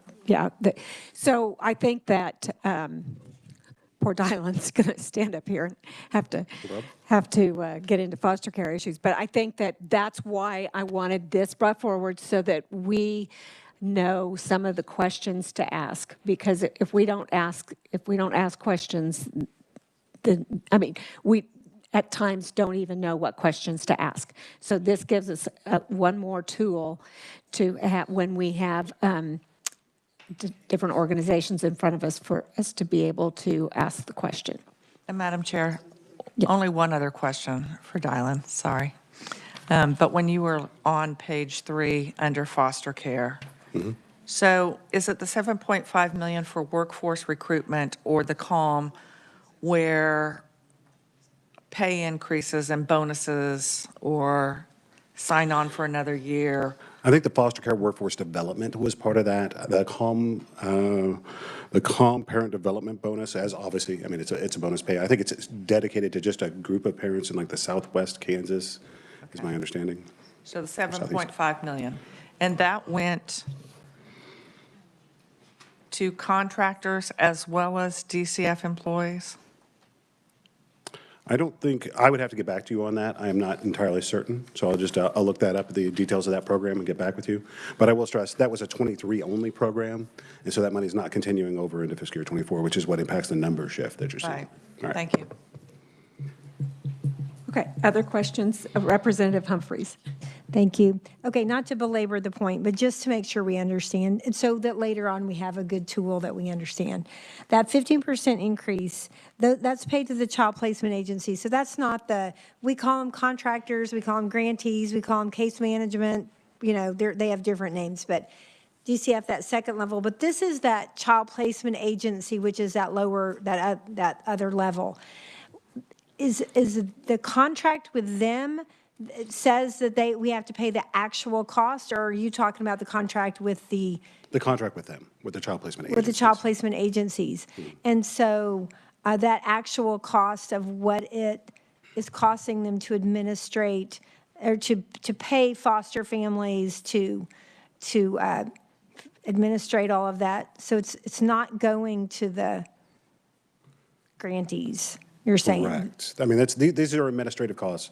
Okay, these are overhead costs that are associated with this. Mm-hmm. And I have the provisions of the contract. I can pull that up and talk to you about exactly how that's The structured. contract with who? Because DCF has a contract with that second level, you know, that child management. Mm-hmm.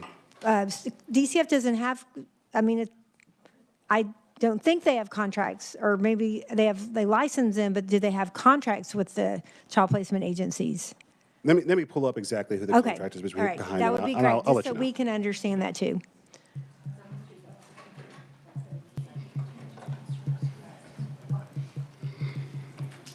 Okay, any other questions on the caseloads? Thank you. Okay, thank you.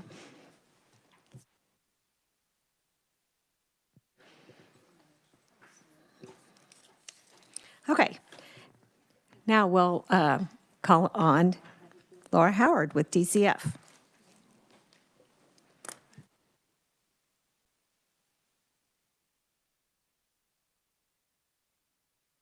Thank you, Madam Chair. That's actually a good lead into the early part of my testimony that does a bit of a deep dive into payments to the various entities and how those function. So that's a great lead in. You have a testimony from me in your packet. I think you should have a folder that has some tabs attached to it.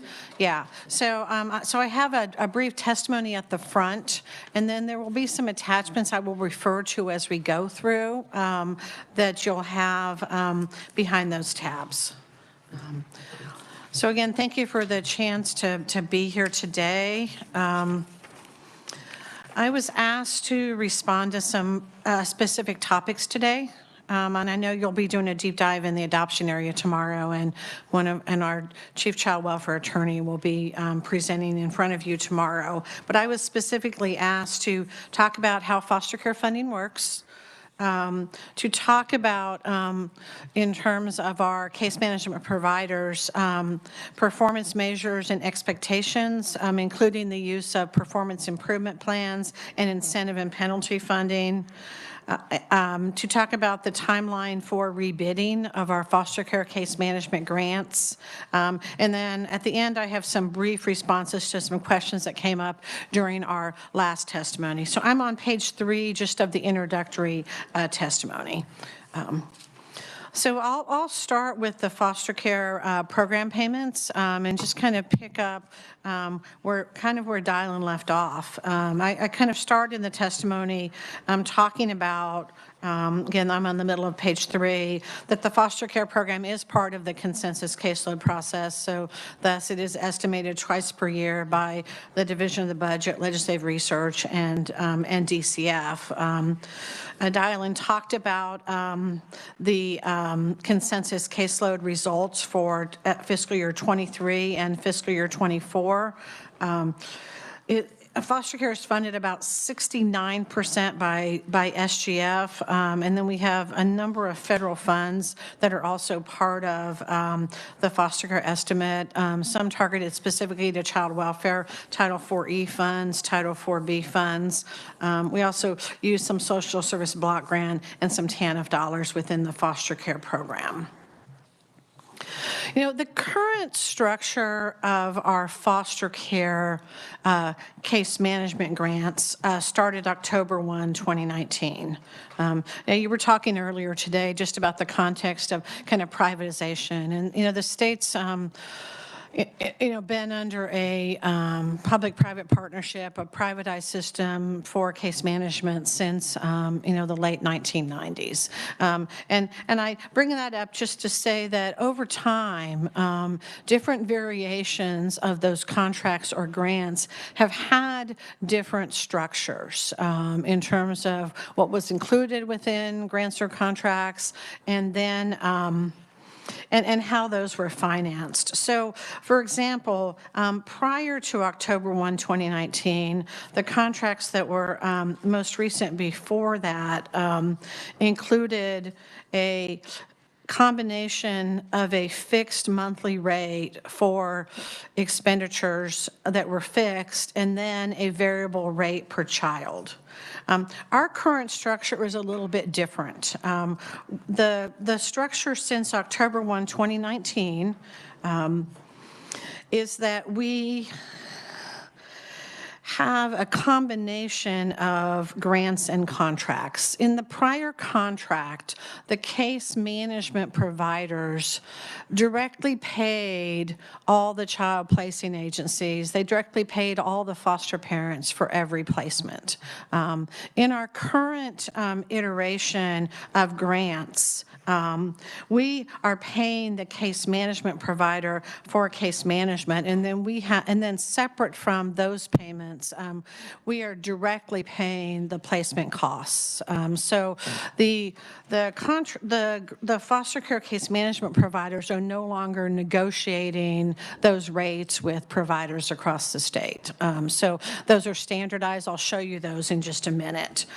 So within our current contract, then those placement costs within our current grant to the foster care case management providers. Those, again, don't include those placement costs.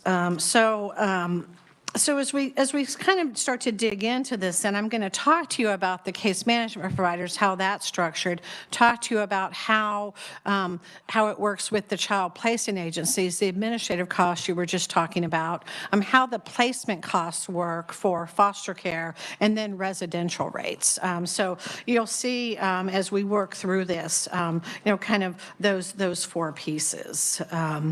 So I'm towards the bottom of page 3. I mean, really starting with our case management providers, those key foster care grantees.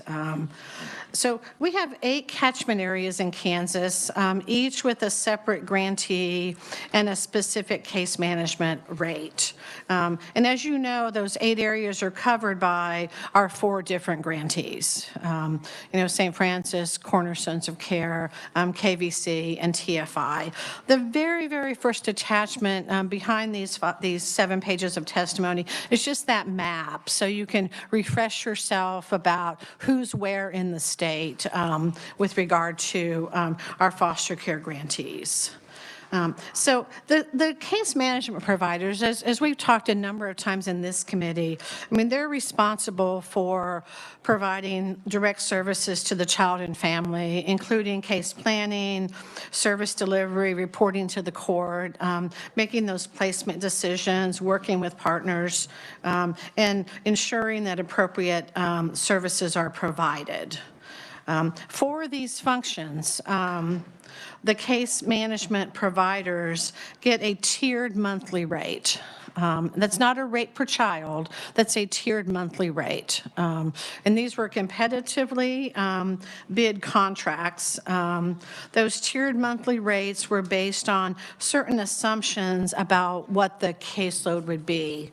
So if you look at attachment 2, which I think is under tab 1, right behind the map, you'll see a chart that has some yellow highlighting on it.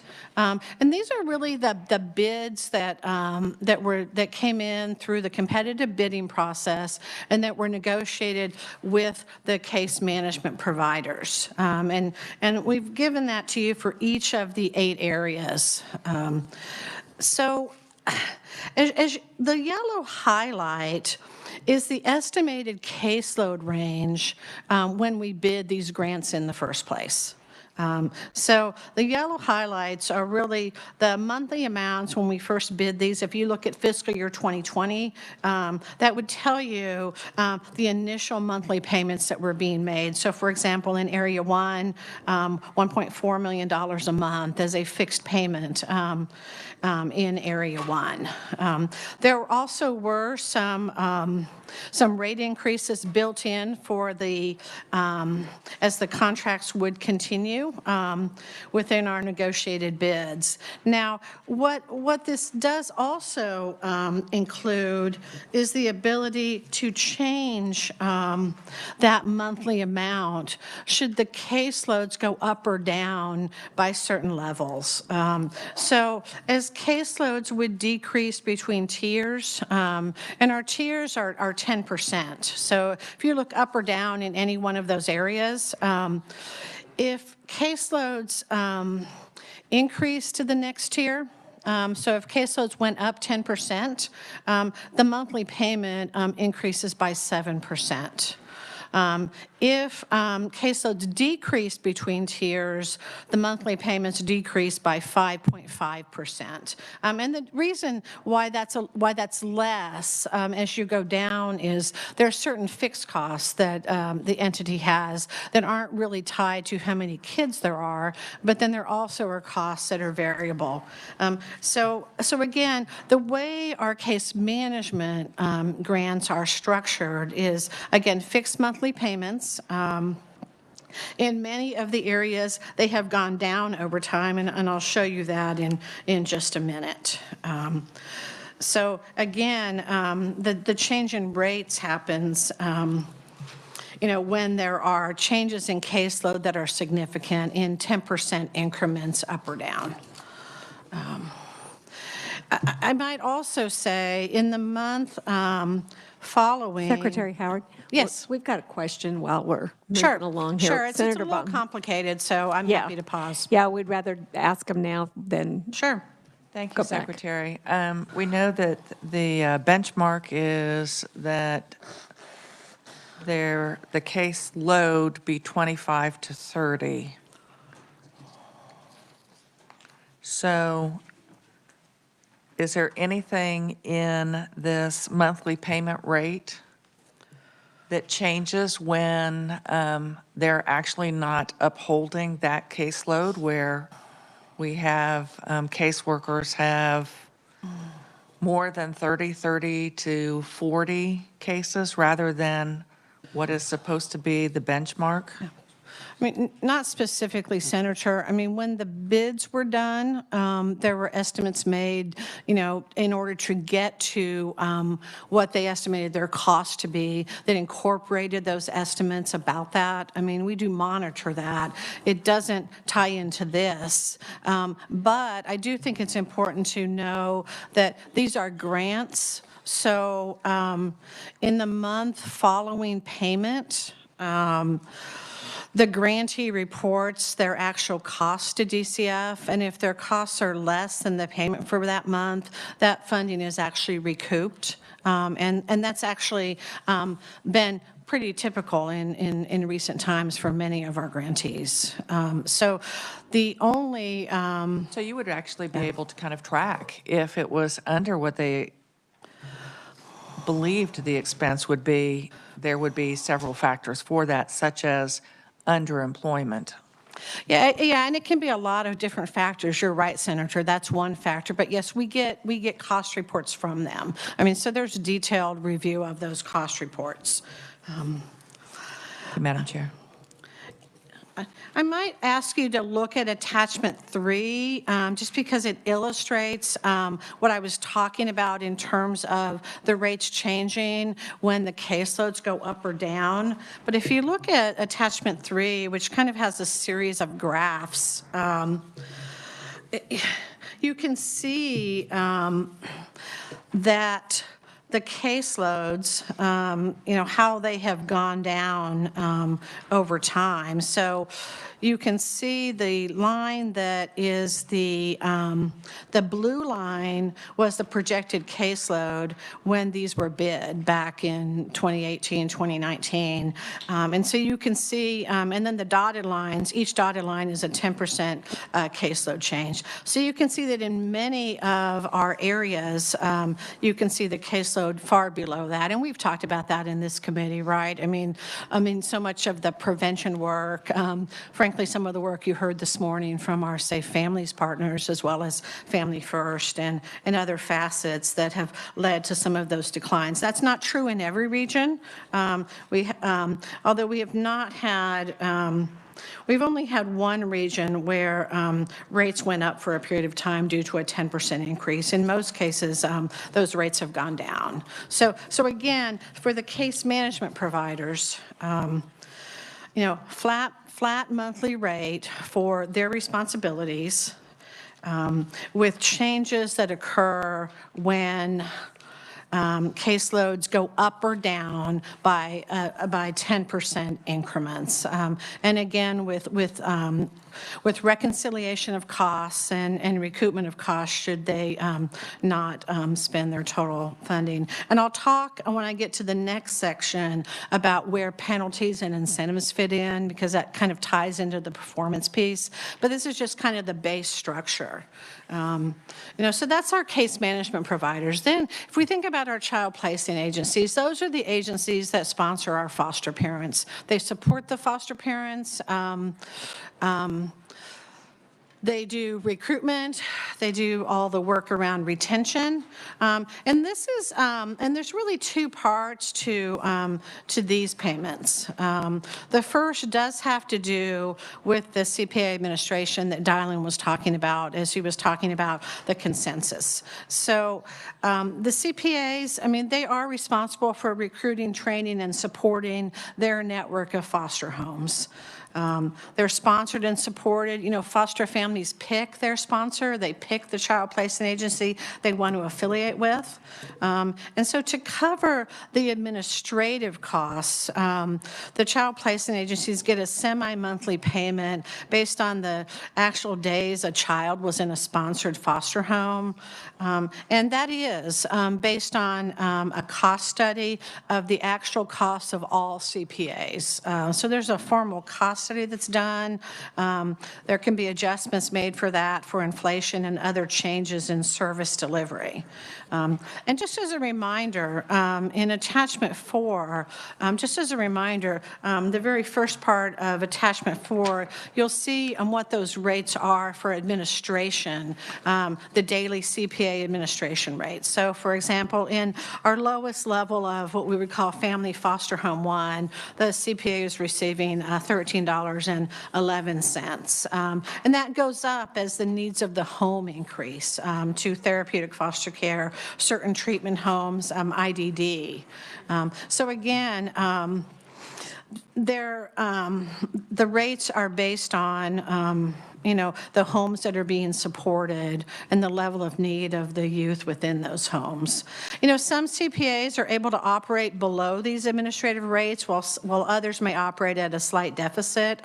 We do review those occasionally and reset and use those cost studies to account for increases or decreases. And I think as Dylan mentioned, we did do some specific things that I think I mentioned later in the testimony this year year related to adding some recruitment resource to CPAs who chose that resource. So where we were supporting an additional recruiter in 10 of the CPAs, and then some resources related to failure to place, where we've really creating a failure to place network where there's some payments that's made for bed holds and things like that. So, but I'll talk more about that in a minute.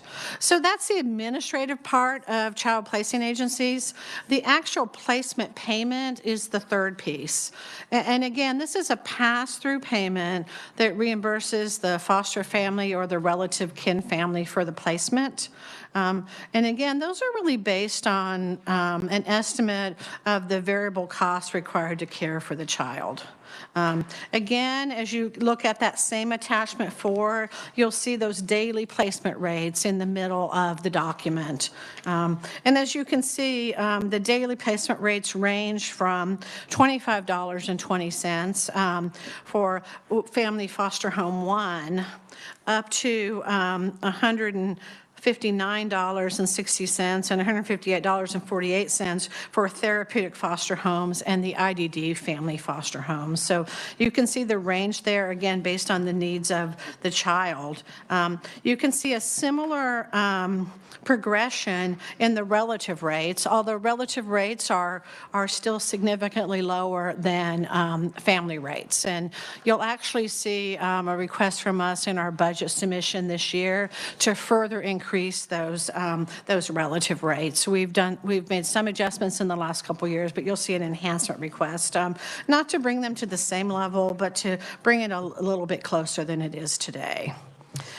So again, the foster home placement payments and the kin payments, you can see what those costs are. And those are direct pass-through payments that we make directly, that DCF makes. The last area I wanted to talk about has to do with residential rates. And again, with both the foster home placements and the residential centers and with the CPAs, we have provider agreements with those entities. So we have grants with our CMPs, we have provider agreements with the other entities. So the residential rates, you can see those on the bottom of page 4. Each placement type has a rate, again, that's based on a rate study, and they're reviewed and reset similar to how the administrative part of CPA is done.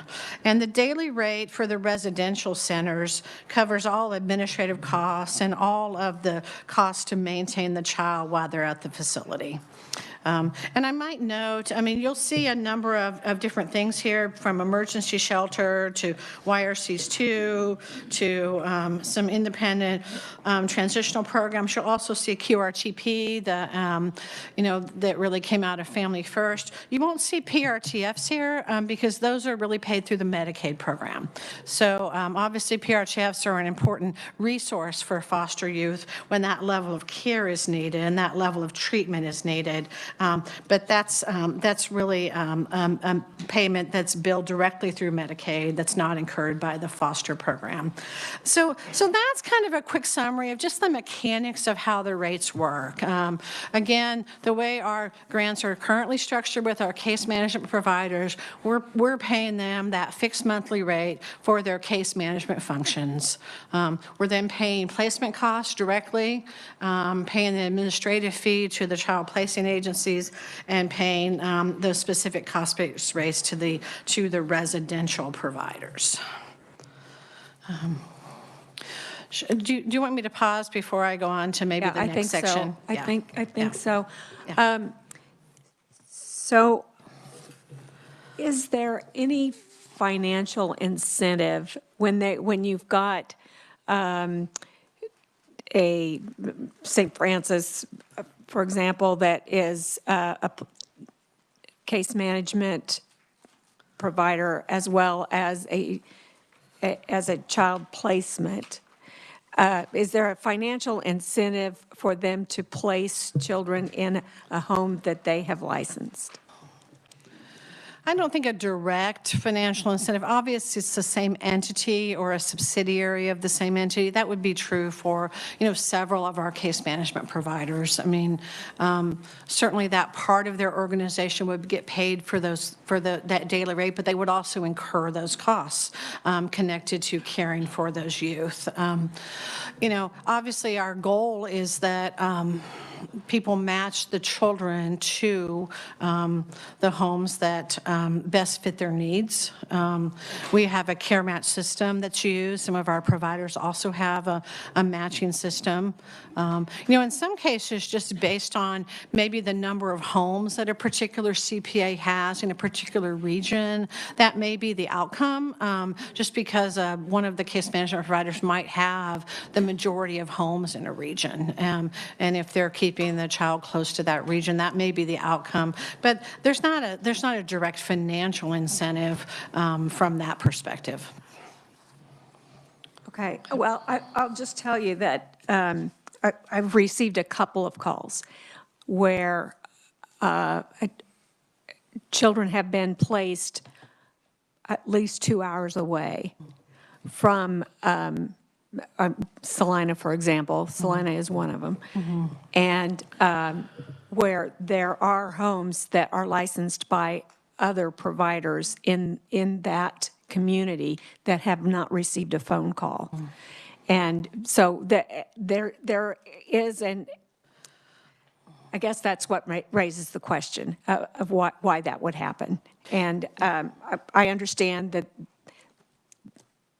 they might be looking for what they might feel like that home 2 hours away is the best fit, but it does raise that suspicion.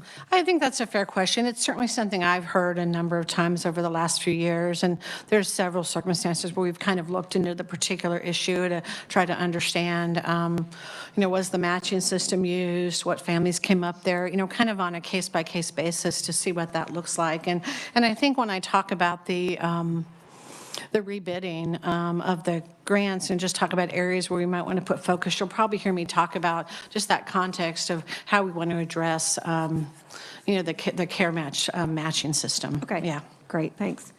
Other questions? Senator Fasquedo.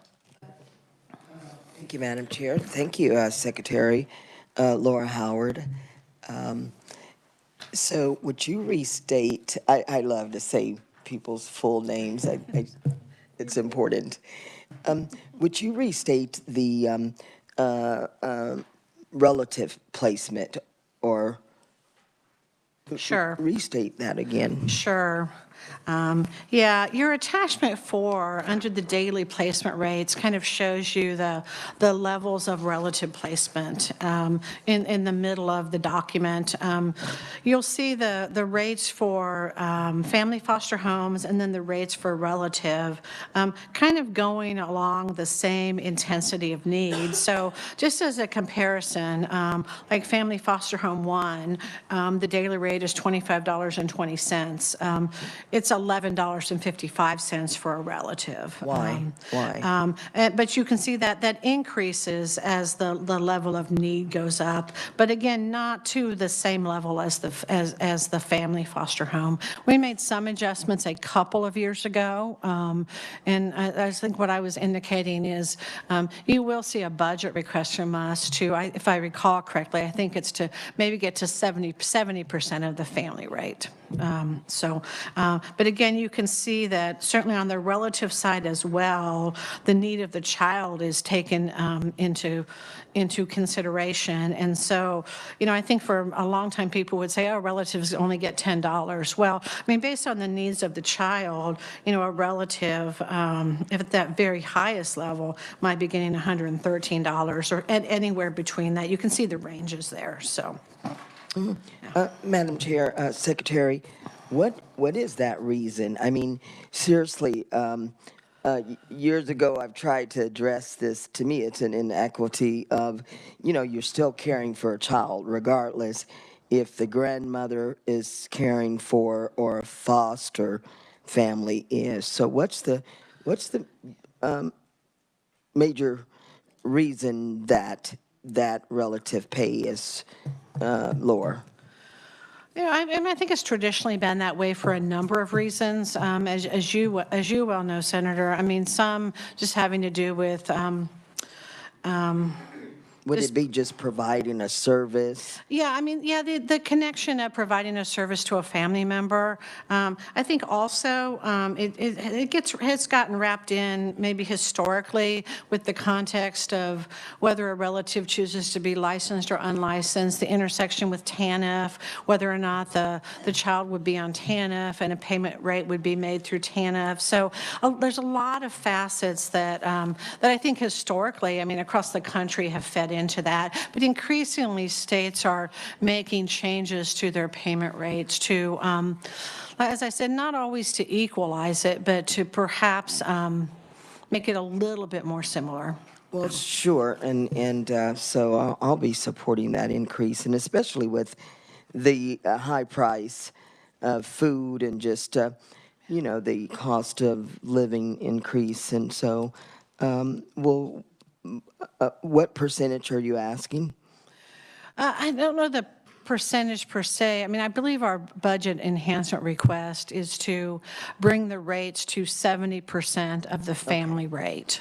So that would probably be a little bit different for each tier, but it would be 70% of the family rate. Sure. Thank you, Madam Chair. Representative Humphreys.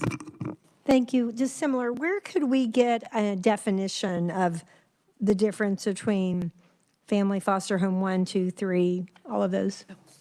Can we get a definition? We can provide that to you. Yeah, we can provide that. Okay, if you could, that would be great. And I'm assuming that under relative, that NR kin, that stands for non-relative kin? That's right. Okay. That's right. Okay, but a definition would be great. Thank you. Sure thing. Further questions? Okay, I guess we're ready to move on. All right, I'm going to switch gears slightly, although it connects to the conversation about performance management and quality assurance. So we have a significant performance management and quality assurance function regarding all of our grantees, and we have an actual team that relates to performance management and quality assurance with regard to our child welfare programs, and particularly the foster care program. As part of the quality assurance function, there's 15 key data performance outcomes and settlement requirements that we monitor. There's monthly data reports that are developed. There's quarterly case reviews that take place. And attachment 5, just on one page, shows you our grant and outcome report for the last fiscal year. And this is broader than foster care. I'll narrow down to foster care in just a minute as we talk about our case management providers. But this is really kind of all the grants and outcomes across our broader prevention and protective services. So, I mean, you even see adult protective services on here. So you'll see our front-end outcomes with regard to our Protection Report Center for both child and adults, timeliness of assessment decisions, things like that. You'll see our outcomes in family preservation in each region. And then the bottom half of the page are the foster care outcomes. And in the left column, you'll see the standard that we're trying to reach, and then you'll see the actual performance. Obviously anything in red means that it's not reached that performance standard. And we'll go deeper into these, but I just wanted to give you kind of this one pager that's kind of a regular report it's always available on our website. It's updated monthly.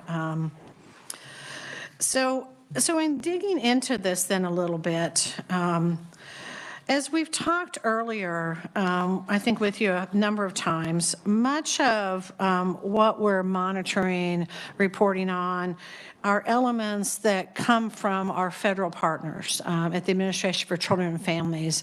And they're the very things that each state is reviewed and monitored on as part of the Federal Child and Family Services Review. That's a federal review that's done of states that looks at specific outcomes in safety, permanence, and child well-being, as well as some systemic factors such as the state's information system, the service array, things to do with recruitment and retention. The focus of the federal CFSR is on continuous improvement. And in areas that need improvement, states enter into performance improvement plans. And I say that because it becomes a context for how we have then structured our relationship with our grantees. Your very, very last attachment, just because we just thought to put this in at the end, but the very, very last attachment you have is a 2-page document about the CFSR. And the reason I bring that up is I think we told you all at one of your last meetings is that Kansas is up for its CFSR after a number of years. So we will actually have on-site review from our federal partners this spring, and we'll be getting a report probably in June, that would then lead us to develop whatever kinds of program improvement plans we need to develop. But again, the CFSR really allows the Children's Bureau to, ensure that states are in conformity with federal child welfare requirements, to determine what's happening to kids and families in the system, and to assist states in enhancing their capacity, really, again, to achieve those outcomes in safety, permanence, and well-being. On the back of that attachment, you'll see the sites in Kansas when there's an on-site visit. They'll be visiting Sedgwick County, Crawford County, Brown, Donovan, and Nemaha counties, and as well as doing some statewide work. And they'll be doing a number of case reads. They'll be doing visits, including with parents and siblings. Again, a number of things will happen during the course of that visit. So again, I wanted to just remind all of you that we'll be going through that as a state during this year. In fact, we're in an internal process right now of doing some statewide assessment work, pulling some of the data and things in advance of them coming on site. So as I said, similar to the relationship that our federal partner agency has with the state, we require our grantees, or in some cases our actual regional offices, to develop performance improvement plans when outcomes aren't met. The specific process with our case management providers is outlined in the RFP. It's outlined in our formal agreement with them. And as part of the process, when performance doesn't meet the standard, case management agencies develop progress goals as part of their performance improvement plan.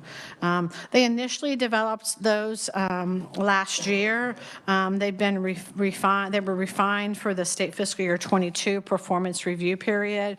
And then based on progress or lack thereof, certain penalties or incentive payments can be made.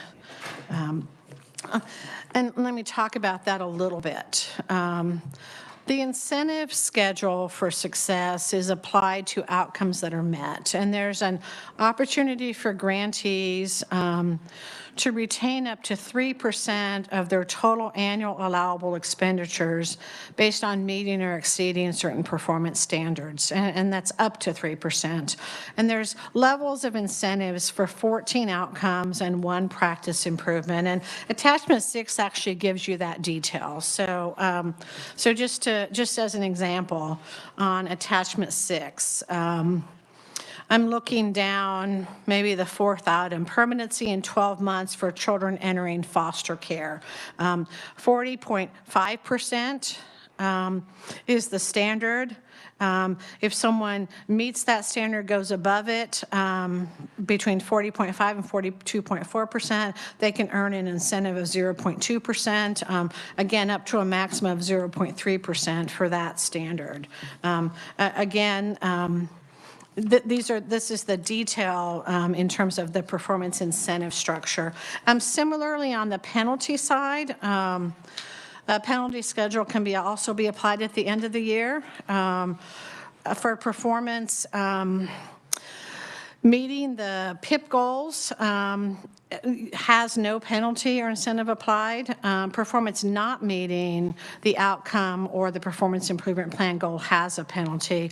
And similarly, in attachment 7, you can see for each of those indicators what that level of penalty might be. So again, I had talked about permanency in 12 months. The third item on the penalty chart is the same permanency in 12 months, standard of 40.5%. If someone is between 38.5 and 40.4, that would be a penalty of 0.05%, up to a penalty of 0.2%. You aggregate those up, and 2.4% is the maximum potential penalty. I think, as I indicated to you earlier, this is the first year of imposing those penalties. We've been working hard with our grantees on their performance improvement plans. But this is then the first year that we have imposed those penalties. And I'll talk about those specifics in a second. But to give you just a little bit more detail on the performance for this past fiscal year, we did just a couple of quick visible snapshots. So if you look at attachment 8, kind of looks like traffic lights, right? Green dots, red dots, yellow dots. That's a really quick visible snapshot of the case management provider outcomes on each of those indicators in each of the 8 areas, and whether or not the CMP met the established performance improvement goal. And as you look at this, green means that they're meeting the performance standard. Yellow means they met the performance improvement plan. A grantee, as part of their performance improvement plan, might have a period of time over which they're improving to get to the standard. So they might have met their performance improvement plan, but still not be at the goal that they need to ultimately be at. And then red, they didn't meet either one. And it's interesting as you look at the grantees. I mean, just looking at this chart, each grantee has areas of strength and areas of weakness, areas where they're performing well and areas where they aren't. If I look at the first couple columns, just as an example, you'll see really strong performance in terms of timely permanency from St. Francis, but then you'll see other areas in terms of timely adoption, not meeting that standard. Again, you can look across, you can look at any of our grantees, and again, see areas where they are meeting the standard or meeting at least their PIP goal for improvement, and areas where they're not. And then you can also see areas where we collectively across the board have room for improvement. One of those areas being some of the work that you'll be talking about tomorrow with regard to the timeliness of adoptions. And we've done a lot of work in that area, but we have more work to do in that area. So again, a quick snapshot to let you see those performance. The next page is kind of similar, just uses green and red dots. And the green dots, it just shows those areas where the case management providers met the performance standard or their PIP goal. Now, not all of those green dots mean an incentive. If the entity met their PIP goal, but it still didn't meet those standards on that incentive schedule, they didn't necessarily get an incentive payment. But it does mean that they were keeping progress with their own goals for improvement within their performance improvement plan. Then on the penalty side, again, on the red, not meeting the performance improvement goal or the performance standard. We gave you these snapshots, but I think it's important to know as well that the performance improvement plans are very, very significant. I'm holding one from one case management provider in my hand that's it's about 24 pages long, and it calls out for that provider the specific actions that they will be taking and that they're monitoring on a regular basis to improve that performance. Who's doing that, what the key activity is, who's responsible, what the due date is. So very, very extensive plans. And you have a summary of that in attachment 10.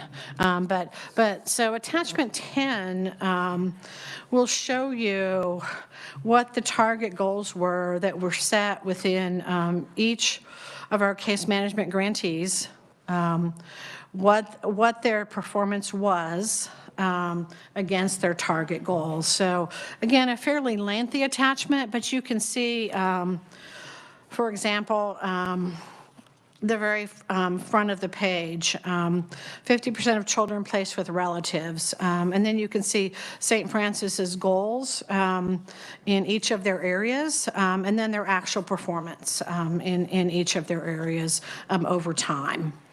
I mean, this attachment, I think, is a really good summary of the target goals and the actual performance, because someone may not be meeting the standard, but they need to have a plan for how to get there. And that's what's in the more detailed plans that we have from each provider. This is a summary document that shows you, again, how they were seeking to progress towards meeting their performance improvement plan and then what their actual performance is. And again, you'll see in some cases, and again, it goes back to those green and red dots. In some cases, they've gotten there, in some cases, they haven't.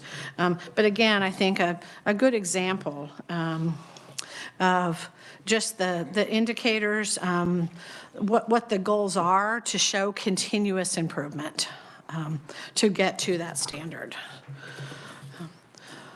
So, as I said, this is the... Secretary, Yes. could we pause for some we sure questions? Sure can. Senator Godsey has a question. Thank you, Madam Chair. Madam Secretary, if we could go back, and I'm looking at the penalties and the incentives, and I'm trying to understand, if I may, an agency would receive a penalty if they haven't found place permanency in 12 months of a child entering foster care. Is that correct? That's in the aggregate. That's not for an individual child, Senator. So if their performance in the aggregate doesn't meet the standard, then they would receive a penalty. So it's not applied child by child. It's really about what their overall outcomes are. So it's not applied to each child. I'm sorry. Yeah, sorry about that. So So I'm assuming that would mean after the parent has released or signed a release or is no longer there. In other words, if the parent hasn't done that yet, or this hasn't been determined for 12 months, that would be an impossible goal to reach, correct? Well, for example, I mean, there's definitions for each of these, and most of them come from our federal partner. But for example, permanency in 12 months, that might be reintegration back to the parent. But did the child receive its permanency outcome within 12 months? But yeah, there's very detailed definitions of each of these, most of those from our federal partner. And then can you explain then when it says permanency in 12 months for children who've been in foster care, 12 to 23? And then those who've been in foster care for 24 months or more. Those seem like those do not coincide. I mean, those are really trying to get at those situations for those children who have been in care for longer periods of time, and what the permanency rates are. So I don't know that I know the definition. I might be able to phone a friend who might be able to help with those definitions or not. And if not, we can get that to you. Your phone a friend I've is not looking at you. I've not seen her looking at me. So we'll get you those. We'll get you those definitions, Senator, if that's helpful to you, because they are pretty detailed. But I mean, obviously, when you look at the standards that we're trying to meet, I mean, those are really included to reflect some focus and attention on those youth who may be in care longer. And then the one regarding placement in, with siblings or placement with relatives, again, are they given any credit for the work? They can substantiate, we did everything we could. We contacted all these family members. There was nobody there. Are they still penalized, or how does that work? It's in the aggregate. So, yeah, it doesn't, it's in the aggregate. So they're really measured on whether or not the child was placed with siblings or not. Yeah. Yeah, or with at least one sibling is, I believe, that definition. Could you tell me, because I know when we were given this presentation on SGF funds going to foster care and federal funds going to foster care, I think I've told this committee before, my concerns years ago in my own family with grandmother wanting to take over custody of an infant. And they said, well, you'll have to, if you do that, you'd have to adopt him. It'll cost you $10 million. Are you ready to do that? Well, it was $10,000, of course. But she didn't have the $10,000 to, quote, adopt her own grandchild. And she said, could I just have my daughter, who was 18 at the time, live at home with me? I've seen great strides since then to try to, instead of saying you have to pay $10,000 to take custody of your grandchild, it was let us help you. We want to, so I'm all for trying the best that we can to put a child with a family member. Of course, we've seen that it doesn't always work and not always possible. But I'm wondering now, since that law has seen the federal level trying to make changes, what kind of a federal incentive is there to the department or to the agencies to make every effort to put the child with a relative? And what I'm getting at is some people feel like now we've gone overboard to the other side. Yeah, I don't think there's a. The federal piece would be, states are supposed to, make those reasonable efforts, right? Which is important that we do so. We're measured by that as part of the Federal Child and Family Services Review. We'd be expected to do performance improvement plans as part of that. And there is a point where we also could get penalties for not meeting certain standards if we didn't meet those over time. Have we met those standards? We have performance improvement plans just like our partners do. And so in some we've met those, in others we haven't. Really kind of in the similar areas that you see here on the charts. In this particular one of putting them with relatives, I assume we have a certain percentage we're supposed to meet, and have we met that? We've done very well on relative placements. We in fact set kind of our own standard of 50%. And so actually a little bit higher in terms of some of our own goals. So we've done very well on the whole issue of relative placement. And if I may, Madam Chair, I think that her phone a friend is standing. Oh, yes. Come on up. Should just come up. Hi, Tanya Keys, Department for Children and Families. With regard to the question on the timely permanency for children who've been in care longer than 12 months, so for example, that 12 to 23 months, it looks at from the 12 months, it's a rolling 12 months. So if they've been in care 12 to 23 months, from the first day of the most recent 12-month period, did they then achieve permanency within that 12 months? So it's kind of a rolling 12 months. It doesn't look at their first 12 months that they are in foster care. It looks at what's the most recent 12-month period. Did they achieve permanency if they've been in care for those different timeframes? So it just looks at different cohorts of children and are they progressively making efforts towards permanency? Does that help? Thank you. Thank you, Madam Chair. Thank you. Representative Humphreys. Thank you, Madam Chair. So several questions about the chart especially, but first, that one that you just talked about. So permanency for children in care 24 months or longer. They've been in care for 2 years, and the goal is just 40% of them are going to achieve permanency. That seems, I don't understand how that could be. It seems like it should be 100%. They've been in care for 2 years. Why is the goal 40%? I might have to phone a friend on that as well, so.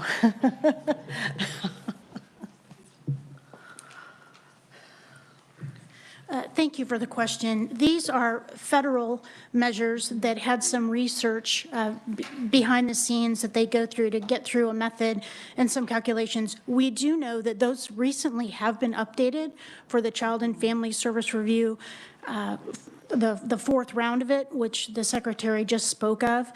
So they look at different, they don't look at averages, but they do some statistical analysis of nationally where are different indicators and points. And then they set the standard based on nationally across all states. What is that and where should states be? So it's not about a hope. They use sort of a mathematical piece behind the scenes. Uh-huh. And so, but you said you set the 50% relative and non-relative kin placement at 50%. That was your own choice. So I'm just curious, why would you choose to follow the federal guidelines and say 30% is what you think is attainable for kids who have already been in the foster care system for 2 years?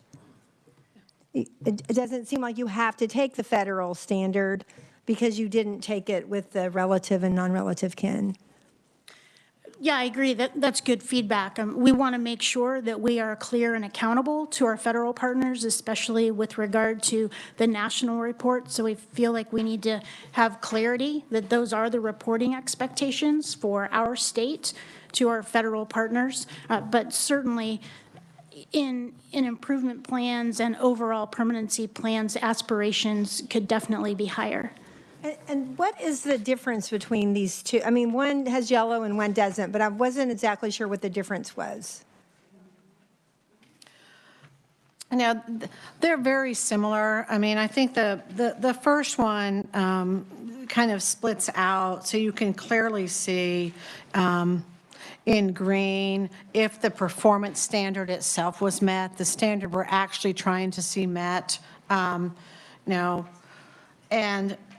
And the yellow in that one is if they've met their performance improvement plan, which isn't as high up as the performance standard necessarily. So the second one just kind of reduces that down to say, if we're just looking at are people making progress, did they meet the actual performance standard or their own performance improvement plan goal? Or did they not? So yeah, I probably could have just done with just the first chart. And so were there, of these 5 case management providers, did they actually get incentives and did they actually get penalties this year?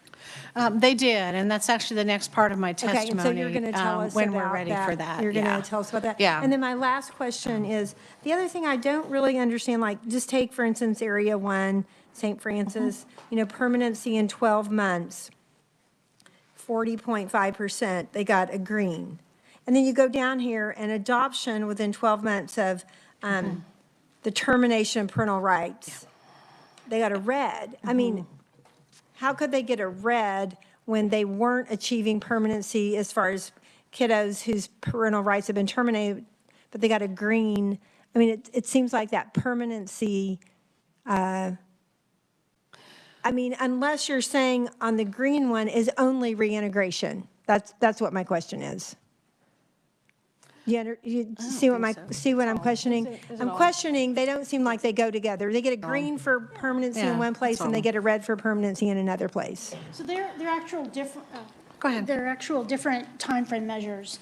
So that first one looks at their true first 12 months in care without regard to their permanency reason. So that could include reintegration, custodianship, guardianship, or adoption. Most of the time, that's going to be reintegration.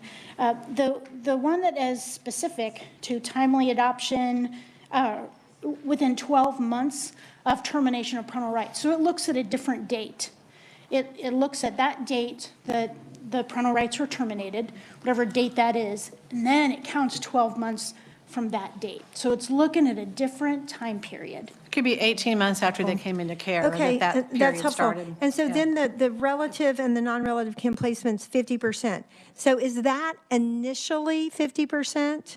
I mean, you're hoping to, when they first go into care, or, we've seen cases where, at some point, that relative or non-relative kin placement, maybe that's not the goal anymore because something else. So is that 50% goal, you're hoping 50% of them will be placed with kin at that initial placement? Or are you saying in all of the cases, when at the very end, we hope that 50% of them have been placed with kin?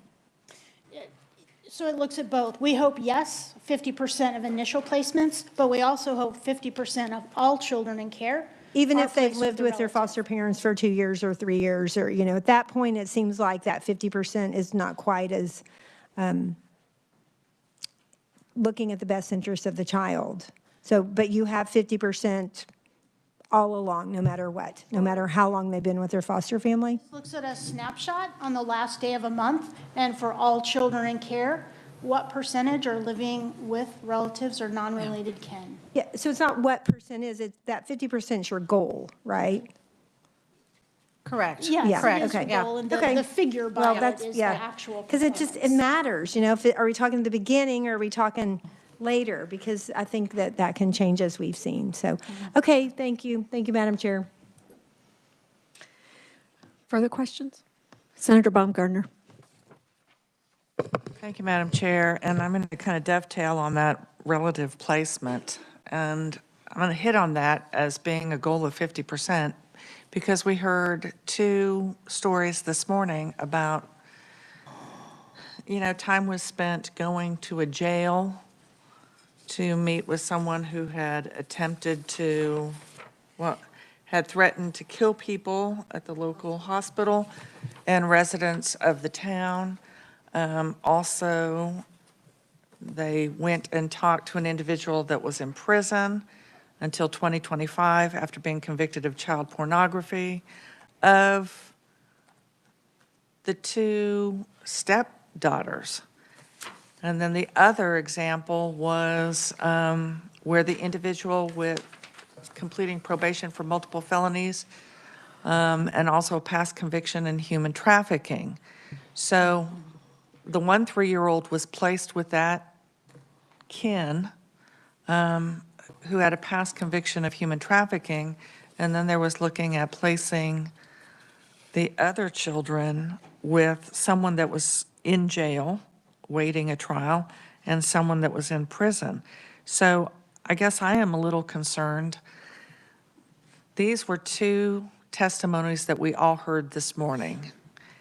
And I would think I probably have about a dozen emails that have very similar types of stories where children are now taken from mom but are staying with someone that has a history of child pornography or sexual abuse or physical abuse.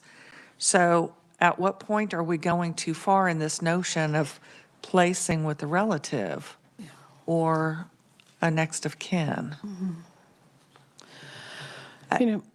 No, I think that's fair, Senator. when we're talking about- obviously, I heard the testimony as well, right? And I think what I would say is, relative connections are important, but they're not the only thing. It's really important to look at every situation individually in terms of what those child's best interests are. Again, the one situation was a child, a 3-year-old, who had been in a foster home since birth and is now with a father who is on probation for multiple felonies and a past conviction, not a charge, but a conviction for human trafficking. How could a contractor, how could DCF, how could a guardian ad litem, how could a CASA worker possibly say, yes, this is the best interest for that 3-year-old child in a courtroom? How is that possible? I mean, I do want to look into that case more specifically, Senator, in terms of the convictions and those pieces, because, one of the things that came up today also was some discussion about background checks and things. And in fact, there are background checks done on relatives. So those are done. That's required that those be done. So I want to look into that a bit further. I do think it gets sometimes more complex where you have the other parent as the other entity as opposed to a distant relative, and how that gets treated and considered within the law. But I do want to look into that more fully. I'm actually glad you're having the conversation you're going to have tomorrow to dig deeply into it, into adoption, and to look at the context of what are the factors to be considered in looking at the best interests of the child. Where does attachment fit those things? I think that's a really, really valuable focus for us to have, and to look at where we may make some improvements in our system. I mean, you'll hear some data tomorrow from our attorney that, talks about the fact that we're about half and half in terms of adoptions between foster parents and relatives. But, my piece with relatives, I mean, frankly, the best thing as it relates to relatives are those relatives that we can find that are appropriate for that child before they ever come into custody, before, it's those front end pieces, how we're funding, some of the pre-petition legal services now that you all had heard some testimony on, or just even the program that you heard about earlier today.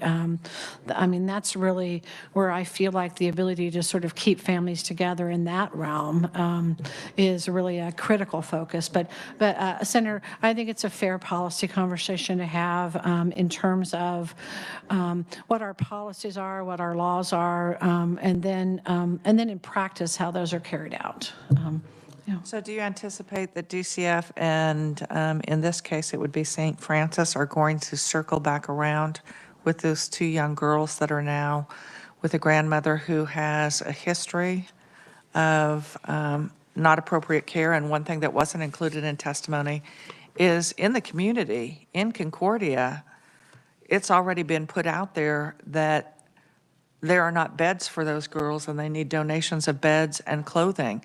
So we know right now they are in a home that they don't have beds, and the local church is the one that has put out a request just to bring those two girls, and I believe it's a step sibling that is also there in the same home, just to put those two young girls up to the level that they had when they were taken from that home. Senator, I've asked my team to do a deep dive and let me know everything that we know about the case. I can't sit here today and speak specifics to you, and but we will take a look at the particular case and circumstance, and I mean, again, we heard part of that. I'm not doubting what was shared with us today, but I need to understand the full complexity around that, and I will take a look at that, Senator. I appreciate that, because I don't think a former district judge would come to this committee and lie to us. Oh, I wasn't suggesting that by any means, Senator. I just know that people who sit in different places in a system may have a different perspective for something that took place, and I just need to gather the facts, Senator. Thank you, Madam Chair. So are all KIN placements have background checks? I'm going to phone my friend again. We were just conferring on this earlier. I mean, as I understand it, there's initially a registry check that's done at the time of placement, and then and an attestation with regard to criminal convictions, and then a more complete background check after that. Is that right, Tanya? So I'm a little bit concerned, I guess, if there was a background check, that a mother-in-law that attacked a woman with a machete is living in the same home with the child that we heard about this morning. That that one was a little bit shocking too. So okay. Again, we'll do some follow-up on the various testimonies that we heard this morning. Okay. All right. Thanks. Other questions? Okay. Okay. Can you want to keep going? Yeah, back to the incentives and penalties piece. On the bottom of page 5 of the testimony, I mean, the net effect of when you look at, where people reached certain goals and where they didn't, you'll see the incentive payments and the penalty payments assessed against each of our providers, actually this month. Is when this took place. So about $2 million in incentive payments based on reaching certain goals, about $1.3 million in penalty payments. And again, it looks different across each of our case management partners, but that was assessed this month.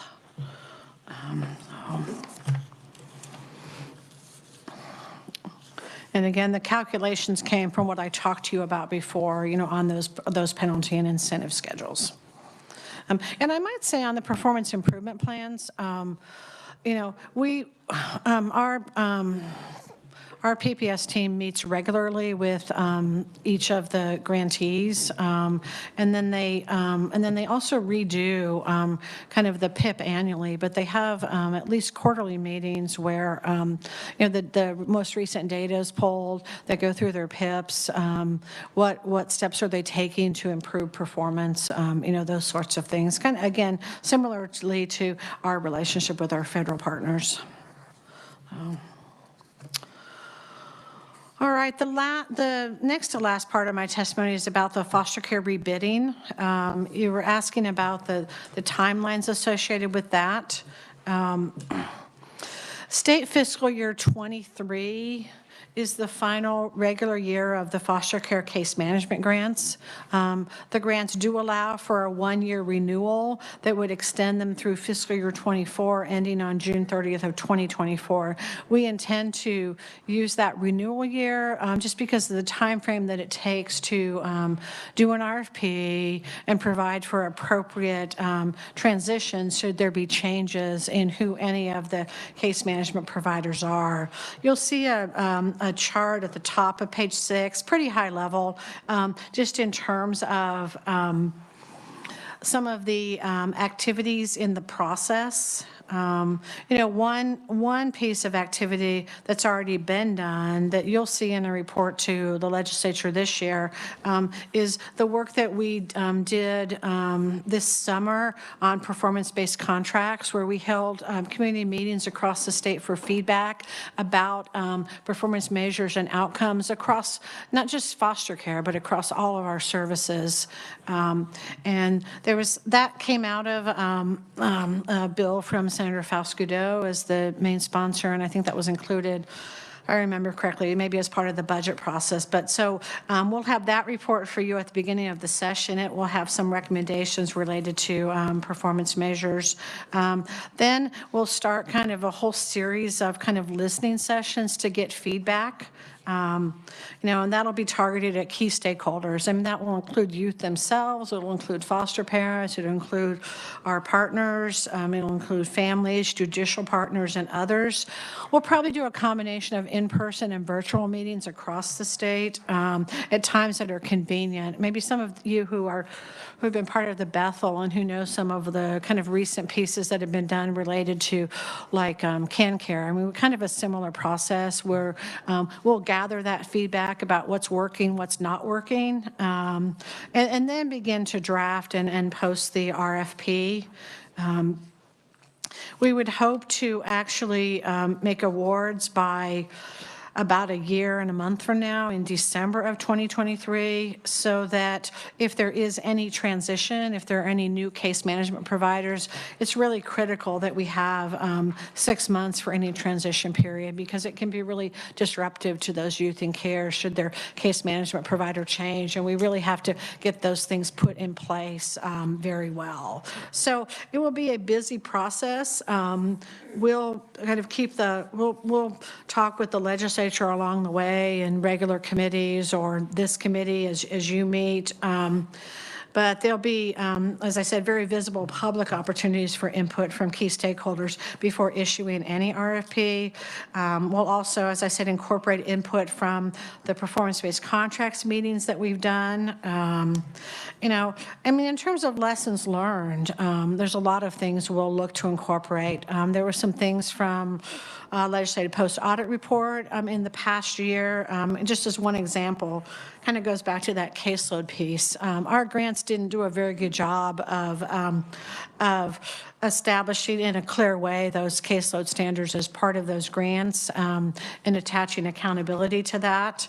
From the performance-based contracts meetings, for example, one of the ideas that came up had to do with how there might be shared outcomes, for example, with residential providers or other ways to prevent failure to place. Really dealing with the youth in office issue, putting some additional provisions with regard to that.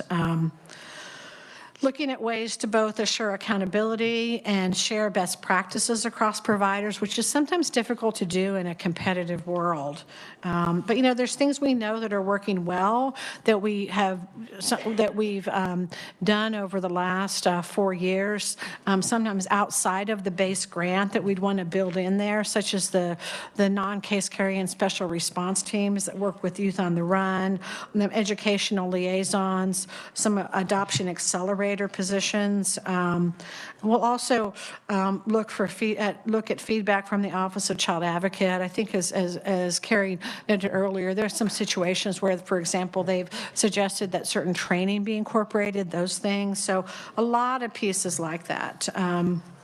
I do also think that it'll be important to really look at kind of roles and responsibilities. And some of the stakeholders we want to have more conversation with in a specific way have to do with our community mental health centers and our state's managed care organizations. There's a lot of collective goals as we think about meeting the mental health needs, meeting the physical health needs, some of the complex youth that we talked about today, this morning, when you heard about the one individual who's at Lake Mary right now. Again, where there's very, very complex needs and how that intersects with those other systems. So again, just some areas that we want to spend some particular focus on as we look towards the rebidding process. Do we have questions about rebidding? Representative Humphreys. Thank you.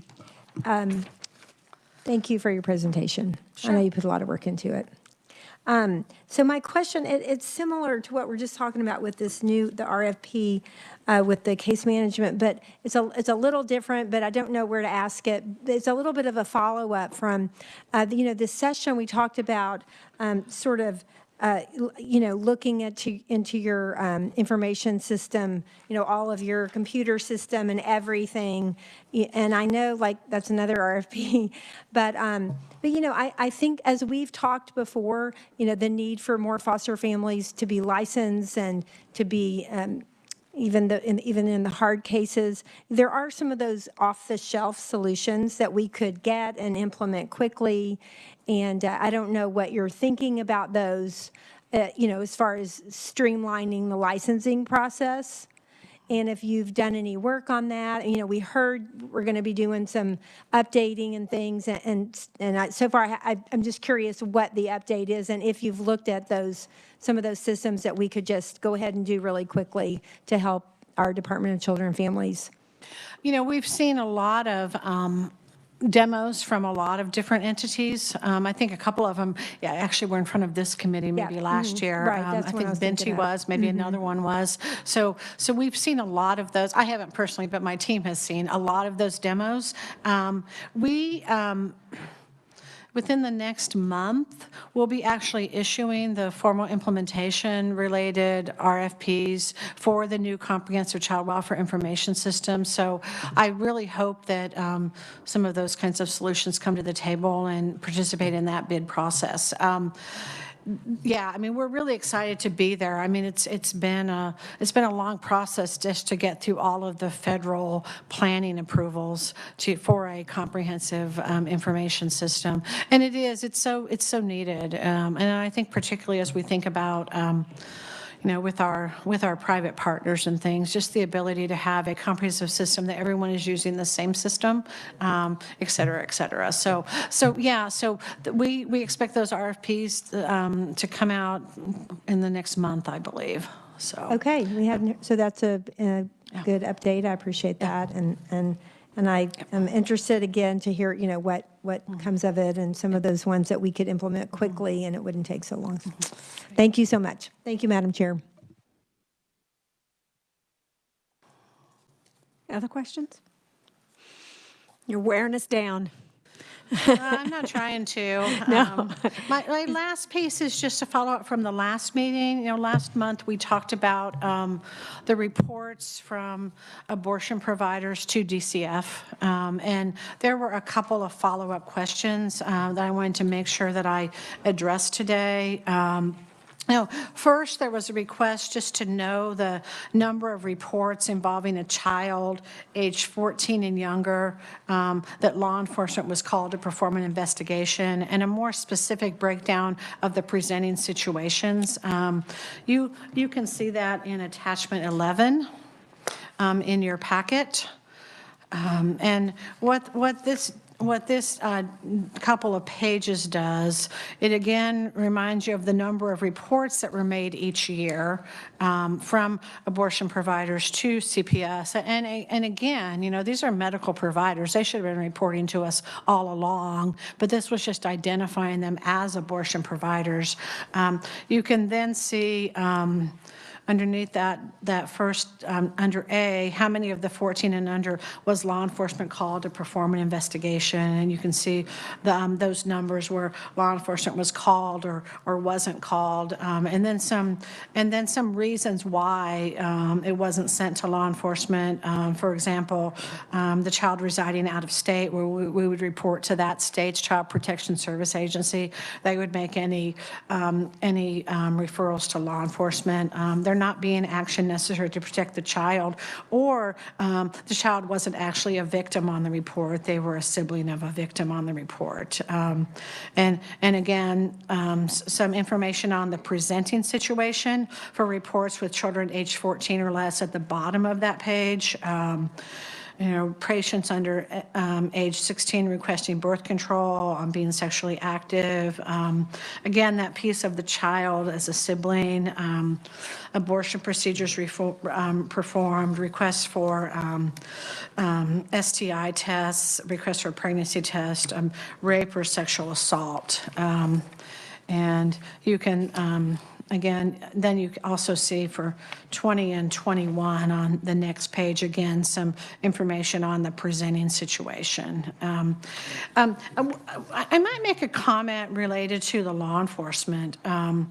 Sometimes we don't send to law enforcement if we already know about the concern through another report that's made to us, and we know that law enforcement is already involved in that. I mean, for example, if I just look at the 1 year, I asked that we take just looking at 2022, there were 2 reports of rape or sexual assault. In one case, one of those was sent to our Exploited and Missing Children's Unit in Wichita, which is what our agreement is from law enforcement in the Sedgwick County area, to send all non-caregiver reports to that unit. So that was done. In the other case, it wasn't sent to law enforcement because this child had already been assessed through a separate report to the Protection Report Center, and there was already awareness and engagement with law enforcement before we were involved. So again, that's just kind of an example.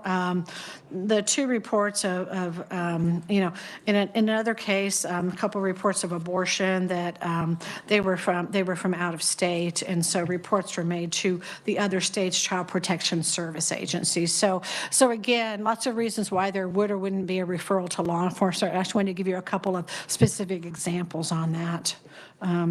We were also asked, specifically with regard to law enforcement, whether law enforcement was contacted in the case of the 4 youngest victims. Because if you recall, when you saw the report last time, you saw ages 3 and 8 and 9. So as we dug deeper into those for that period of 2017 to 2022, in each of those instances, those 4 children were a sibling of an alleged victim victim. They weren't an alleged victim themselves.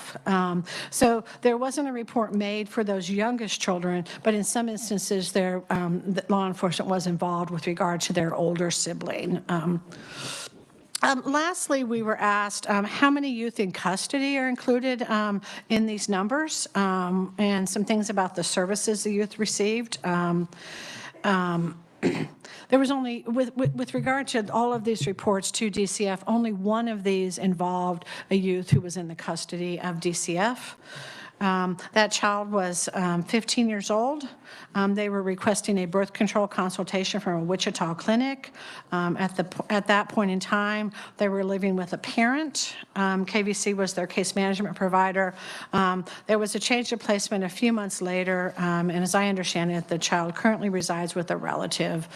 So again, that was really the answer around kids in custody and how that intersected with these numbers. So just one child who was actually in custody. Happy to answer any questions about this or anything else, Representative, Madam Chair. Okay, any other questions? All righty. All right, Thank you.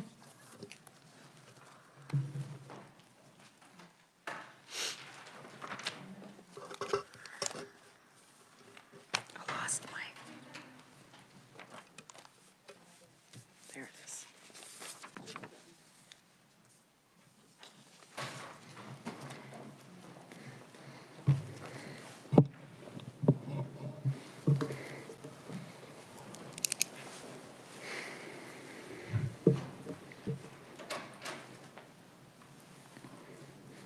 Okay, so next up we have case management providers. And we've got Ready. someone eager and ready Ready. to go. I have a full disclosure. I have a board meeting tonight, so yeah, ready to go. Okay, so you're going first. All right. Yes.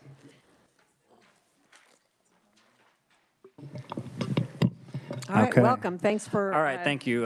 waiting all afternoon. Oh, no worries. Madam Chair and members, as a reminder, nice to see you again from about 3 weeks ago today. My name is Justin Horton.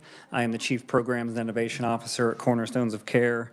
On behalf of our organization, our team members, and our community of supporters, thank you for the opportunity to present today. I do apologize for maybe the length of our submission of the 16 pages, but 8 front and back, I say.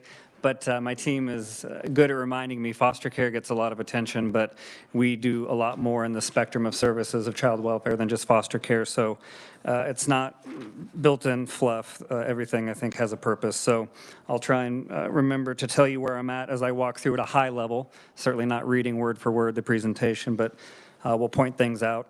Happy to address questions as we go, and you don't have to save them till the end. But on page 2, starting with prevention and protective services of family preservation, if you're not aware, Cornerstones of Care is the family preservation provider for the east area for DCF. So you can see that in the light shade of blue. I think, I think any of us who do this work would say, prevention is really what gets us motivated, and we would love to live in a world where we can eliminate foster care. And this family preservation services that we and other providers do is just highly, highly effective. Cornerstones of Care specifically with the reconciled data in June of 2022 met or exceeded 5 of the 6 reportable safety indicators. And I think you've seen and heard some testimony earlier today that this is a service that's very connected and very visible. I think sometimes people think family preservation or intact services is easier, and that is not the case. There is definite risk in these families. These aren't just low-risk families that we're working with in the different tiered system. So it demands partnerships, and I think all of us can agree that successful and safe outcomes from family preservation work is due to a community of providers rallying around a family. So there's a lot more that I could list, but I did want to list some of the partnerships that we do have. I was not aware of who all was speaking today, but I did list some of the partners here, whether they listed us or not. But on page 4, we reference Safe Families, who we are partnering with, and we reference Crawford County Mental Health Center. I tried to give you a diversity of faith-based, non-faith-based, and different geographic areas, because the East really does cut a large swath from north to south across the state of Kansas. So I'm really proud of our team and how they stay connected with our communities, because it really is a community initiative that we're working on with keeping these families together. We have formed an alumni advisory group, which I think is important. It's important to bring back people who have gone through the service so that they can continue to educate us and perhaps educate families going through the system. So we're holding quarterly meetings with an alumni advisory group of families who have completed the service. Tried throughout this presentation to give you a pertinent, relevant, timely snapshot, even if the data is not reconciled. So July through September, timely contact with these families is obviously vital. So we are measured on contacting families within 24 hours and 48 hours, and we exceed those outcomes. You have to, once you get a referral from your local DCF office, you really have to hop into gear and meet these families. We took a bit of a dip in July and August on our successful case closures. We rebounded in September. As I digested this with my team, you know, substance use is a complex issue, and I think in a designed short-term intervention that we have with families, the family preservation is sometimes we're not able to maybe rectify those substance use issues. So I think we're really just trying to tackle and understand and make sure that we're setting families up for success who are challenging substance use issues. But I will pause there. Does anybody have any questions on family preservation? Doesn't look like it. Keep going. Okay, thank you. In the same vein of prevention and protective services, Family First Services Act programs. So I'll just highlight one of these. We have a behavioral intervention support team with the acronym of BIST. BIST is actually a Cornerstones of Care service that we've had for over 20 years. It started in our residential care. Historically, so many of the services go and are focused on the kids, and rightfully so, but there was what we saw as a gap of supports and services for the adults who are working with kids who have behavior issues. So our BIST program was born to support the people working on the dorm in our residential program, and it then evolved into schools. We serve over 300 schools in 7 states across the country with the BIST program, supporting teachers and adults in those schools so that we can ideally keep kids in a classroom as much as possible. We then took that a step further over the last few years, and if it works with residential adults and it works with teachers in schools, then it should work with foster parents, relative providers, and biological parents. So we have some funding to do it with foster parents and relative caregivers, but the FFPSA dollars specifically, we're working with those aftercare families where children have been reunified, but that doesn't mean they're still not risk. So as an aid to help stabilize those families, and it goes beyond the footprint that we serve. We're supporting other grantee families in their aftercare program. We come in and work with those caregivers and those guardians and try and help teach them skills and responses that can help over time regulate the behavior of some of those kids who have those behavior issues, because the last thing we want is someone to be in foster care because of a behavior issue if there's no true abuse or neglect. So some data on that being, of the 45 referrals, we were able to engage with 38, and 35 of those remained intact with no disruption. So that is very good initial data for us and shows that this service works in a home-like setting too. Okay, I'll keep going. Foster care and adoption case management. I think most all of you are aware of this. We are the provider in Area 5, which covers 3 counties, Atchison, Leavenworth, and Wyandotte. You do have a smaller snapshot on page 6 of the data that was already presented by the secretary. So I'll just talk about some highlights, some areas needing improvement, and then maybe present some data that wasn't presented to you all, but I know is important. So placement with a relative, I acknowledge you all may not celebrate as much as we do at being above 50%, but I will reiterate that is not placement with a relative at any cost. So to highlight what the secretary said, we do child abuse and neglect checks, and we do KBI checks at the time of placement or before, and those are immediate checks. And then within 30 days, we do have to do fingerprints. Working in the Kansas City area, you have people from Missouri who moved to Kansas and vice versa. We want to make sure we're not missing any offenses that might have happened nationally. So that is the expectation, that is the policy, and those should be done if that makes you feel better. But again, that is not placement at any cost. If there are someone who has been convicted of X, Y, and Z, that can disqualify them from placement, and we would move on to another option. Placement stability. We have taken a step back in this area. We were, I believe, the first grantee to achieve a rate of 4.44 or less, and we are now at 6.4. So I loved listening to some of the prior presenters and talking about the 4 questions. We have implemented team decision-making, and I'm not saying that we ask those exact 4 questions, but conceptually, it does mirror that same process where you're bringing the team together, not just internally, but externally, to talk about what can we do to safely stabilize the placement so the child doesn't have to move. So we've seen good progress on those. From July to September, we had 33 TDM meetings, and 24 of those meetings resulted in maintaining the current placement, or about 73%. So we acknowledge we need to do more of those to help make a difference, but we don't want any unnecessary moves if that doesn't have to happen for a child. Permanency, so I appreciated the Secretary's attachment of the red, yellow, and green staffing meetings. We've sort of adopted that red, yellow, green concept at Cornerstones of Care, so we're meeting regularly to go through those red, yellow, and green. I am happy to say we have 21 adoptions scheduled in November and December, this being National Adoption Month. We hopefully by year end will have 21 additional kids who will be adopted, which will be 21 less kids in care, hopefully. Average length of stay. The average length of stay as of the end of October for 630 clients was 30 months.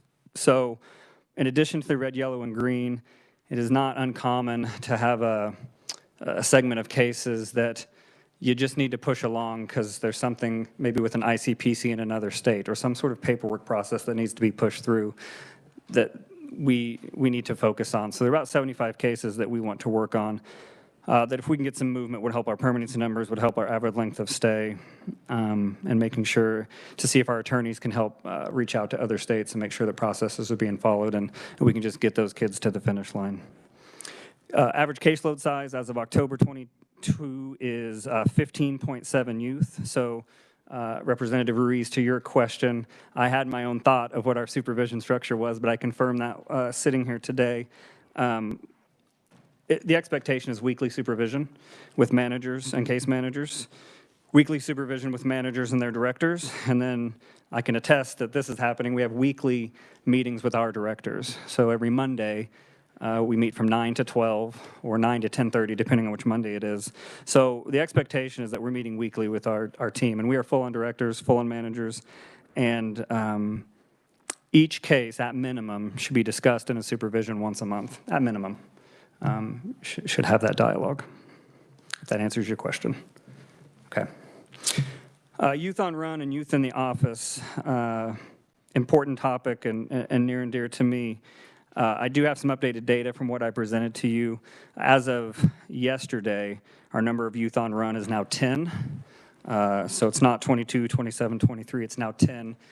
Due to being able to recover some youth and understanding their whereabouts and getting them back in our physical custody and safety. So I've been corresponding with our director today. We're going to do a deep dive into those 10 just to make sure that we're doing everything we possibly can to recover them. I'm appreciative that Kansas stood up these special response team positions. That is not a nationwide trend. There's only a few states that do that. We actually copied that model that Kansas set up and put it in Missouri, and we've seen some great success in Missouri.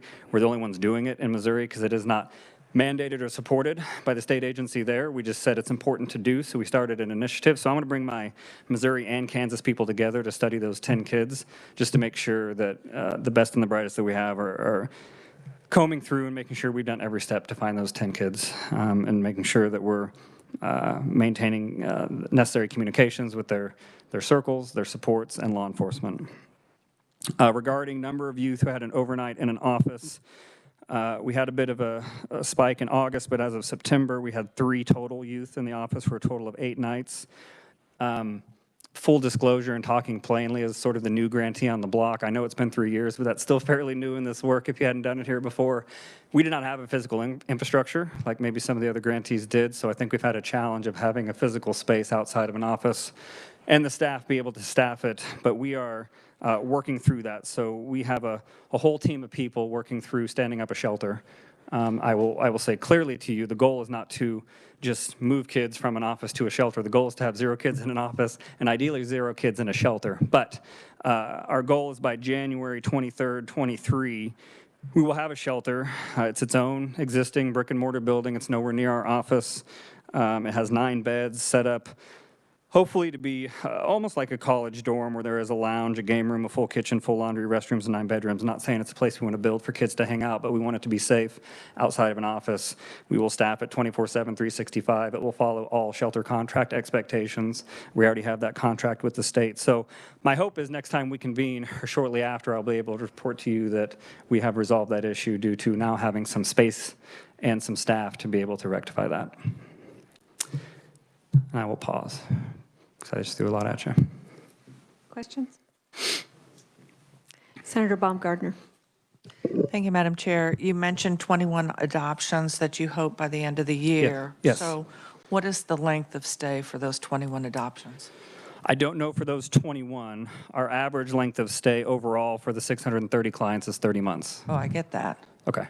But I can find out for those 21 I'd like to know that on the adoptions. The other thing is on the average of 30 months. So what's the longest that someone is in care, and what's the shortest? Got it.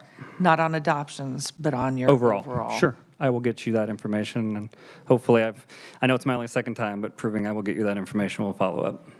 Thank you. You bet. Okay, not to belabor what the Secretary's already presented as I move to page 9, but our client population and funding. So this is something that I'm very proud of. When we started this contract in October of 2019, we were transferred 842 clients. As of November 7th, we have 628, which is a 25% reduction. And I will reiterate to you, our goal is to have a safe reduction of foster kids overall. I would love to have a world where there were 0 foster kids. So we will continue to try and have a consistent reduction, safe reduction of foster kids that we oversee in those 3 counties. You see the data that was submitted by DCF in the first graph. The second graph, titled Foster Care Case Management, is just a whole snapshot from the beginning of grant to November 7th.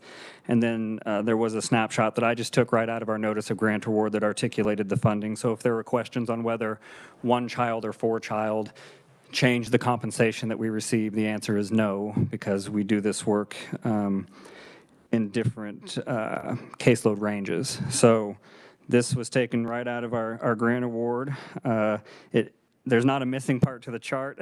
Ours goes from 613 to 674, so I hope next time I talk to you, we're below 613. We reduce expenses, ideally commensurately with the need for caseload. So 25 to 30 would be a very high case range. That is not something that we try and achieve. We try and achieve 15 in a caseload. That is manageable, I think data would show, and ideally a supervisor shouldn't have more than 6 or 7 reports. So if we get down to the 500 to 400 number, we will reduce case managers by that commensurate amount, methodically and thoughtfully, just making sure we're not susceptible to any sort of increases. But again, that's really a credit to the system as a whole. That's not something we do in isolation, and our partners at DECA and the Family Preservation and DCF and their investigations also helping safely keep kids from coming into foster care. CPA.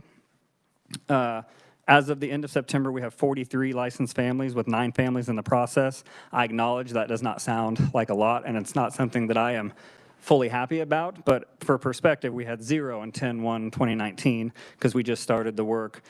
We got to 13 families at the end of June 2020. We got to 32 families by the end of June 2021, 43 families by the end of June 2022, and I think this year we've been as high as 47. So I know that number may seem low, but it is not a trend going down.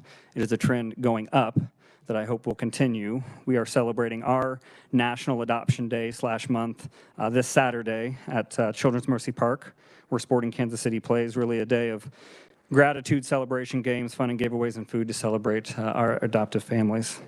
I'll close with independent living. That is a service we provide with apartments in Wyandotte County. We have capacity for up to 18 foster teens and young adults, typically ages 16 and above. So this is a transitional living service that is staffed 24/7, 365. We have on-site what we call older youth behavioral specialists for supervision. We have case managers. We have a life coach. really working with this population on education attainment, job readiness, and attainment, life skill development. It's not uncommon that we are the last stop for them as a placement before they might age out of the foster care system. So our goal is to help make them interdependent. I realize it's called independent living. That is not something that I espouse, though. It is interdependence. None of us, hopefully, are truly independent. We want our kids and our young adults to know where to turn to for help when we're not in their life anymore. So interdependence is what we're striving for. I shared a success story with you, I think, and rightfully so. Trauma gets a lot of the conversation and the work that we do, but the flip side of trauma is resilience, and I'm thankful for foster parents and relative providers and independent living facilities that provide a safe place for kids so that they can heal from that trauma and ultimately build resilience. And with there, I will end my presentation. Okay, any questions from the committee? Representative Johnson. Thank you, Madam Chair. Recently, an opportunity to build a model based on the Joy Meadows foster care situation in Leavenworth County was submitted to the Kansas City, Kansas / Unified Government, who voted 9-0 against allowing it into their community. Any thoughts on that? I think I appreciate that question. I'd be lying if so this is just me talking, I'd be lying if there wasn't some sort of stigma, I think, that comes along with kids who are in foster care and might be aging out of the system. There might be a stigma as why haven't they been adopted? Are they unadoptable? Are there behaviors that they're doing?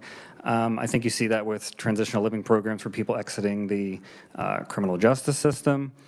It's unfortunate. I think what we try and build and what I want to, I'm talking 10-year strategic plan, is really build caring communities. I think if you could find a place that shares land that has treatment foster care, has a school, has independent living services, and you're building a community of support for those populations all in one, I think that's pretty powerful. Honestly, I don't know the dialogue that went into it, but I think there would just need to be some education that it's not something you need to fear.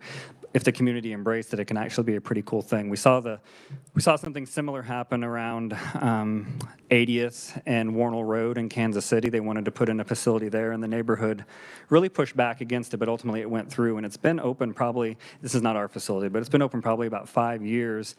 And you wouldn't even know it's there because it's assimilated in the community so well. So it's just takes a lot of dialogue, I think, and exposure to help people understand. Has Cornerstones of Care visited Joy Meadows? I have not. Because what you asked for, described, every one of those things is at Joy Meadows. Yeah. Every one of those. Yeah. And I'm sorry, I agree, we probably didn't sell it properly, and they probably thought, oh, this is a group home. It's not. Yeah.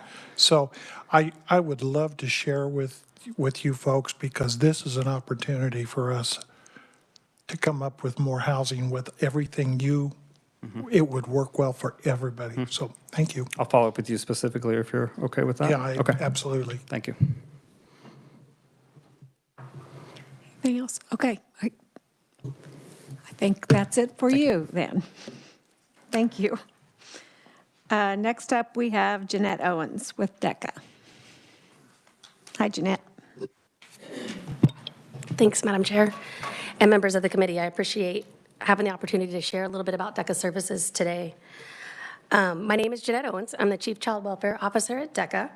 I'd like to just share a few updates with the committee today, and I'll start with family preservation. Similar to what Justin shared, prevention is what gets us excited. We love wrapping services around family pres because we get to meet the family with where they're at, whether it's mental health needs, whether it's housing, whether it's safe childcare, whether it's substance use disorder treatment, all of those things. So we're currently serving 232 families as of today, and in those homes we have over 560 kiddos. If the barriers that we continue to look at in Family Pres is both the fluctuating resources right now, still coming out of COVID. There's some resources that are higher, there are some that are lower. If we ask our staff what their biggest barrier is, when we do that, they're currently still saying homelessness is a real thing that they're struggling with. The other thing I will touch on a little bit later, the other main barrier is just our workforce issue, and I'll cover that in a little bit. Our current caseloads, we're averaging a little bit lower than typical. We're at 3.2 for Tier 1 and 11.7 for Tier 2. And I'll throw in here, as you guys talked about supervision a little bit earlier, we could not agree more. Supervision is a huge part of maintaining our workforce and of having experienced and effective workers. We are required to do monthly supervision. We believe that that's really important. We do weekly supervision. We do that specifically and break it down into tiers, whether there's a part of the supervision that's case focused for every case that our workers have, and then there's a part of supervision that's worker focused of all of their needs and growth opportunities that we want to provide to them. We also have an open door policy across the agency. So staff know that they don't have to wait until supervision to have a question answered or a need met. We know that in child welfare that's not how it works. And so we have an open door policy, and we have a 24/7 on call for all of our staff, including our supervisors, coordinators, and directors.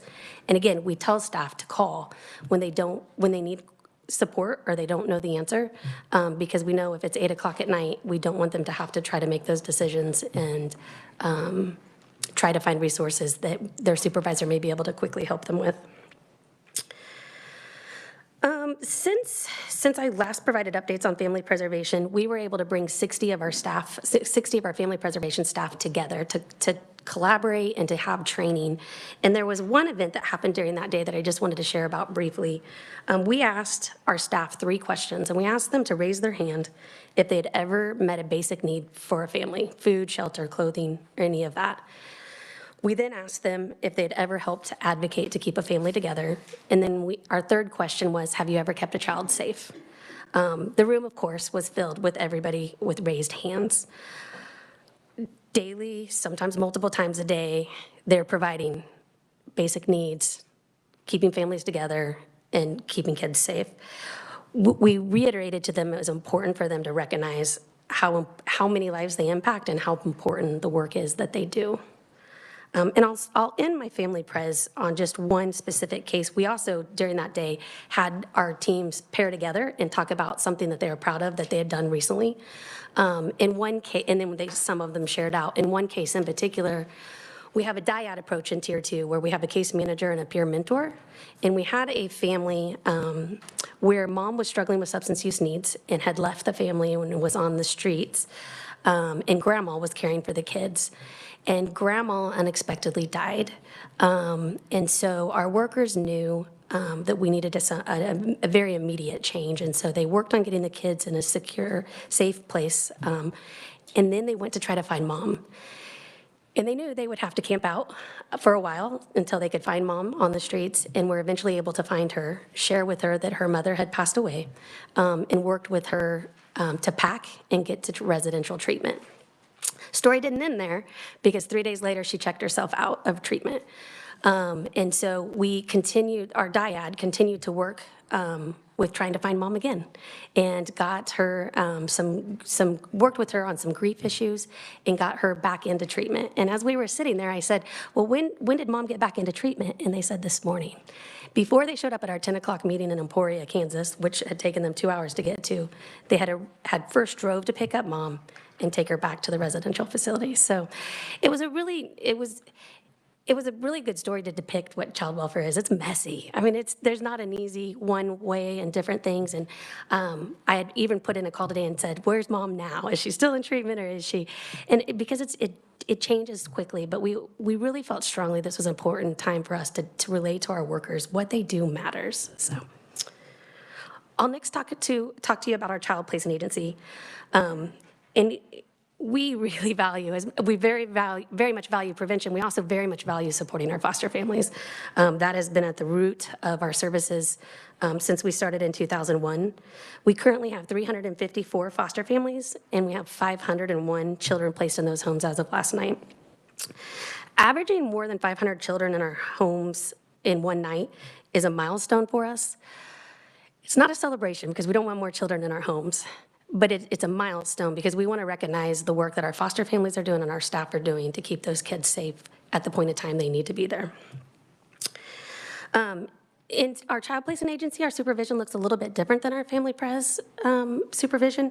That is monthly, and again, we still have the same open door policy. We still have all staff on call 24/7, so they know they can always get their needs met or questions answered. But they are required to fill out that, have supervision, and then fill out those supervision logs for us to ensure that accountability is being held. I next, in my testimony, shared a little bit about the new DECA foster homes that we have acquired and or have licensed in fiscal year 23, and I put that on there because we have multiple goals we try to obtain each year, and this year one of our goals is specifically not just to license new foster homes, because we know that's important to have the right number of beds, but to have the right beds. And so again, we're focusing on homes that take teens, siblings, high needs youth, and minority youth. So to date, we've licensed 30 of those homes, excuse me, and 25 of those have already taken one of those areas of youth that we're focused on. I'd like to end just talking about workforce updates. The recruitment and retention funds have had an impact on the child placement agency. I think I can say that with all sincerity, and we've seen it already work in this first 5 months of it. We have staff that are saying that they're able to have their own basic needs met, that they feel comfortable with where they're at with some of the things we've been able to provide to them. So that's been really, really great to see. On the other hand, in our family preservation program, we're continuing to struggle with workforce issues significantly, probably more now than ever since we've started this contract in 2020. We have 17 open positions.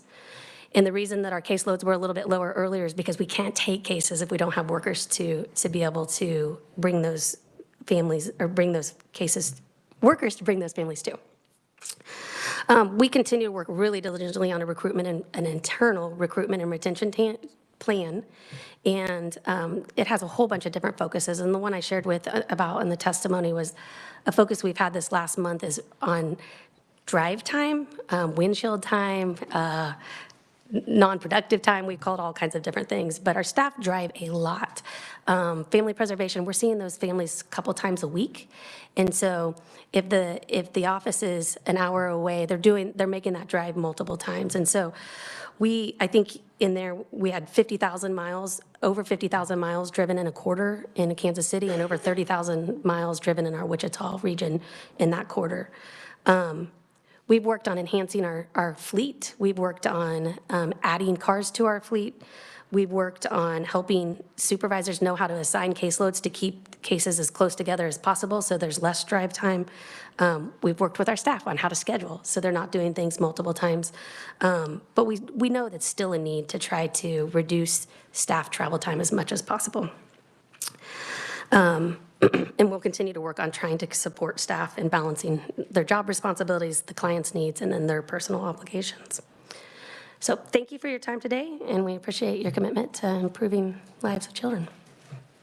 Thanks, Jeanette. Do we have questions for DECA? Okay, thank you. Next up, we have KBC with Linda Boss. And looks like you have Angela Hedrick with you as well. Okay, yes. Hi. Welcome. Thank you. Good afternoon, Chair Kincannon and members of the committee. My name is Linda Boss, and I am president of KBC Kansas. And as you mentioned, I'm joined today by Vice President of Operations, Angela Hedrick. We are currently the case management provider in 2 of the catchment areas. And so in our testimony, if you notice the map, we are in Area 3, which is Topeka and Northeast Kansas. It's the brown greenish color at the top. And then we're also in Johnson and Douglas County, and that is the area in green, I'm sorry, in orange. And together, between those two catchment areas, we have about 450 staff that provide support services to children and families in those areas. So last time I joined you in September, I provided the report card on foster care. So I wanted to provide an update on our outcomes in those same areas. So first is employee retention. You may remember that we had a record number year in fiscal year 22 with staff retention. We know child welfare nationwide is plagued with really high rates of staff turnover, which then erodes all of the work that we're doing and outcomes for kids and families. We retained 88% of our staff last year, which was the best year in 10 years. And so far this fiscal year, we are on track to meet or exceed that staff retention rate. So you'll see as we go through outcomes and caseloads and really everything, customer service, all roads lead back to staff retention. If we're going to provide high quality services, have manageable caseloads, have families who are satisfied with services, have good outcomes, we have to retain staff. We have to retain high quality staff who are invested in doing this work, not just for 1 or 2 years, but for their career. That's where we really get that tenure and that history and that knowledge to be able to make good decisions for families. Second is child safety. I mentioned last time, if we're in the business of foster care and we're not keeping children safe, we're in the wrong business, right? Children are being removed from their families as a last resort because they're not safe. We have always met this federal outcome. We have always exceeded this federal outcome with child safety. And in fact, as a state, not just KBC, as a state, we have always met this child safety outcome. Next, with work or child visits, you've heard today about the importance of meeting with children and their placement providers and their families on a routine basis. So we are measured as whether or not, as contractors, we are meeting with the children at least monthly in their home as case management providers. We are meeting and actually exceeding the standard of 95%, and we are averaging 96 to 98%. And oftentimes when we've missed a visit, it's not because a worker wasn't available. It's typically that the youth was on run. And so we weren't able to meet with the youth because we didn't have a location to meet them in. And when we drill down, that's almost always the reason. There's a few other exceptions, like maybe the visit was scheduled for the last week of the month and everybody was sick or something else, but almost always those visits are occurring in the child's residence. Placement in the family-like setting, we are meeting and exceeding this as KBC and as a state. You've heard a lot today about placement with relatives. Well, placement with, I want to clarify that it's relatives and someone the child knows. So it could be a blood relative, but it also could be a kin. It could be a non-related kin, a teacher, a coach. You heard examples today of someone the child was living with temporarily who knew the child. That is our goal as an organization. It is not about placement with one particular person. It's about placement and connection with someone that child already has a relationship with, so that on a very traumatic point in their life, they are not being asked to also develop a brand new relationship with an unknown caregiver who may be amazing, but they're new to the child. This is what we would want for our own families. If my children could not live with me for a period of time, I would want them first to go with a relative or someone who knows my children, knows their personality style, knows what they like, they don't like, that they're allergic to peanuts. These are the critical things that children need at a transition time like this. So the federal outcome is 29%. We are exceeding the federal outcome. We average between 44 and 48%, so we're not quite meeting DCF's state outcome of 50%. Today, we are at 45% between our two areas. What's not being measured here is relative connection. Also, whether or not the child's living with a foster family or with a relative, we are striving for that they have people in their life who know them, who love them, who care about them, and who interact with them on a regular basis. Could be a phone call, could be taking them out to dinner, could be sharing a holiday together. Next is just overall reducing the number of children in foster care. We know that this should be an option of last resort. When this contract started in October of 2019, we were caring in our two areas for about 1,800 children, and today that number is down to about 1,500 children. So a reduction of about 17% in our areas, and as you see, about 19% statewide. We also heard today about healthy caseload sizes.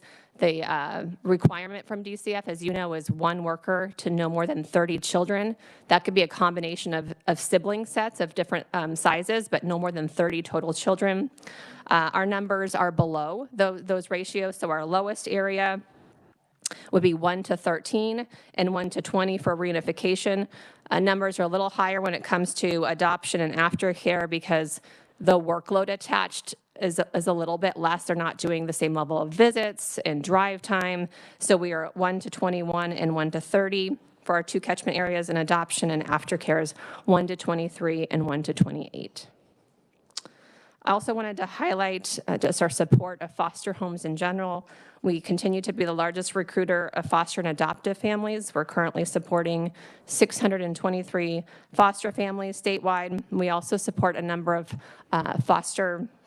adopt-only families. This month, as you know, is National Adoption Month, and our organization is supporting 60 children to finalize their adoptions this month, including 30 of those children who will finalize on Saturday, which is National Adoption Day.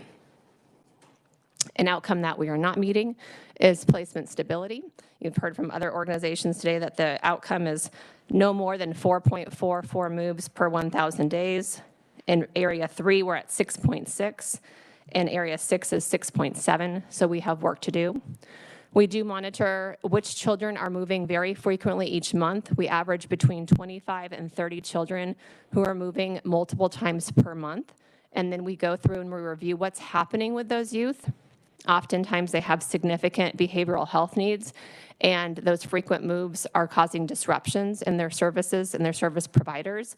So we will work to troubleshoot that to see if we can set them up with some virtual sessions. We'll match them with a medication provider, including our own, that can provide services regardless of where the child is living, to ensure that at the very least their educational and mental health needs are being taken care of while they're working on placement stability. Youth in the offices, I won't go through all of this data because I shared up through August when I was here in September. But in September, I included it for your reference here. In September, we did have one youth stay one night in the office. In October, we did not have any youth stay in the office.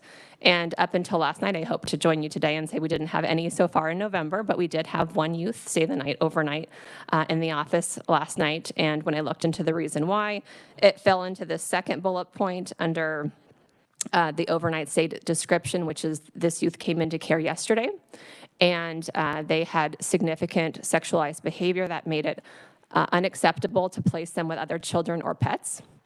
And in the amount of time that we had to find an appropriate placement last night, one could not be identified. So placement is being sought again today, but as you can imagine, there are a lot of foster homes that are disqualified right from the beginning because they have other children or pets in their home. I also wanted to touch on missing youth. We continue in our area of our 1,500 children to have a little less than 1% on any given day missing, so an average of 10, sometimes 11 children missing. The majority of those are 17 or 18-year-olds. On occasion, we do have a 14, 15, or 16-year-old who goes missing. We still have our 2 dedicated staff who do not carry a caseload, and their entire job is focused on recovering those youth, meeting with them to assess them when they return for their safety, and then also working to establish a relationship to find out the why behind their running behavior and to help create a safety plan that allows them to have other options. And if they do run, to hopefully make contact and respond to the outreach from our missing youth specialist so that we can reduce the time that they are away from placement and the likelihood that they're going to be hurt while they're away from placement. Lastly, I know that there has been a lot of focus, rightfully so, on foster care and relatives' experience in foster care. We've heard from a lot of foster parents that did not have a good experience while in foster care. So I'm going to invite Angela up to talk a bit about our customer service process when there is a concern or a worry and how we respond to that. Could we ask a question before you pass it Yes, off? absolutely. Okay, Senator Godsey. Thank you, Madam Chair. Just a quick question. So you have 450 people who are not volunteers, these are people that work. Paid staff, For yes. for KBC. But I didn't see anywhere the total number of children who are currently in foster care. I think you said 1,500, is that right? Yes, we have about 1,500 split between our two areas. Okay, thank you. Thank you, Madam Chair. Good afternoon, Madam Chair. Good afternoon. My name is Angela Hedrick, Vice President of Operations for KBC Kansas, and I'm going to start with an overview of our commitment to positive customer experience. Two of our top two key performance indicators as an organization are employee retention and customer experience. We not only measure these data points on a consistent basis, but we also regularly convene forums to share ideas. Two of these forums are an employee engagement champions group and a customer experience council where we share innovative ideas and best practices. Some of the specific action items that we've taken towards positive customer experience include creating an engaging parents and developing leaders work group in which families who have experience with the child welfare system, they meet with us and we receive feedback from them and share ideas about that shapes the future of our work and informs our practice moving forward.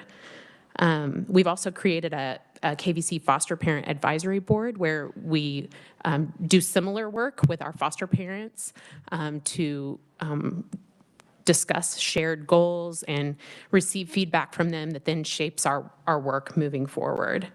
To receive feedback from everyone, we have worked to digitize our customer service surveys. So we've digitized those, and then we've also worked to maximize the response we receive by distributing them in various ways through text messages, tablets, emails, QR codes on flyers. We've just spent a lot of time coming up with ideas on how we can increase getting those surveys and feedback from anybody that is involved with the work that we do. While we aim to provide a positive customer experience with everyone, in reality, we know that that isn't always the case. The work doesn't always meet our expectations. And so we have a robust customer complaint response process that we've developed. And we also just focus on the example that our leaders provide to all of our staff and how we respond to situations that are less than desirable. So we start by anybody that's involved in the situation taking the time to slow down, step away from the chaos of the day-to-day work, and have patience to really listen to and gather information from all of the different parties involved in the situation, whatever it may be. Really take time to hear what they're saying, and then really gather information about the entire scenario. So our supervisors and directors, and if needed, vice presidents and president, all become involved in that and help review the circumstances of the situation, and then review the decision-making process, and then meet and communicate with those involved about why decisions were made, do different decisions need to be made, is a change in process warranted? We also have a director of community engagement that provides us a third party where any of our clients or people involved in our services can reach out through a customer service number or our online forum, and then she can reach back out to them and gather information. So it provides a third party, more neutral person that can help communicate with them if they're feeling like they're not getting the response that they desire. And then she can assist us in working with our leadership team to gather information and then work through that process and help provide communication about the decisions that were made and see if anything different perhaps needs to be done. Similarly to our internal process, if there's a concern or questions received through maybe DCF administration or the Division of Child Advocate, we work with both of those entities to provide information in a timely manner, respond to their requests for maybe information from a file, or provide interview information to them so that we can collaborate with them in a similar process. Our goal is to kind of at the intersection of policy and best practice and also our values that provide the foundation of our work, to really step back and look at all of those things in the decision-making process, really pay attention to each specific case and what's in the best interest of that child and that family. So it's not maybe a simple process, it's complex, but we really do strive to give each case and each situation the attention that it deserves, and then hopefully allow, even though all of the parties wouldn't be expected to necessarily agree in each situation, leave them feeling heard and valued in their role. So I'd like to move on and talk a little bit about some opportunities for systemic improvement. Linda highlighted in her testimony several areas of progress that have been made, but we know that there are also numerous opportunities still for improvement. The safe reduction of youth in out-of-home care has allowed us to kind of step away from some of the chaos of the work, and it has reduced some of the strain on our workforce and our system and allowed us to start thinking about what are some of the things that we can work on to help us moving forward. We know that there's a significant need for timely and consistent quality mental health services for youth who have complex behavioral needs. We've talked about that several times throughout the day. Biological, foster, and adoptive families caring for youth with intellectual and developmental disabilities, such as autism, experience significant gaps in services. Mr. Godsey's testimony from earlier today is a prime example of the concerns that I'm referring to. Individuals and families who are on the waiver wait list, as well as those who have moved past the waiver wait list, are all experiencing a lack of support and services in the community. Inability to locate community-based service providers who have openings or providers who truly can meet the level of need leaves families feeling as though residential treatment facilities or maybe even foster care are the only option to keep their family safe. There continues to also be a misconception that foster care can expedite or provide coordination of services beyond what the Community Developmental Disability Organization can do. In reality, when youth with complex needs are placed in foster care, it's more likely that they'll experience placement stability, contributing to that placement stability outcome that we are struggling with.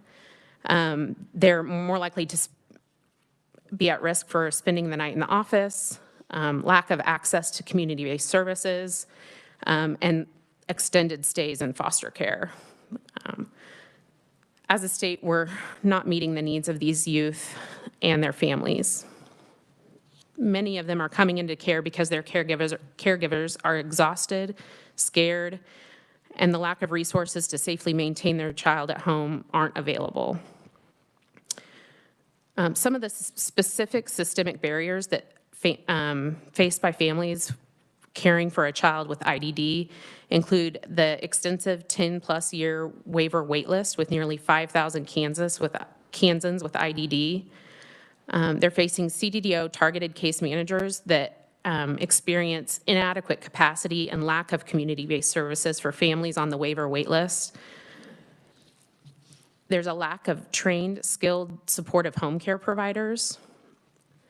Biological, foster, and adoptive families alike are left to identify their own supportive home care providers without formal training rather than an organized system for identifying and providing training for those providers. There's a lack of applied behavioral analysis, which we discussed earlier today, ABA therapy providers. And providers have a significant wait lists, and/or they're expressing that the client's needs are beyond what the scope of what they're able to provide.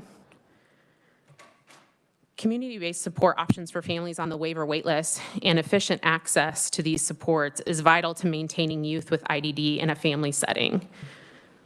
The development of a new community-based services waiver to meet the needs of individuals and families on the IDD wait list would be essential to closing the gap. That community-based services waiver, if a new waiver were able to be developed, it would specifically provide community-based services to the families on the wait list, except for residential services. To increase efficient access to resources, families would also benefit from a more structured management and training plan for supportive home care providers. If there were an entity to manage the recruitment and training of supportive home care providers, it could increase the expertise that families are trying to access within their home. An education-based pipeline for recruitment of direct service professionals, as well as training, certification, and apprenticeship to professionalize that role would be an important step in stabilizing families who are caring for someone with IDD. Investment in ABA training for CMHCs and increased training for targeted case managers so they are equipped to answer questions, assist in navigating the community-based services, and then to be a resource for maintaining youth with their families is needed to prevent the reliance on foster care when in situations that don't involve abuse or neglect. The placement challenges that we're seeing with youth in foster care are directly related to the high acuity of youth and the mental health needs that they have. By ensuring that there are sufficient outpatient, specialty IDD, QRTP, YRC2s, and PRTF beds available, we're much more likely to achieve our placement stability outcome. Currently, when a youth meets criteria for a psychiatric residential facility, they're placed on a wait list, and their caregiver and the case management team is faced with figuring out how to care for them in their less restrictive setting, which leaves families and caseworkers feeling desperate and searching for who else can provide support, when in reality, the community-based services have been exhausted at that point.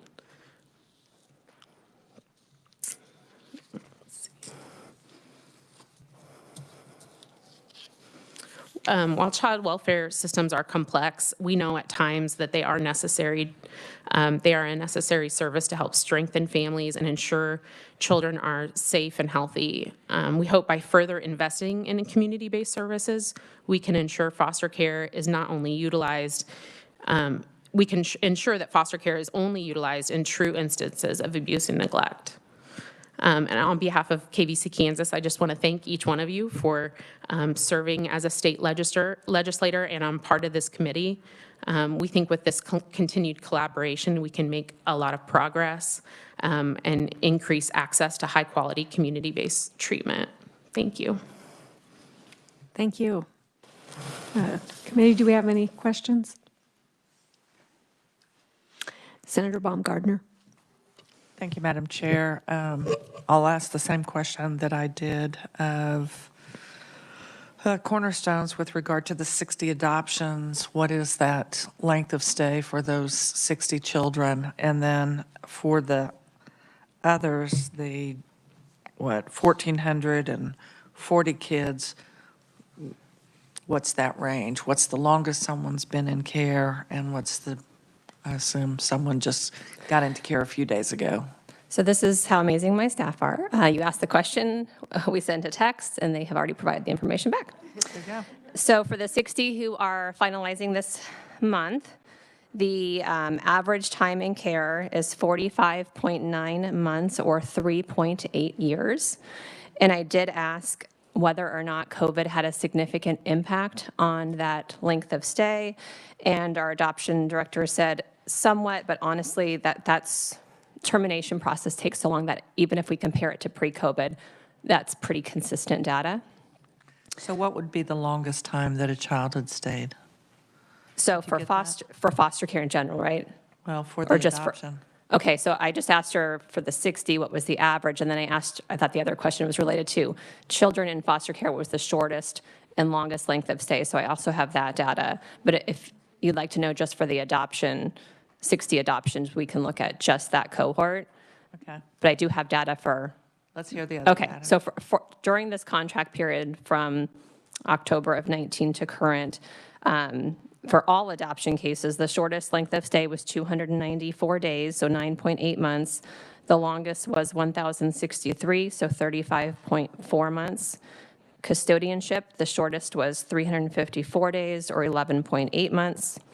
The longest was 883 days, or 29.4 months. For reunification, 33 days, or 1.1 months. The longest for reunification was 493 days, 16.4 months. And for youth who aged out of care, the shortest was 107 days, which is 3.6 months. And the longest was 1,105 days, or 36.8 months. And that was for age out? For aging out.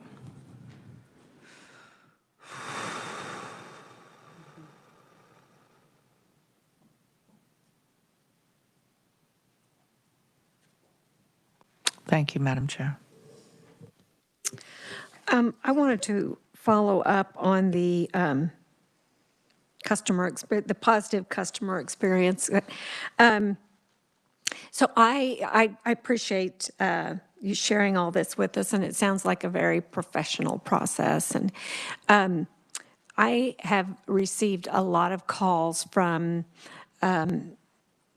especially foster care parents who have concerns about calling into a customer line. And to be honest, it was not KVC, but concern for calling into a customer line and sharing an issue because of the concern for retaliation.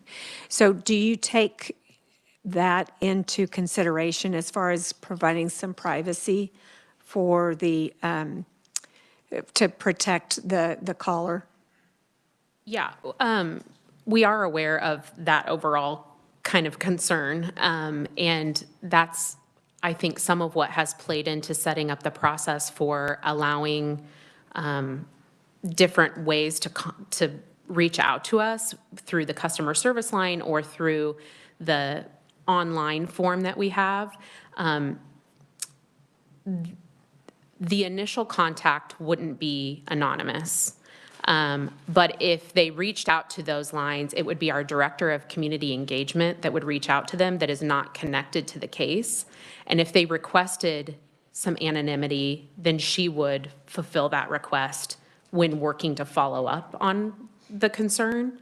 I'm trying to think through if there would be a method of how they could reach out anonymously, but at this point in time, I think the best method would be for them to reach out through one of the online form or the customer service line and then request that she protect their identity and then just follow up on the concern with probably vice president and president and then allow us to figure out how best to proceed. Can I Yeah, add one thing? and I would think some supervision following that would probably be appropriate. Yeah, sorry, go ahead. Sorry, I just wanted to add to that. The other big piece of what we do is we work with our staff to create a culture where feedback from families is a good thing. It's not something to be ashamed about or that we have to be embarrassed by. We have welcome bags that when families start services with us, it has an org chart for that office that has direct cell phone numbers and emails for everyone all the way up to my position. We don't want families surfing around trying to find contact information. Our email and, not our email, our direct cell phone numbers is listed below our signature, and it goes out on an automatic email to anyone who creates an inquiry with us. You probably all had the experience where you're trying to issue a complaint and you're on someone's website and finding someone's personal contact information is a challenge in and of itself. We want to do away with all of that so that families can get a hold of whomever, and we have routine conversations with families with our staff that it is appropriate for a family to contact anyone in the organization that they need to until they feel heard and that their concern was resolved. And so if I get a call directly from a family, it should not create embarrassment or shame or fear in anyone, staff, the family. If this is a learning process and there are multiple aspects to every situation, and if we're really going to have good customer experience outcomes, we're going to have to all dig in. And I think that goes back to creating a culture of where we want to encourage families to share feedback. And Angela mentioned those QR codes. We have them in the visit rooms. We have on our staff laptops. We want, after every single contact, a family to say whether or not that service was good or bad, because we know we don't always get it right, but we're not going to fix it if we don't know what's going wrong. Yeah. Okay, great. Great. Other questions or comments? Okay, thank you. Okay, next up we have Matt Stevens with St. Francis Ministries. Hi, Matt. Good afternoon, Chair Kincannon, members of the committee. My name is Matt Stevens, and I serve as Vice President of Foster Care Homes for St. Francis Ministries. I know several other people today have used their phone a friend option, so I thought I would let the committee know as well. Our CFO is on via WebEx, so if we have questions for her, we can direct them that direction. So at St. Francis, the catchment areas we serve from a case management perspective are 1, 2, and 7. So that's really most of western Kansas in addition to Sedgwick County. I've got some numbers for you and some additional numbers kind of based on some questions that I've been hearing. But at St. Francis Ministries in Kansas, we serve 3,700 children, but in our out-of-home contract right now, we have 2,994 children. From a foster care home perspective, we currently have 473, and we've talked a lot of this committee and in other forums about the decrease in the number of foster care homes in our system. And we've experienced the same decrease that the state has seen. And so the state kind of was at an all-time high in June of 2020 with 2,868 homes to a low now of 2,407. And we were right around that same time frame. We went from 608 homes down to 473. National Adoption Month has been mentioned. We've got 65 children that are slated for adoption. And Senator Baumgartner, I know you have questions around those timeframes. I've asked that question of my people. They are diligently working on it. I don't know if it will be done today or if I can follow back up with you later. Obviously, we had some questions that were provided to us, and so we kind of dug into that. Placement stability data was one of those questions. It's something we've talked a lot about today. And so where are we at as a system? If you look at our areas over the last 3 fiscal years, we continue to decrease in this metric. We've got work to do. In 2022, we in Area 1 had 5.3, Area 2, 8.2, and Area 7, 6.9. And again, you're really wanting under 4.4 moves per 1,000 days of care. And so we're getting close to double that in one area. And again, we need to work on that. So what have we done to improve that? We've begun placing children in the recently added therapeutic foster care homes, and that went into effect July 1st. We are participating in the new failure to place beds initiatives to really make sure that we've got beds available to children who otherwise would potentially be bouncing night to night. And that program was initiated in early October and is continuing to grow. We strive to increase our kinship placement from 39% to 50% in this fiscal year. And we continue to use team decision-making, and that really allows us to work with the family, the child, whenever there is a placement disruption that is scheduled or potentially inevitable, to determine what is the best position, best move for that child.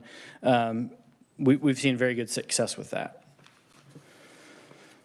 In addition to that, we need to continue to look at and evaluate to understand who is bouncing and experiencing placement instability. And national research would indicate that older youth have elevated risk of placement instability, and the Kansas data mirrors that. Really what we're seeing is older youth, ages 13 to 18, that have higher level of disability and or needs or higher acuity, they're experiencing a lot of placement instability. We've been working collaboratively with DCF and the Capacity Building Center for States to really evaluate what are at the root cause of a lot of these issues. And That work really has given us 4 kind of big pieces to evaluate and continue to move forward. Inadequate community prevention, lack of community support, limited services in the community for youth with complex needs, and too wide of a front door into foster care. And so how do we continue to move that forward? Our data indicates that we've got 37% of relatively new referrals that came in for non-abuse reasons. And that doesn't necessarily mean that they're a bad referral. From our standpoint, it obviously means that they're not typically what we would expect, that our workforce has come to serve children who are have experienced some abuse, neglect. Not that these children haven't experienced trauma, because they most likely have, but a lot of them are coming to us really with issues such as runaway, truancy, or crime. Really, it's important that we continue to ask the 4 questions that, and Sister Therese isn't with us anymore, that she talked about. How are we ensuring that we're making the right removal? And Dr. Emily Frank Clark is somebody who we also participated in, and she was a very good, she's very knowledgeable and is somebody that, again, that I think we can continue to utilize as a resource. Next steps for us for placement stability, again, is, how do we help safely decrease the referrals for out-of-home placement? The ways you can do that is increasing availability of services in communities by continuing to expand FFPSA services.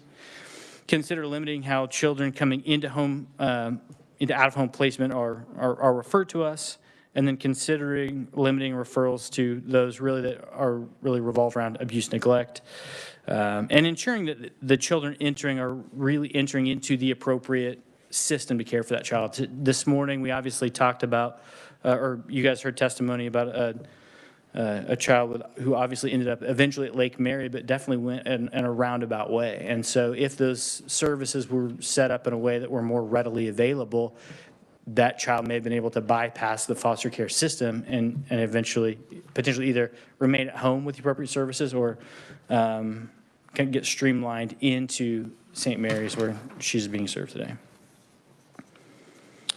Other thing that we talked about, or other question, was about employee turnover. And so it's widely known, social work staff and so folks in child welfare have a high turnover rate. Some national data that we've recently seen through the National Association of Social Workers, anywhere between 20 and 50%.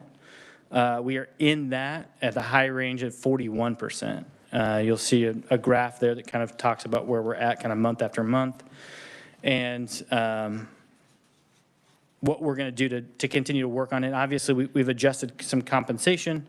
We've re-implemented a tuition reimbursement program. We've increased available 401 contributions and continue to assess wages to remain competitive in the current workforce market. In addition, we're going to be utilizing an organization that helps us measure employee engagement and the ways that we can increase that. And so we really want to make sure that our policies and practices are aligned with the new challenges that affect the workforce. Last time I was here, I had some financial questions, and so I sent to, and should be distributed to you, our last 3 audits. So you guys should have the audits for fiscal year 19, 20, and 21. I'd really like to call your attention to the narratives that are going to be on, that are listed below. It's only a couple of pages per audit. I wanted to get you the full information so you could evaluate as much as you wanted. Again, it really shows the work that we've completed at St. Francis Ministries over the last 2 years and how we continue to improve. Moving on, long-term placement strategies. How are we going to continue to increase our long-term placement? And again, for us, it's about how we increase our kinship numbers safely. And one of the things another provider is doing and having a lot of success with is they're making sure that DCF is, when they're referred, has kinship options identified on the referral. And so for us, that's something that we're going to be working with our DCF partners as well. And then last time I was here, Representative Humphreys talked a lot about, or asked me questions about timely adoption, really specific to the Wichita area. And so I put our, again, that same metric that we talked about earlier. It's slightly confusing, but really it shows that Area 7 is really doing well in this particular metric. And so it shows that 46.2% of children who become legally free to be adopted are adopted within 12 months of that time frame. And so when you look at it in the aggregate, the big numbers, generally we're doing well in that particular metric. But if there are case-specific, we talked before, if there's something real case-specific or something going on, definitely let me know. And I think it's interesting, too, one of the other somebody else who provided testimony today, they talked about the expiration of a home study causing a delay in an adoption. There are lots of moving parts. There's collaboration with stakeholders, courts, DCF, and so often, sometimes those things, they're complex, and we obviously want to get it right on the first time. So again, that's why some of those things potentially get delayed.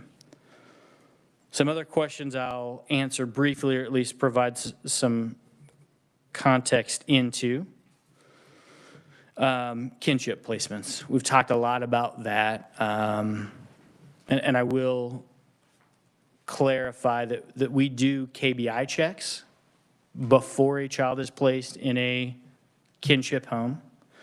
We also do CANISH checks, so those would be the abuse neglect registry checks in the state of Kansas, and we get that back before a child is placed there.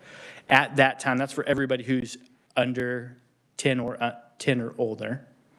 And then everybody who's 14 or older will have their fingerprints rolled, and that will go through, again, some more background checks. The immediate ones is, just can we assure safety very quickly? Let's see if anything comes up as we do that. And then obviously we continue to assess that family for safety as we move forward. I know there was conversations about different things that may or may not have occurred. I can't really speak to anything. I can say that going through that process, if there would have been a situation, as discussed with Machete that got charged, right? So it's going to come up on those background checks if they went through the right avenues to report and for those things to get addressed. In addition, supervision. So we also do supervision with our staff at least twice a month. And so one of those times is really focused on their individual growth. It's really working on anything that they're doing. And then the other is really case specific. So every case is staffed every month with the supervisor. And if you'll recall, I've talked a little bit about our dyad model approach. And so what that means is both the family support worker and the licensing staff, so both of the resources that work with that family would be a part of that staffing process to talk about the cases, to make sure that we're in a position that our supervisors know what's going on and can provide good data to that. Speaking of dyads and caseworkers, our caseload size, the average right now for reintegration of all three of our catchment areas is 26.9. Similar to what KVC talked about, our adoption and aftercare are slightly higher than that, or are higher than that. It's really based on workflow, and so they are higher than that. Aftercare is like 43, and adoption's at 24. So actually, adoption's lower. What else did I want to make sure that I told you? Oh, there was a report that came out about 100 children who were referred to St. Francis Ministries that did not have a case manager assigned to them. And so I've had conversations with my data team and tried to track that down a little bit. It really was a report issue. And so we ran the report. They asked for the raw data. We gave them the raw data. And the way that the report was running, if there was a case manager change towards the end of the month, it was pulling a blank case manager. But our system is now fixed, and we put processes in place to make sure that doesn't happen. But they were not without a case manager. Just on that particular report that we rolled, it showed that there was not a case manager. So a little bit about our process and how we would assign case managers. Once there's a referral, obviously we get that from DCF. We then have to go pick up that child. In the middle of that, we're working multiple processes to make sure we can find the appropriate placement for that child. And we get as much information about that child as soon as possible then when we go pick them up. and then their assessments start very quickly thereafter. And so again, they'd be also assigned regionally, or obviously we're spread out through multiple counties. And so, for instance, I'll use Colby. If it was a Colby, Kansas case, obviously it would be assigned to somebody locally who would be working that case, and the supervisor would also be aware. So there's really just not our system isn't set up in a way that we could have 100 children that were unassigned. So again, I wanted to make sure that this group understood that while that was what was reported, it really was a data issue more than an issue around not having people assigned to cases.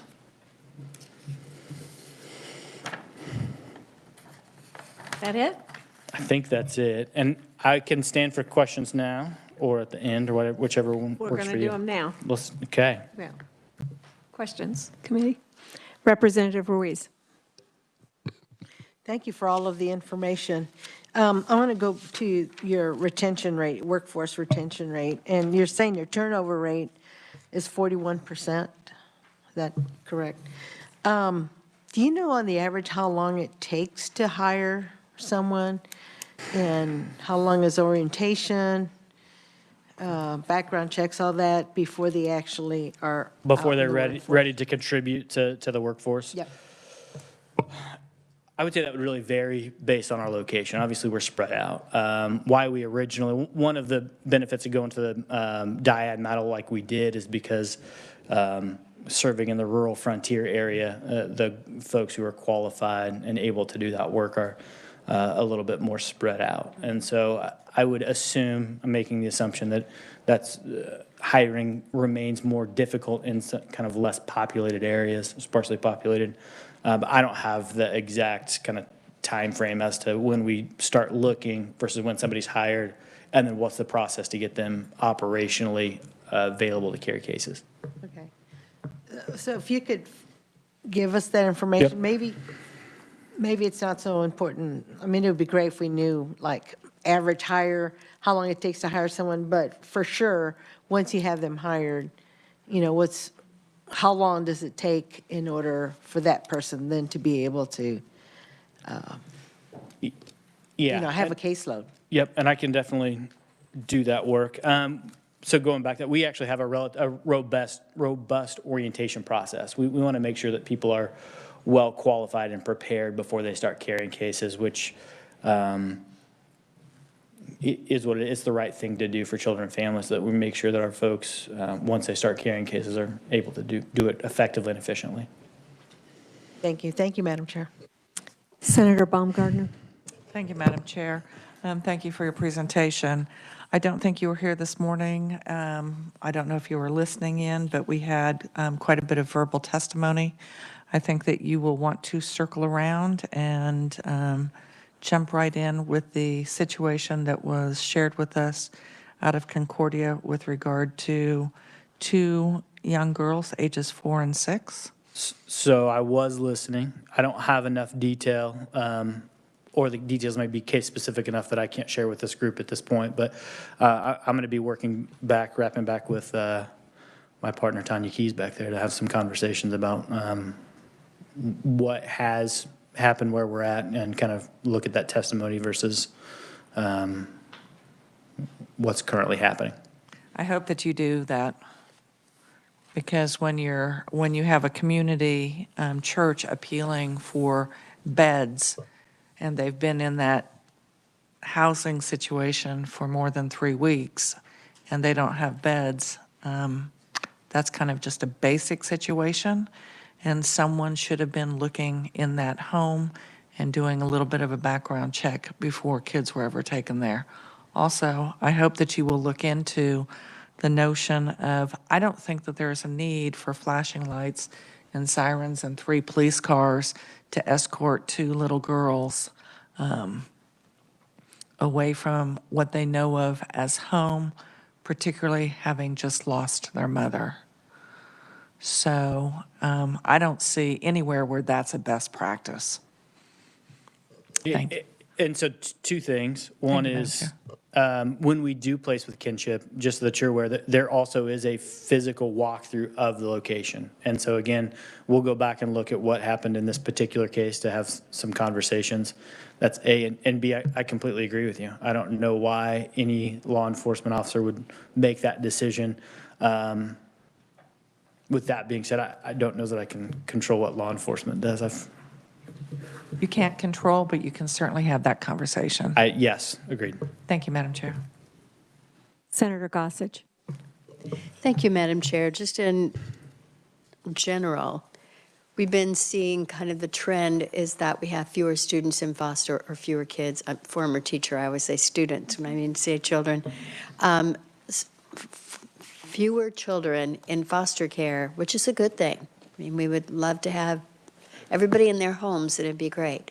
However, I'm not seeing cost coming down because what I read earlier was that the cost per child has gone up, so we haven't seen costs go down. Could you respond to that?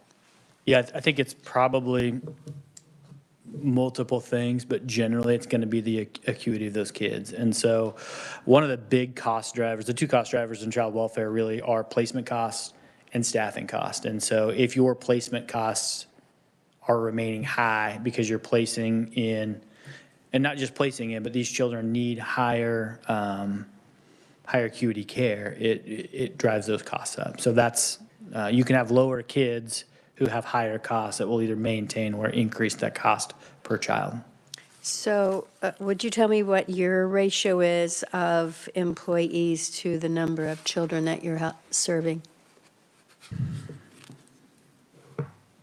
The total number of employees we have in the case management grant is 703.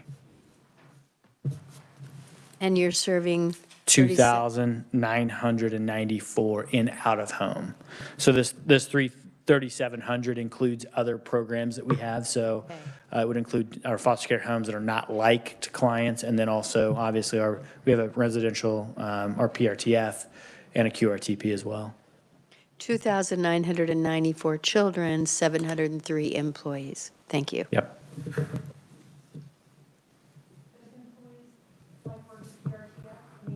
Those do not. Those are specific to the, right.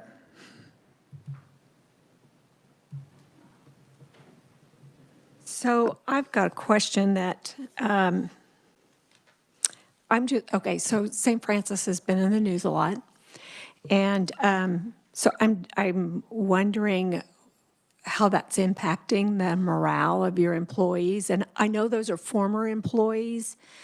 How are you guys dealing with that, and how are things?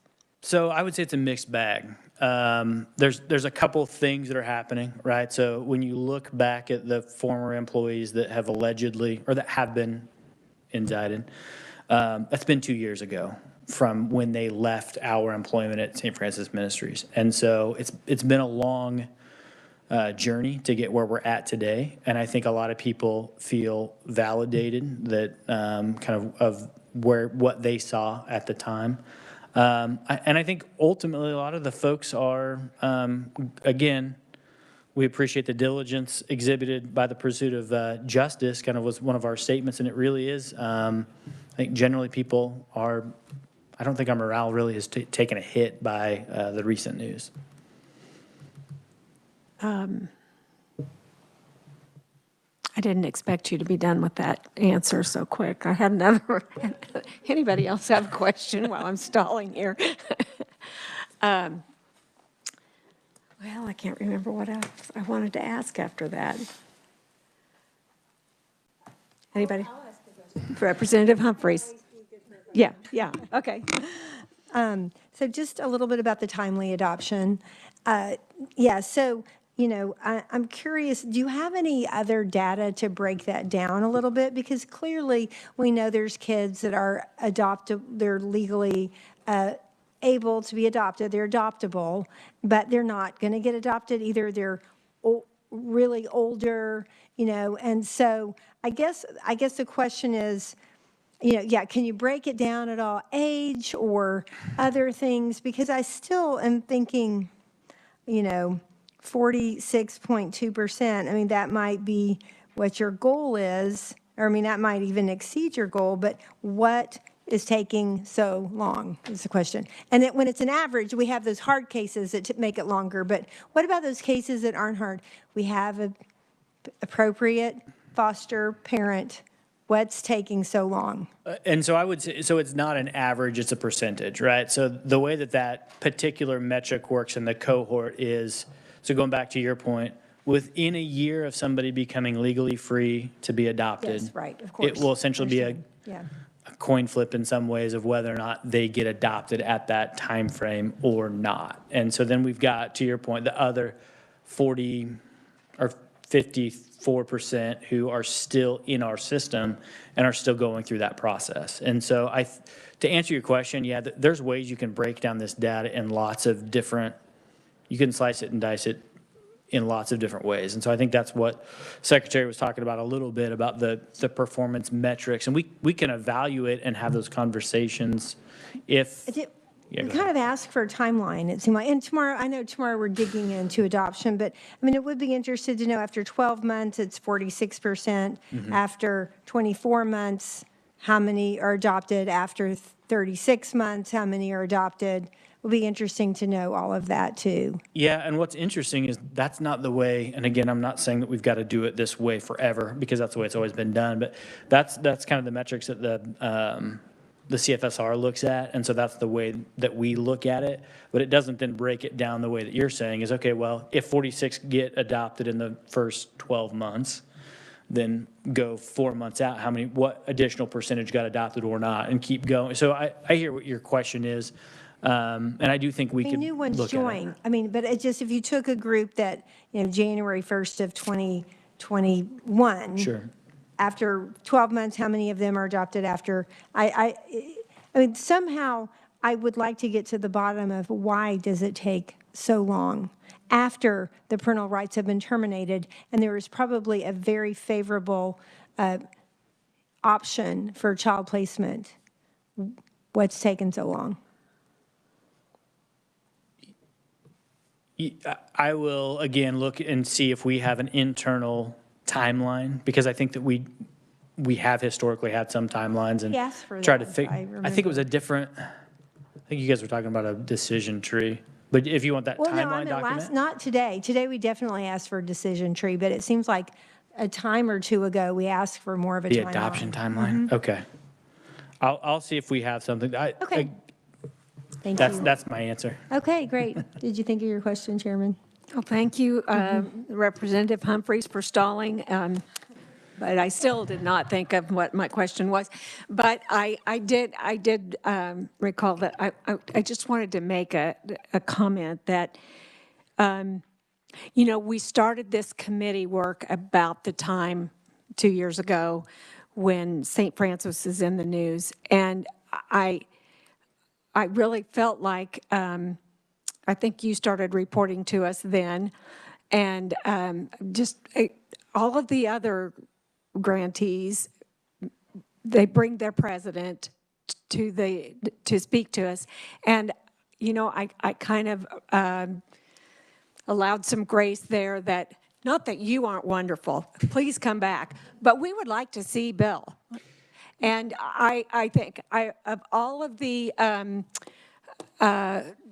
I'm also on CanCare Oversight, and I don't think we've ever had a meeting that the top person's not there. And it's been 2 years. I think he needs to come. And yeah. And I think he has every intention to. And again, we'll take that back to him, and he will be here. Tell him he got a personal invitation. I will from let the him chair know of he the got committee. He got a personal And, invitation. Yeah, we Yep. would like to see him. Okay. Okay, any other questions? Okay, thank you. Thank you. All right, lost my agenda. Okay, last up, we have Rochelle Roosevelt, with TFI. Oh, you're right there, ready to go. I'm Thank you. ready to go. And I know it's late, so I'm going to try and really abbreviate. So you guys have my report. Thank you so much for having us here. Good afternoon, Madam Chair and the members of the committee. So my name is Rochelle Roosevelt. I am the Senior Vice President of Permanency for TFI. We have presented to various committees, and our written report is an update and detailed report on what TFI does and how concerns we've heard are being dealt with. There's a lot of detail in that report, and I'm not going to go into all of that. But as you have questions, as you look at the report, I'll be glad to respond. I want to briefly mention just a few programs that we have. We provide prevention services through our Family First grant and our Family Preservation Services grant.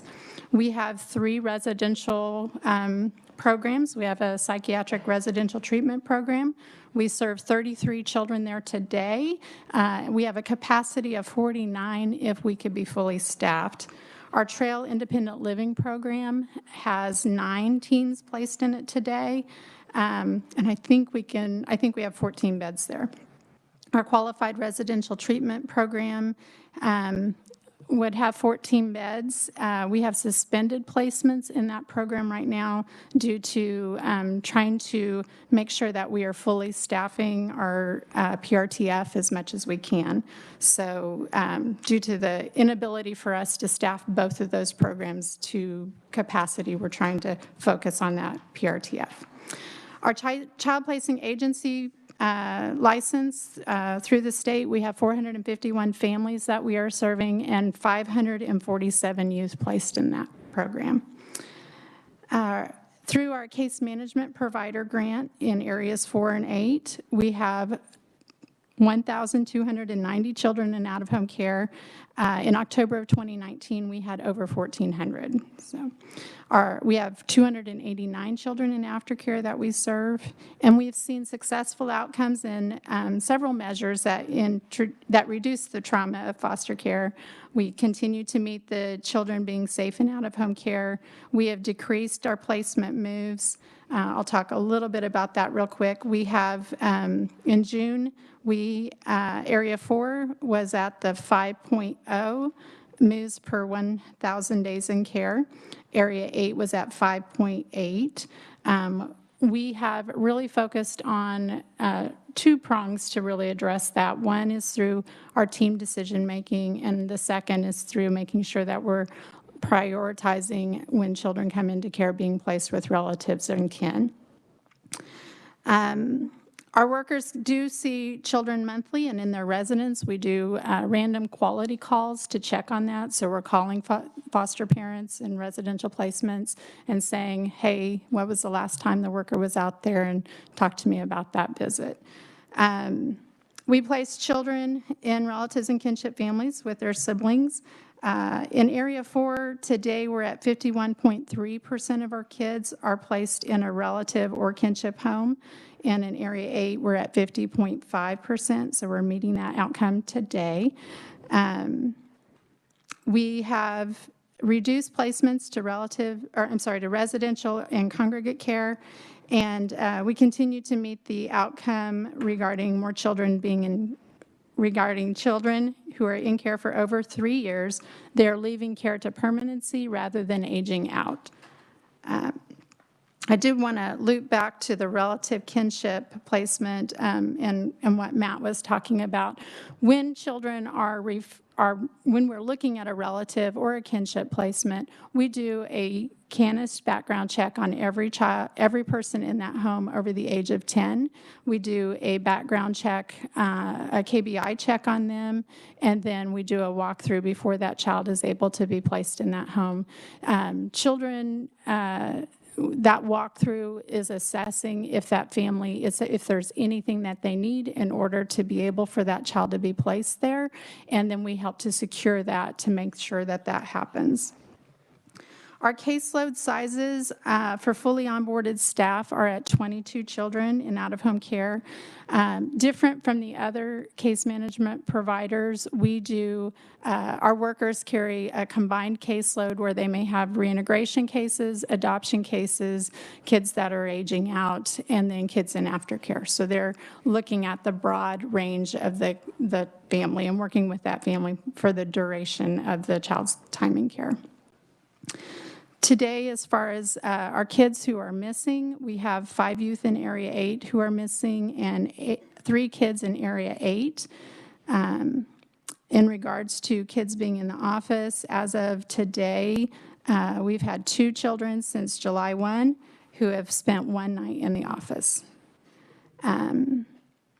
In regards to the median length of time that kids have been in foster care, on average, the median length of time as of this month is 16.94 months. So that's all of the kids that we have in care. The median is 16.94. I did ask the longest length of time of any of our kids that is currently in care has been in care for 15 years, 5 months. This child came in when he was 5 years old. He's 20 today, and his goal is to age out. He is IDD. So we do monthly case supervision, just as everyone else has talked about. We document that, and that gets uploaded into the case file. We also do individual worker supervision around their professional development and those kinds of things. I wanted to discuss a little bit about sibling separation, sibling split decisions. Considering the recent discussion and concerns around that, I went back and I said, we need to look at these processes. I want to know more about the decisions that we've made. We have TFI leadership since we received the grant and started our work in October 2019. We have denied no sibling split requests that workers have made. So we have requested additional information to support those requests. So sometimes we'll get a request and there's not enough detail so that if a child comes back to us and says, why did you split me from my sibling, that we can document and say, we can say, this is what happened, this is the reason why you were split from your sibling. We also have a Siblings Matter campaign, and we have reinforced that the message that we're not about placing siblings together at all costs, but that we are meaning to reinforce that it is incumbent upon us to assess, understand, and value the importance of that relationship and to value what we believe are children's rights to know their siblings. So it's really about a relationship, not about who you're going to live with. We do have challenges. We have the same challenges that everybody else has as far as finding resources for children with complex needs, addressing our staffing shortages, the staffing shortages that all the facilities and all of the acute care facilities and the community mental health centers and even the schools, all of that does impact our ability to obtain stable services for children and families with complex needs. As we continue to believe that we as a system must address that issue in order to provide stable and safe services for children in care. Our workforce stability issues continue to be significant. I did not get that data for you, so I'm going to follow that up later. We do continue to have difficulty with staff burnout. We have staff shortages, which leads to the other staff being burned out, which leads to turnover, and that leads to training deficits, which leads to mistakes being happen and workers having struggles with doing their work. So we have tried to address these issues through recruitment incentives for current staff, sign-on bonuses. We do caseload bonuses for staff that are carrying a higher caseload. We have remote work options and workers around those or resources around that. We've increased salaries beyond the initial grant proposals. I think I don't remember who asked about the increase in the per child rate, but that I do believe is a significant piece of that is we have had to pay our workers more than we initially planned to or initially needed to in the before COVID, and so that is a piece of that. We've increased spending in employee recruitment and recruitment through social media campaigns, our online presence, and advertising. I still believe that there is a need for a system-wide long-term workforce plan to train, recruit, and retain staff willing to do this very difficult work.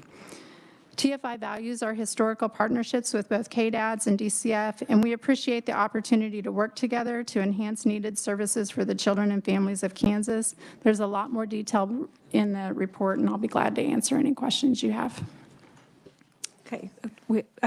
Representative Carlson. Thank you, Madam Chair. And I could have asked this question to the other contractors as well, but with the staffing problems, what education is required to be hired? For a case manager, it is a bachelor's in a human services degree. All right, and what specifically does that person do? A case manager? Yes. They are assessing children's needs, assessing the family's needs. They meet with the family and children on at least a monthly basis. They supervise visits, they schedule visits, they hold service and develop service plans. They manage crises, they sit with kids in the office, they write court reports. Right. So it's a long list. Yes, that's an extremely long, And that's not all of it. Right, I mean, very that's the complicated. piece. But I guess to oversimplify, to have someone that goes to the home to watch and see things doesn't really take that much education. Now, if there is a problem and things like that, then it seems like you could bring in somebody that's a higher level. But it just seems like maybe we could keep more consistency. I mean, how many college graduates work in their field that they majored in? So I can share some additional information. That's the case manager's job. We also, in I think all of our programs, have support staff who are not licensed. They only need to have a high school diploma with a couple years of experience. Those staff do a lot of that in-home visitation, checking on kids. They do a lot of those things as well. Okay. So it's a dyad and the team works together. Wonderful. So how do they get that couple of years of experience? Well, that's a good question. I mean, so it's like, it sounds like it could be a really good way to help the workforce with the limited education and things like that. But that's what interviews are for. So, but with that, how does someone get experience? So when we're looking at what their experience is with children and families, we look very broad. So have they worked in daycare? Have they worked in a program where, or at an agency where they're providing any kind of services to children and families? So we look as broad as we can with that. And I will tell you, at TFI, we are having more difficulty hiring those support staff than we are case managers, because the competition for those staff to go work at McDonald's or other places where they're going to get paid a lot more than what we can pay is significant. Well, even though you've raised your, okay. Well, thank you. I appreciate that very much. Thank you, Madam Chair. Yeah, and I think that just looking at that on paper, what they do might be simplifying it a little bit. I think it's very important that those caseworkers have a level of professionalism and working with the families, and we've just heard a lot of issues that have come up just since we reduced it from needing to have the master's degree level to bachelor's. So I think we want to be real careful before we. And I don't want to say that our non-degreed staff are not professional, because we certainly expect them to be. Yeah, I wasn't saying that Right. either. So, other questions? Representative Humphreys. Thank you. I just, for just a second, want to touch on what you said about the duties of your case managers, that they might be involved with reintegration or adoption or aging out. And I think that is different maybe than some of the other. And I think it's super interesting, because when a case moves from reintegration to adoption, it's more seamless if you can keep the same caseworker, and then they can hopefully see it to completion. And I would think that's rewarding, because it does seem like some of the other agencies, it's silos. And so when it gets passed from reintegration to adoption, this new case manager has to learn everything all over and understand it's a whole new thing. So I just would hope that, because it's seamless like with you all, that's one of the delays that is, Our hope is that it will cut down on that time. I don't know that it's actually worked out that way in actuality, but the philosophy of that is that that's what part of that's part of the goal, and to eliminate the trauma for the child to have to tell their story over and over again every time a worker changes. Which we know that happens anyway, but if you can keep it. Yeah, thank you.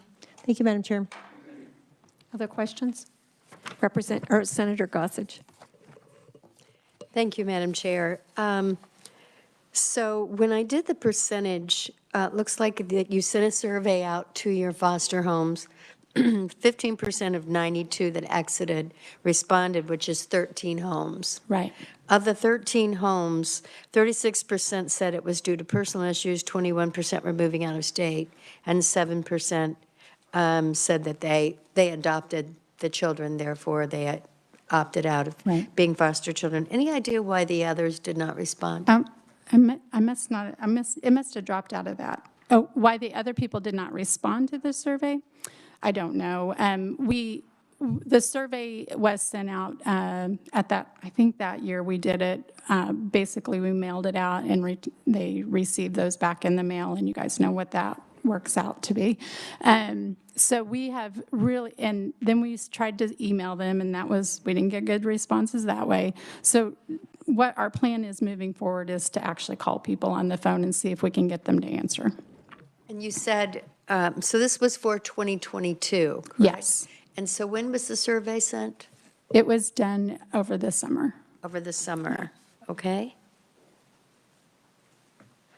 And another question I have that I probably, that I did ask some of the others was about when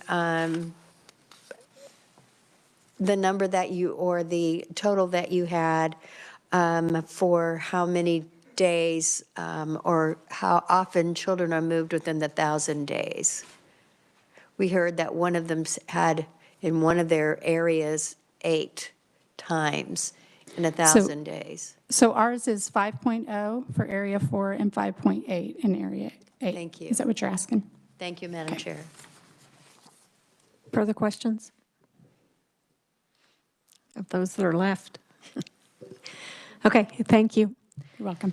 Okay, committee, thanks for hanging in there. Just a reminder to take a look at the minutes that we will need to approve tomorrow. And then also a reminder that we will be discussing recommendations. This is our last meeting of the year. So if you've had any thoughts on that you need to kind of go back and review, we'll have that discussion tomorrow. So with that, we're adjourned till 9 a.m.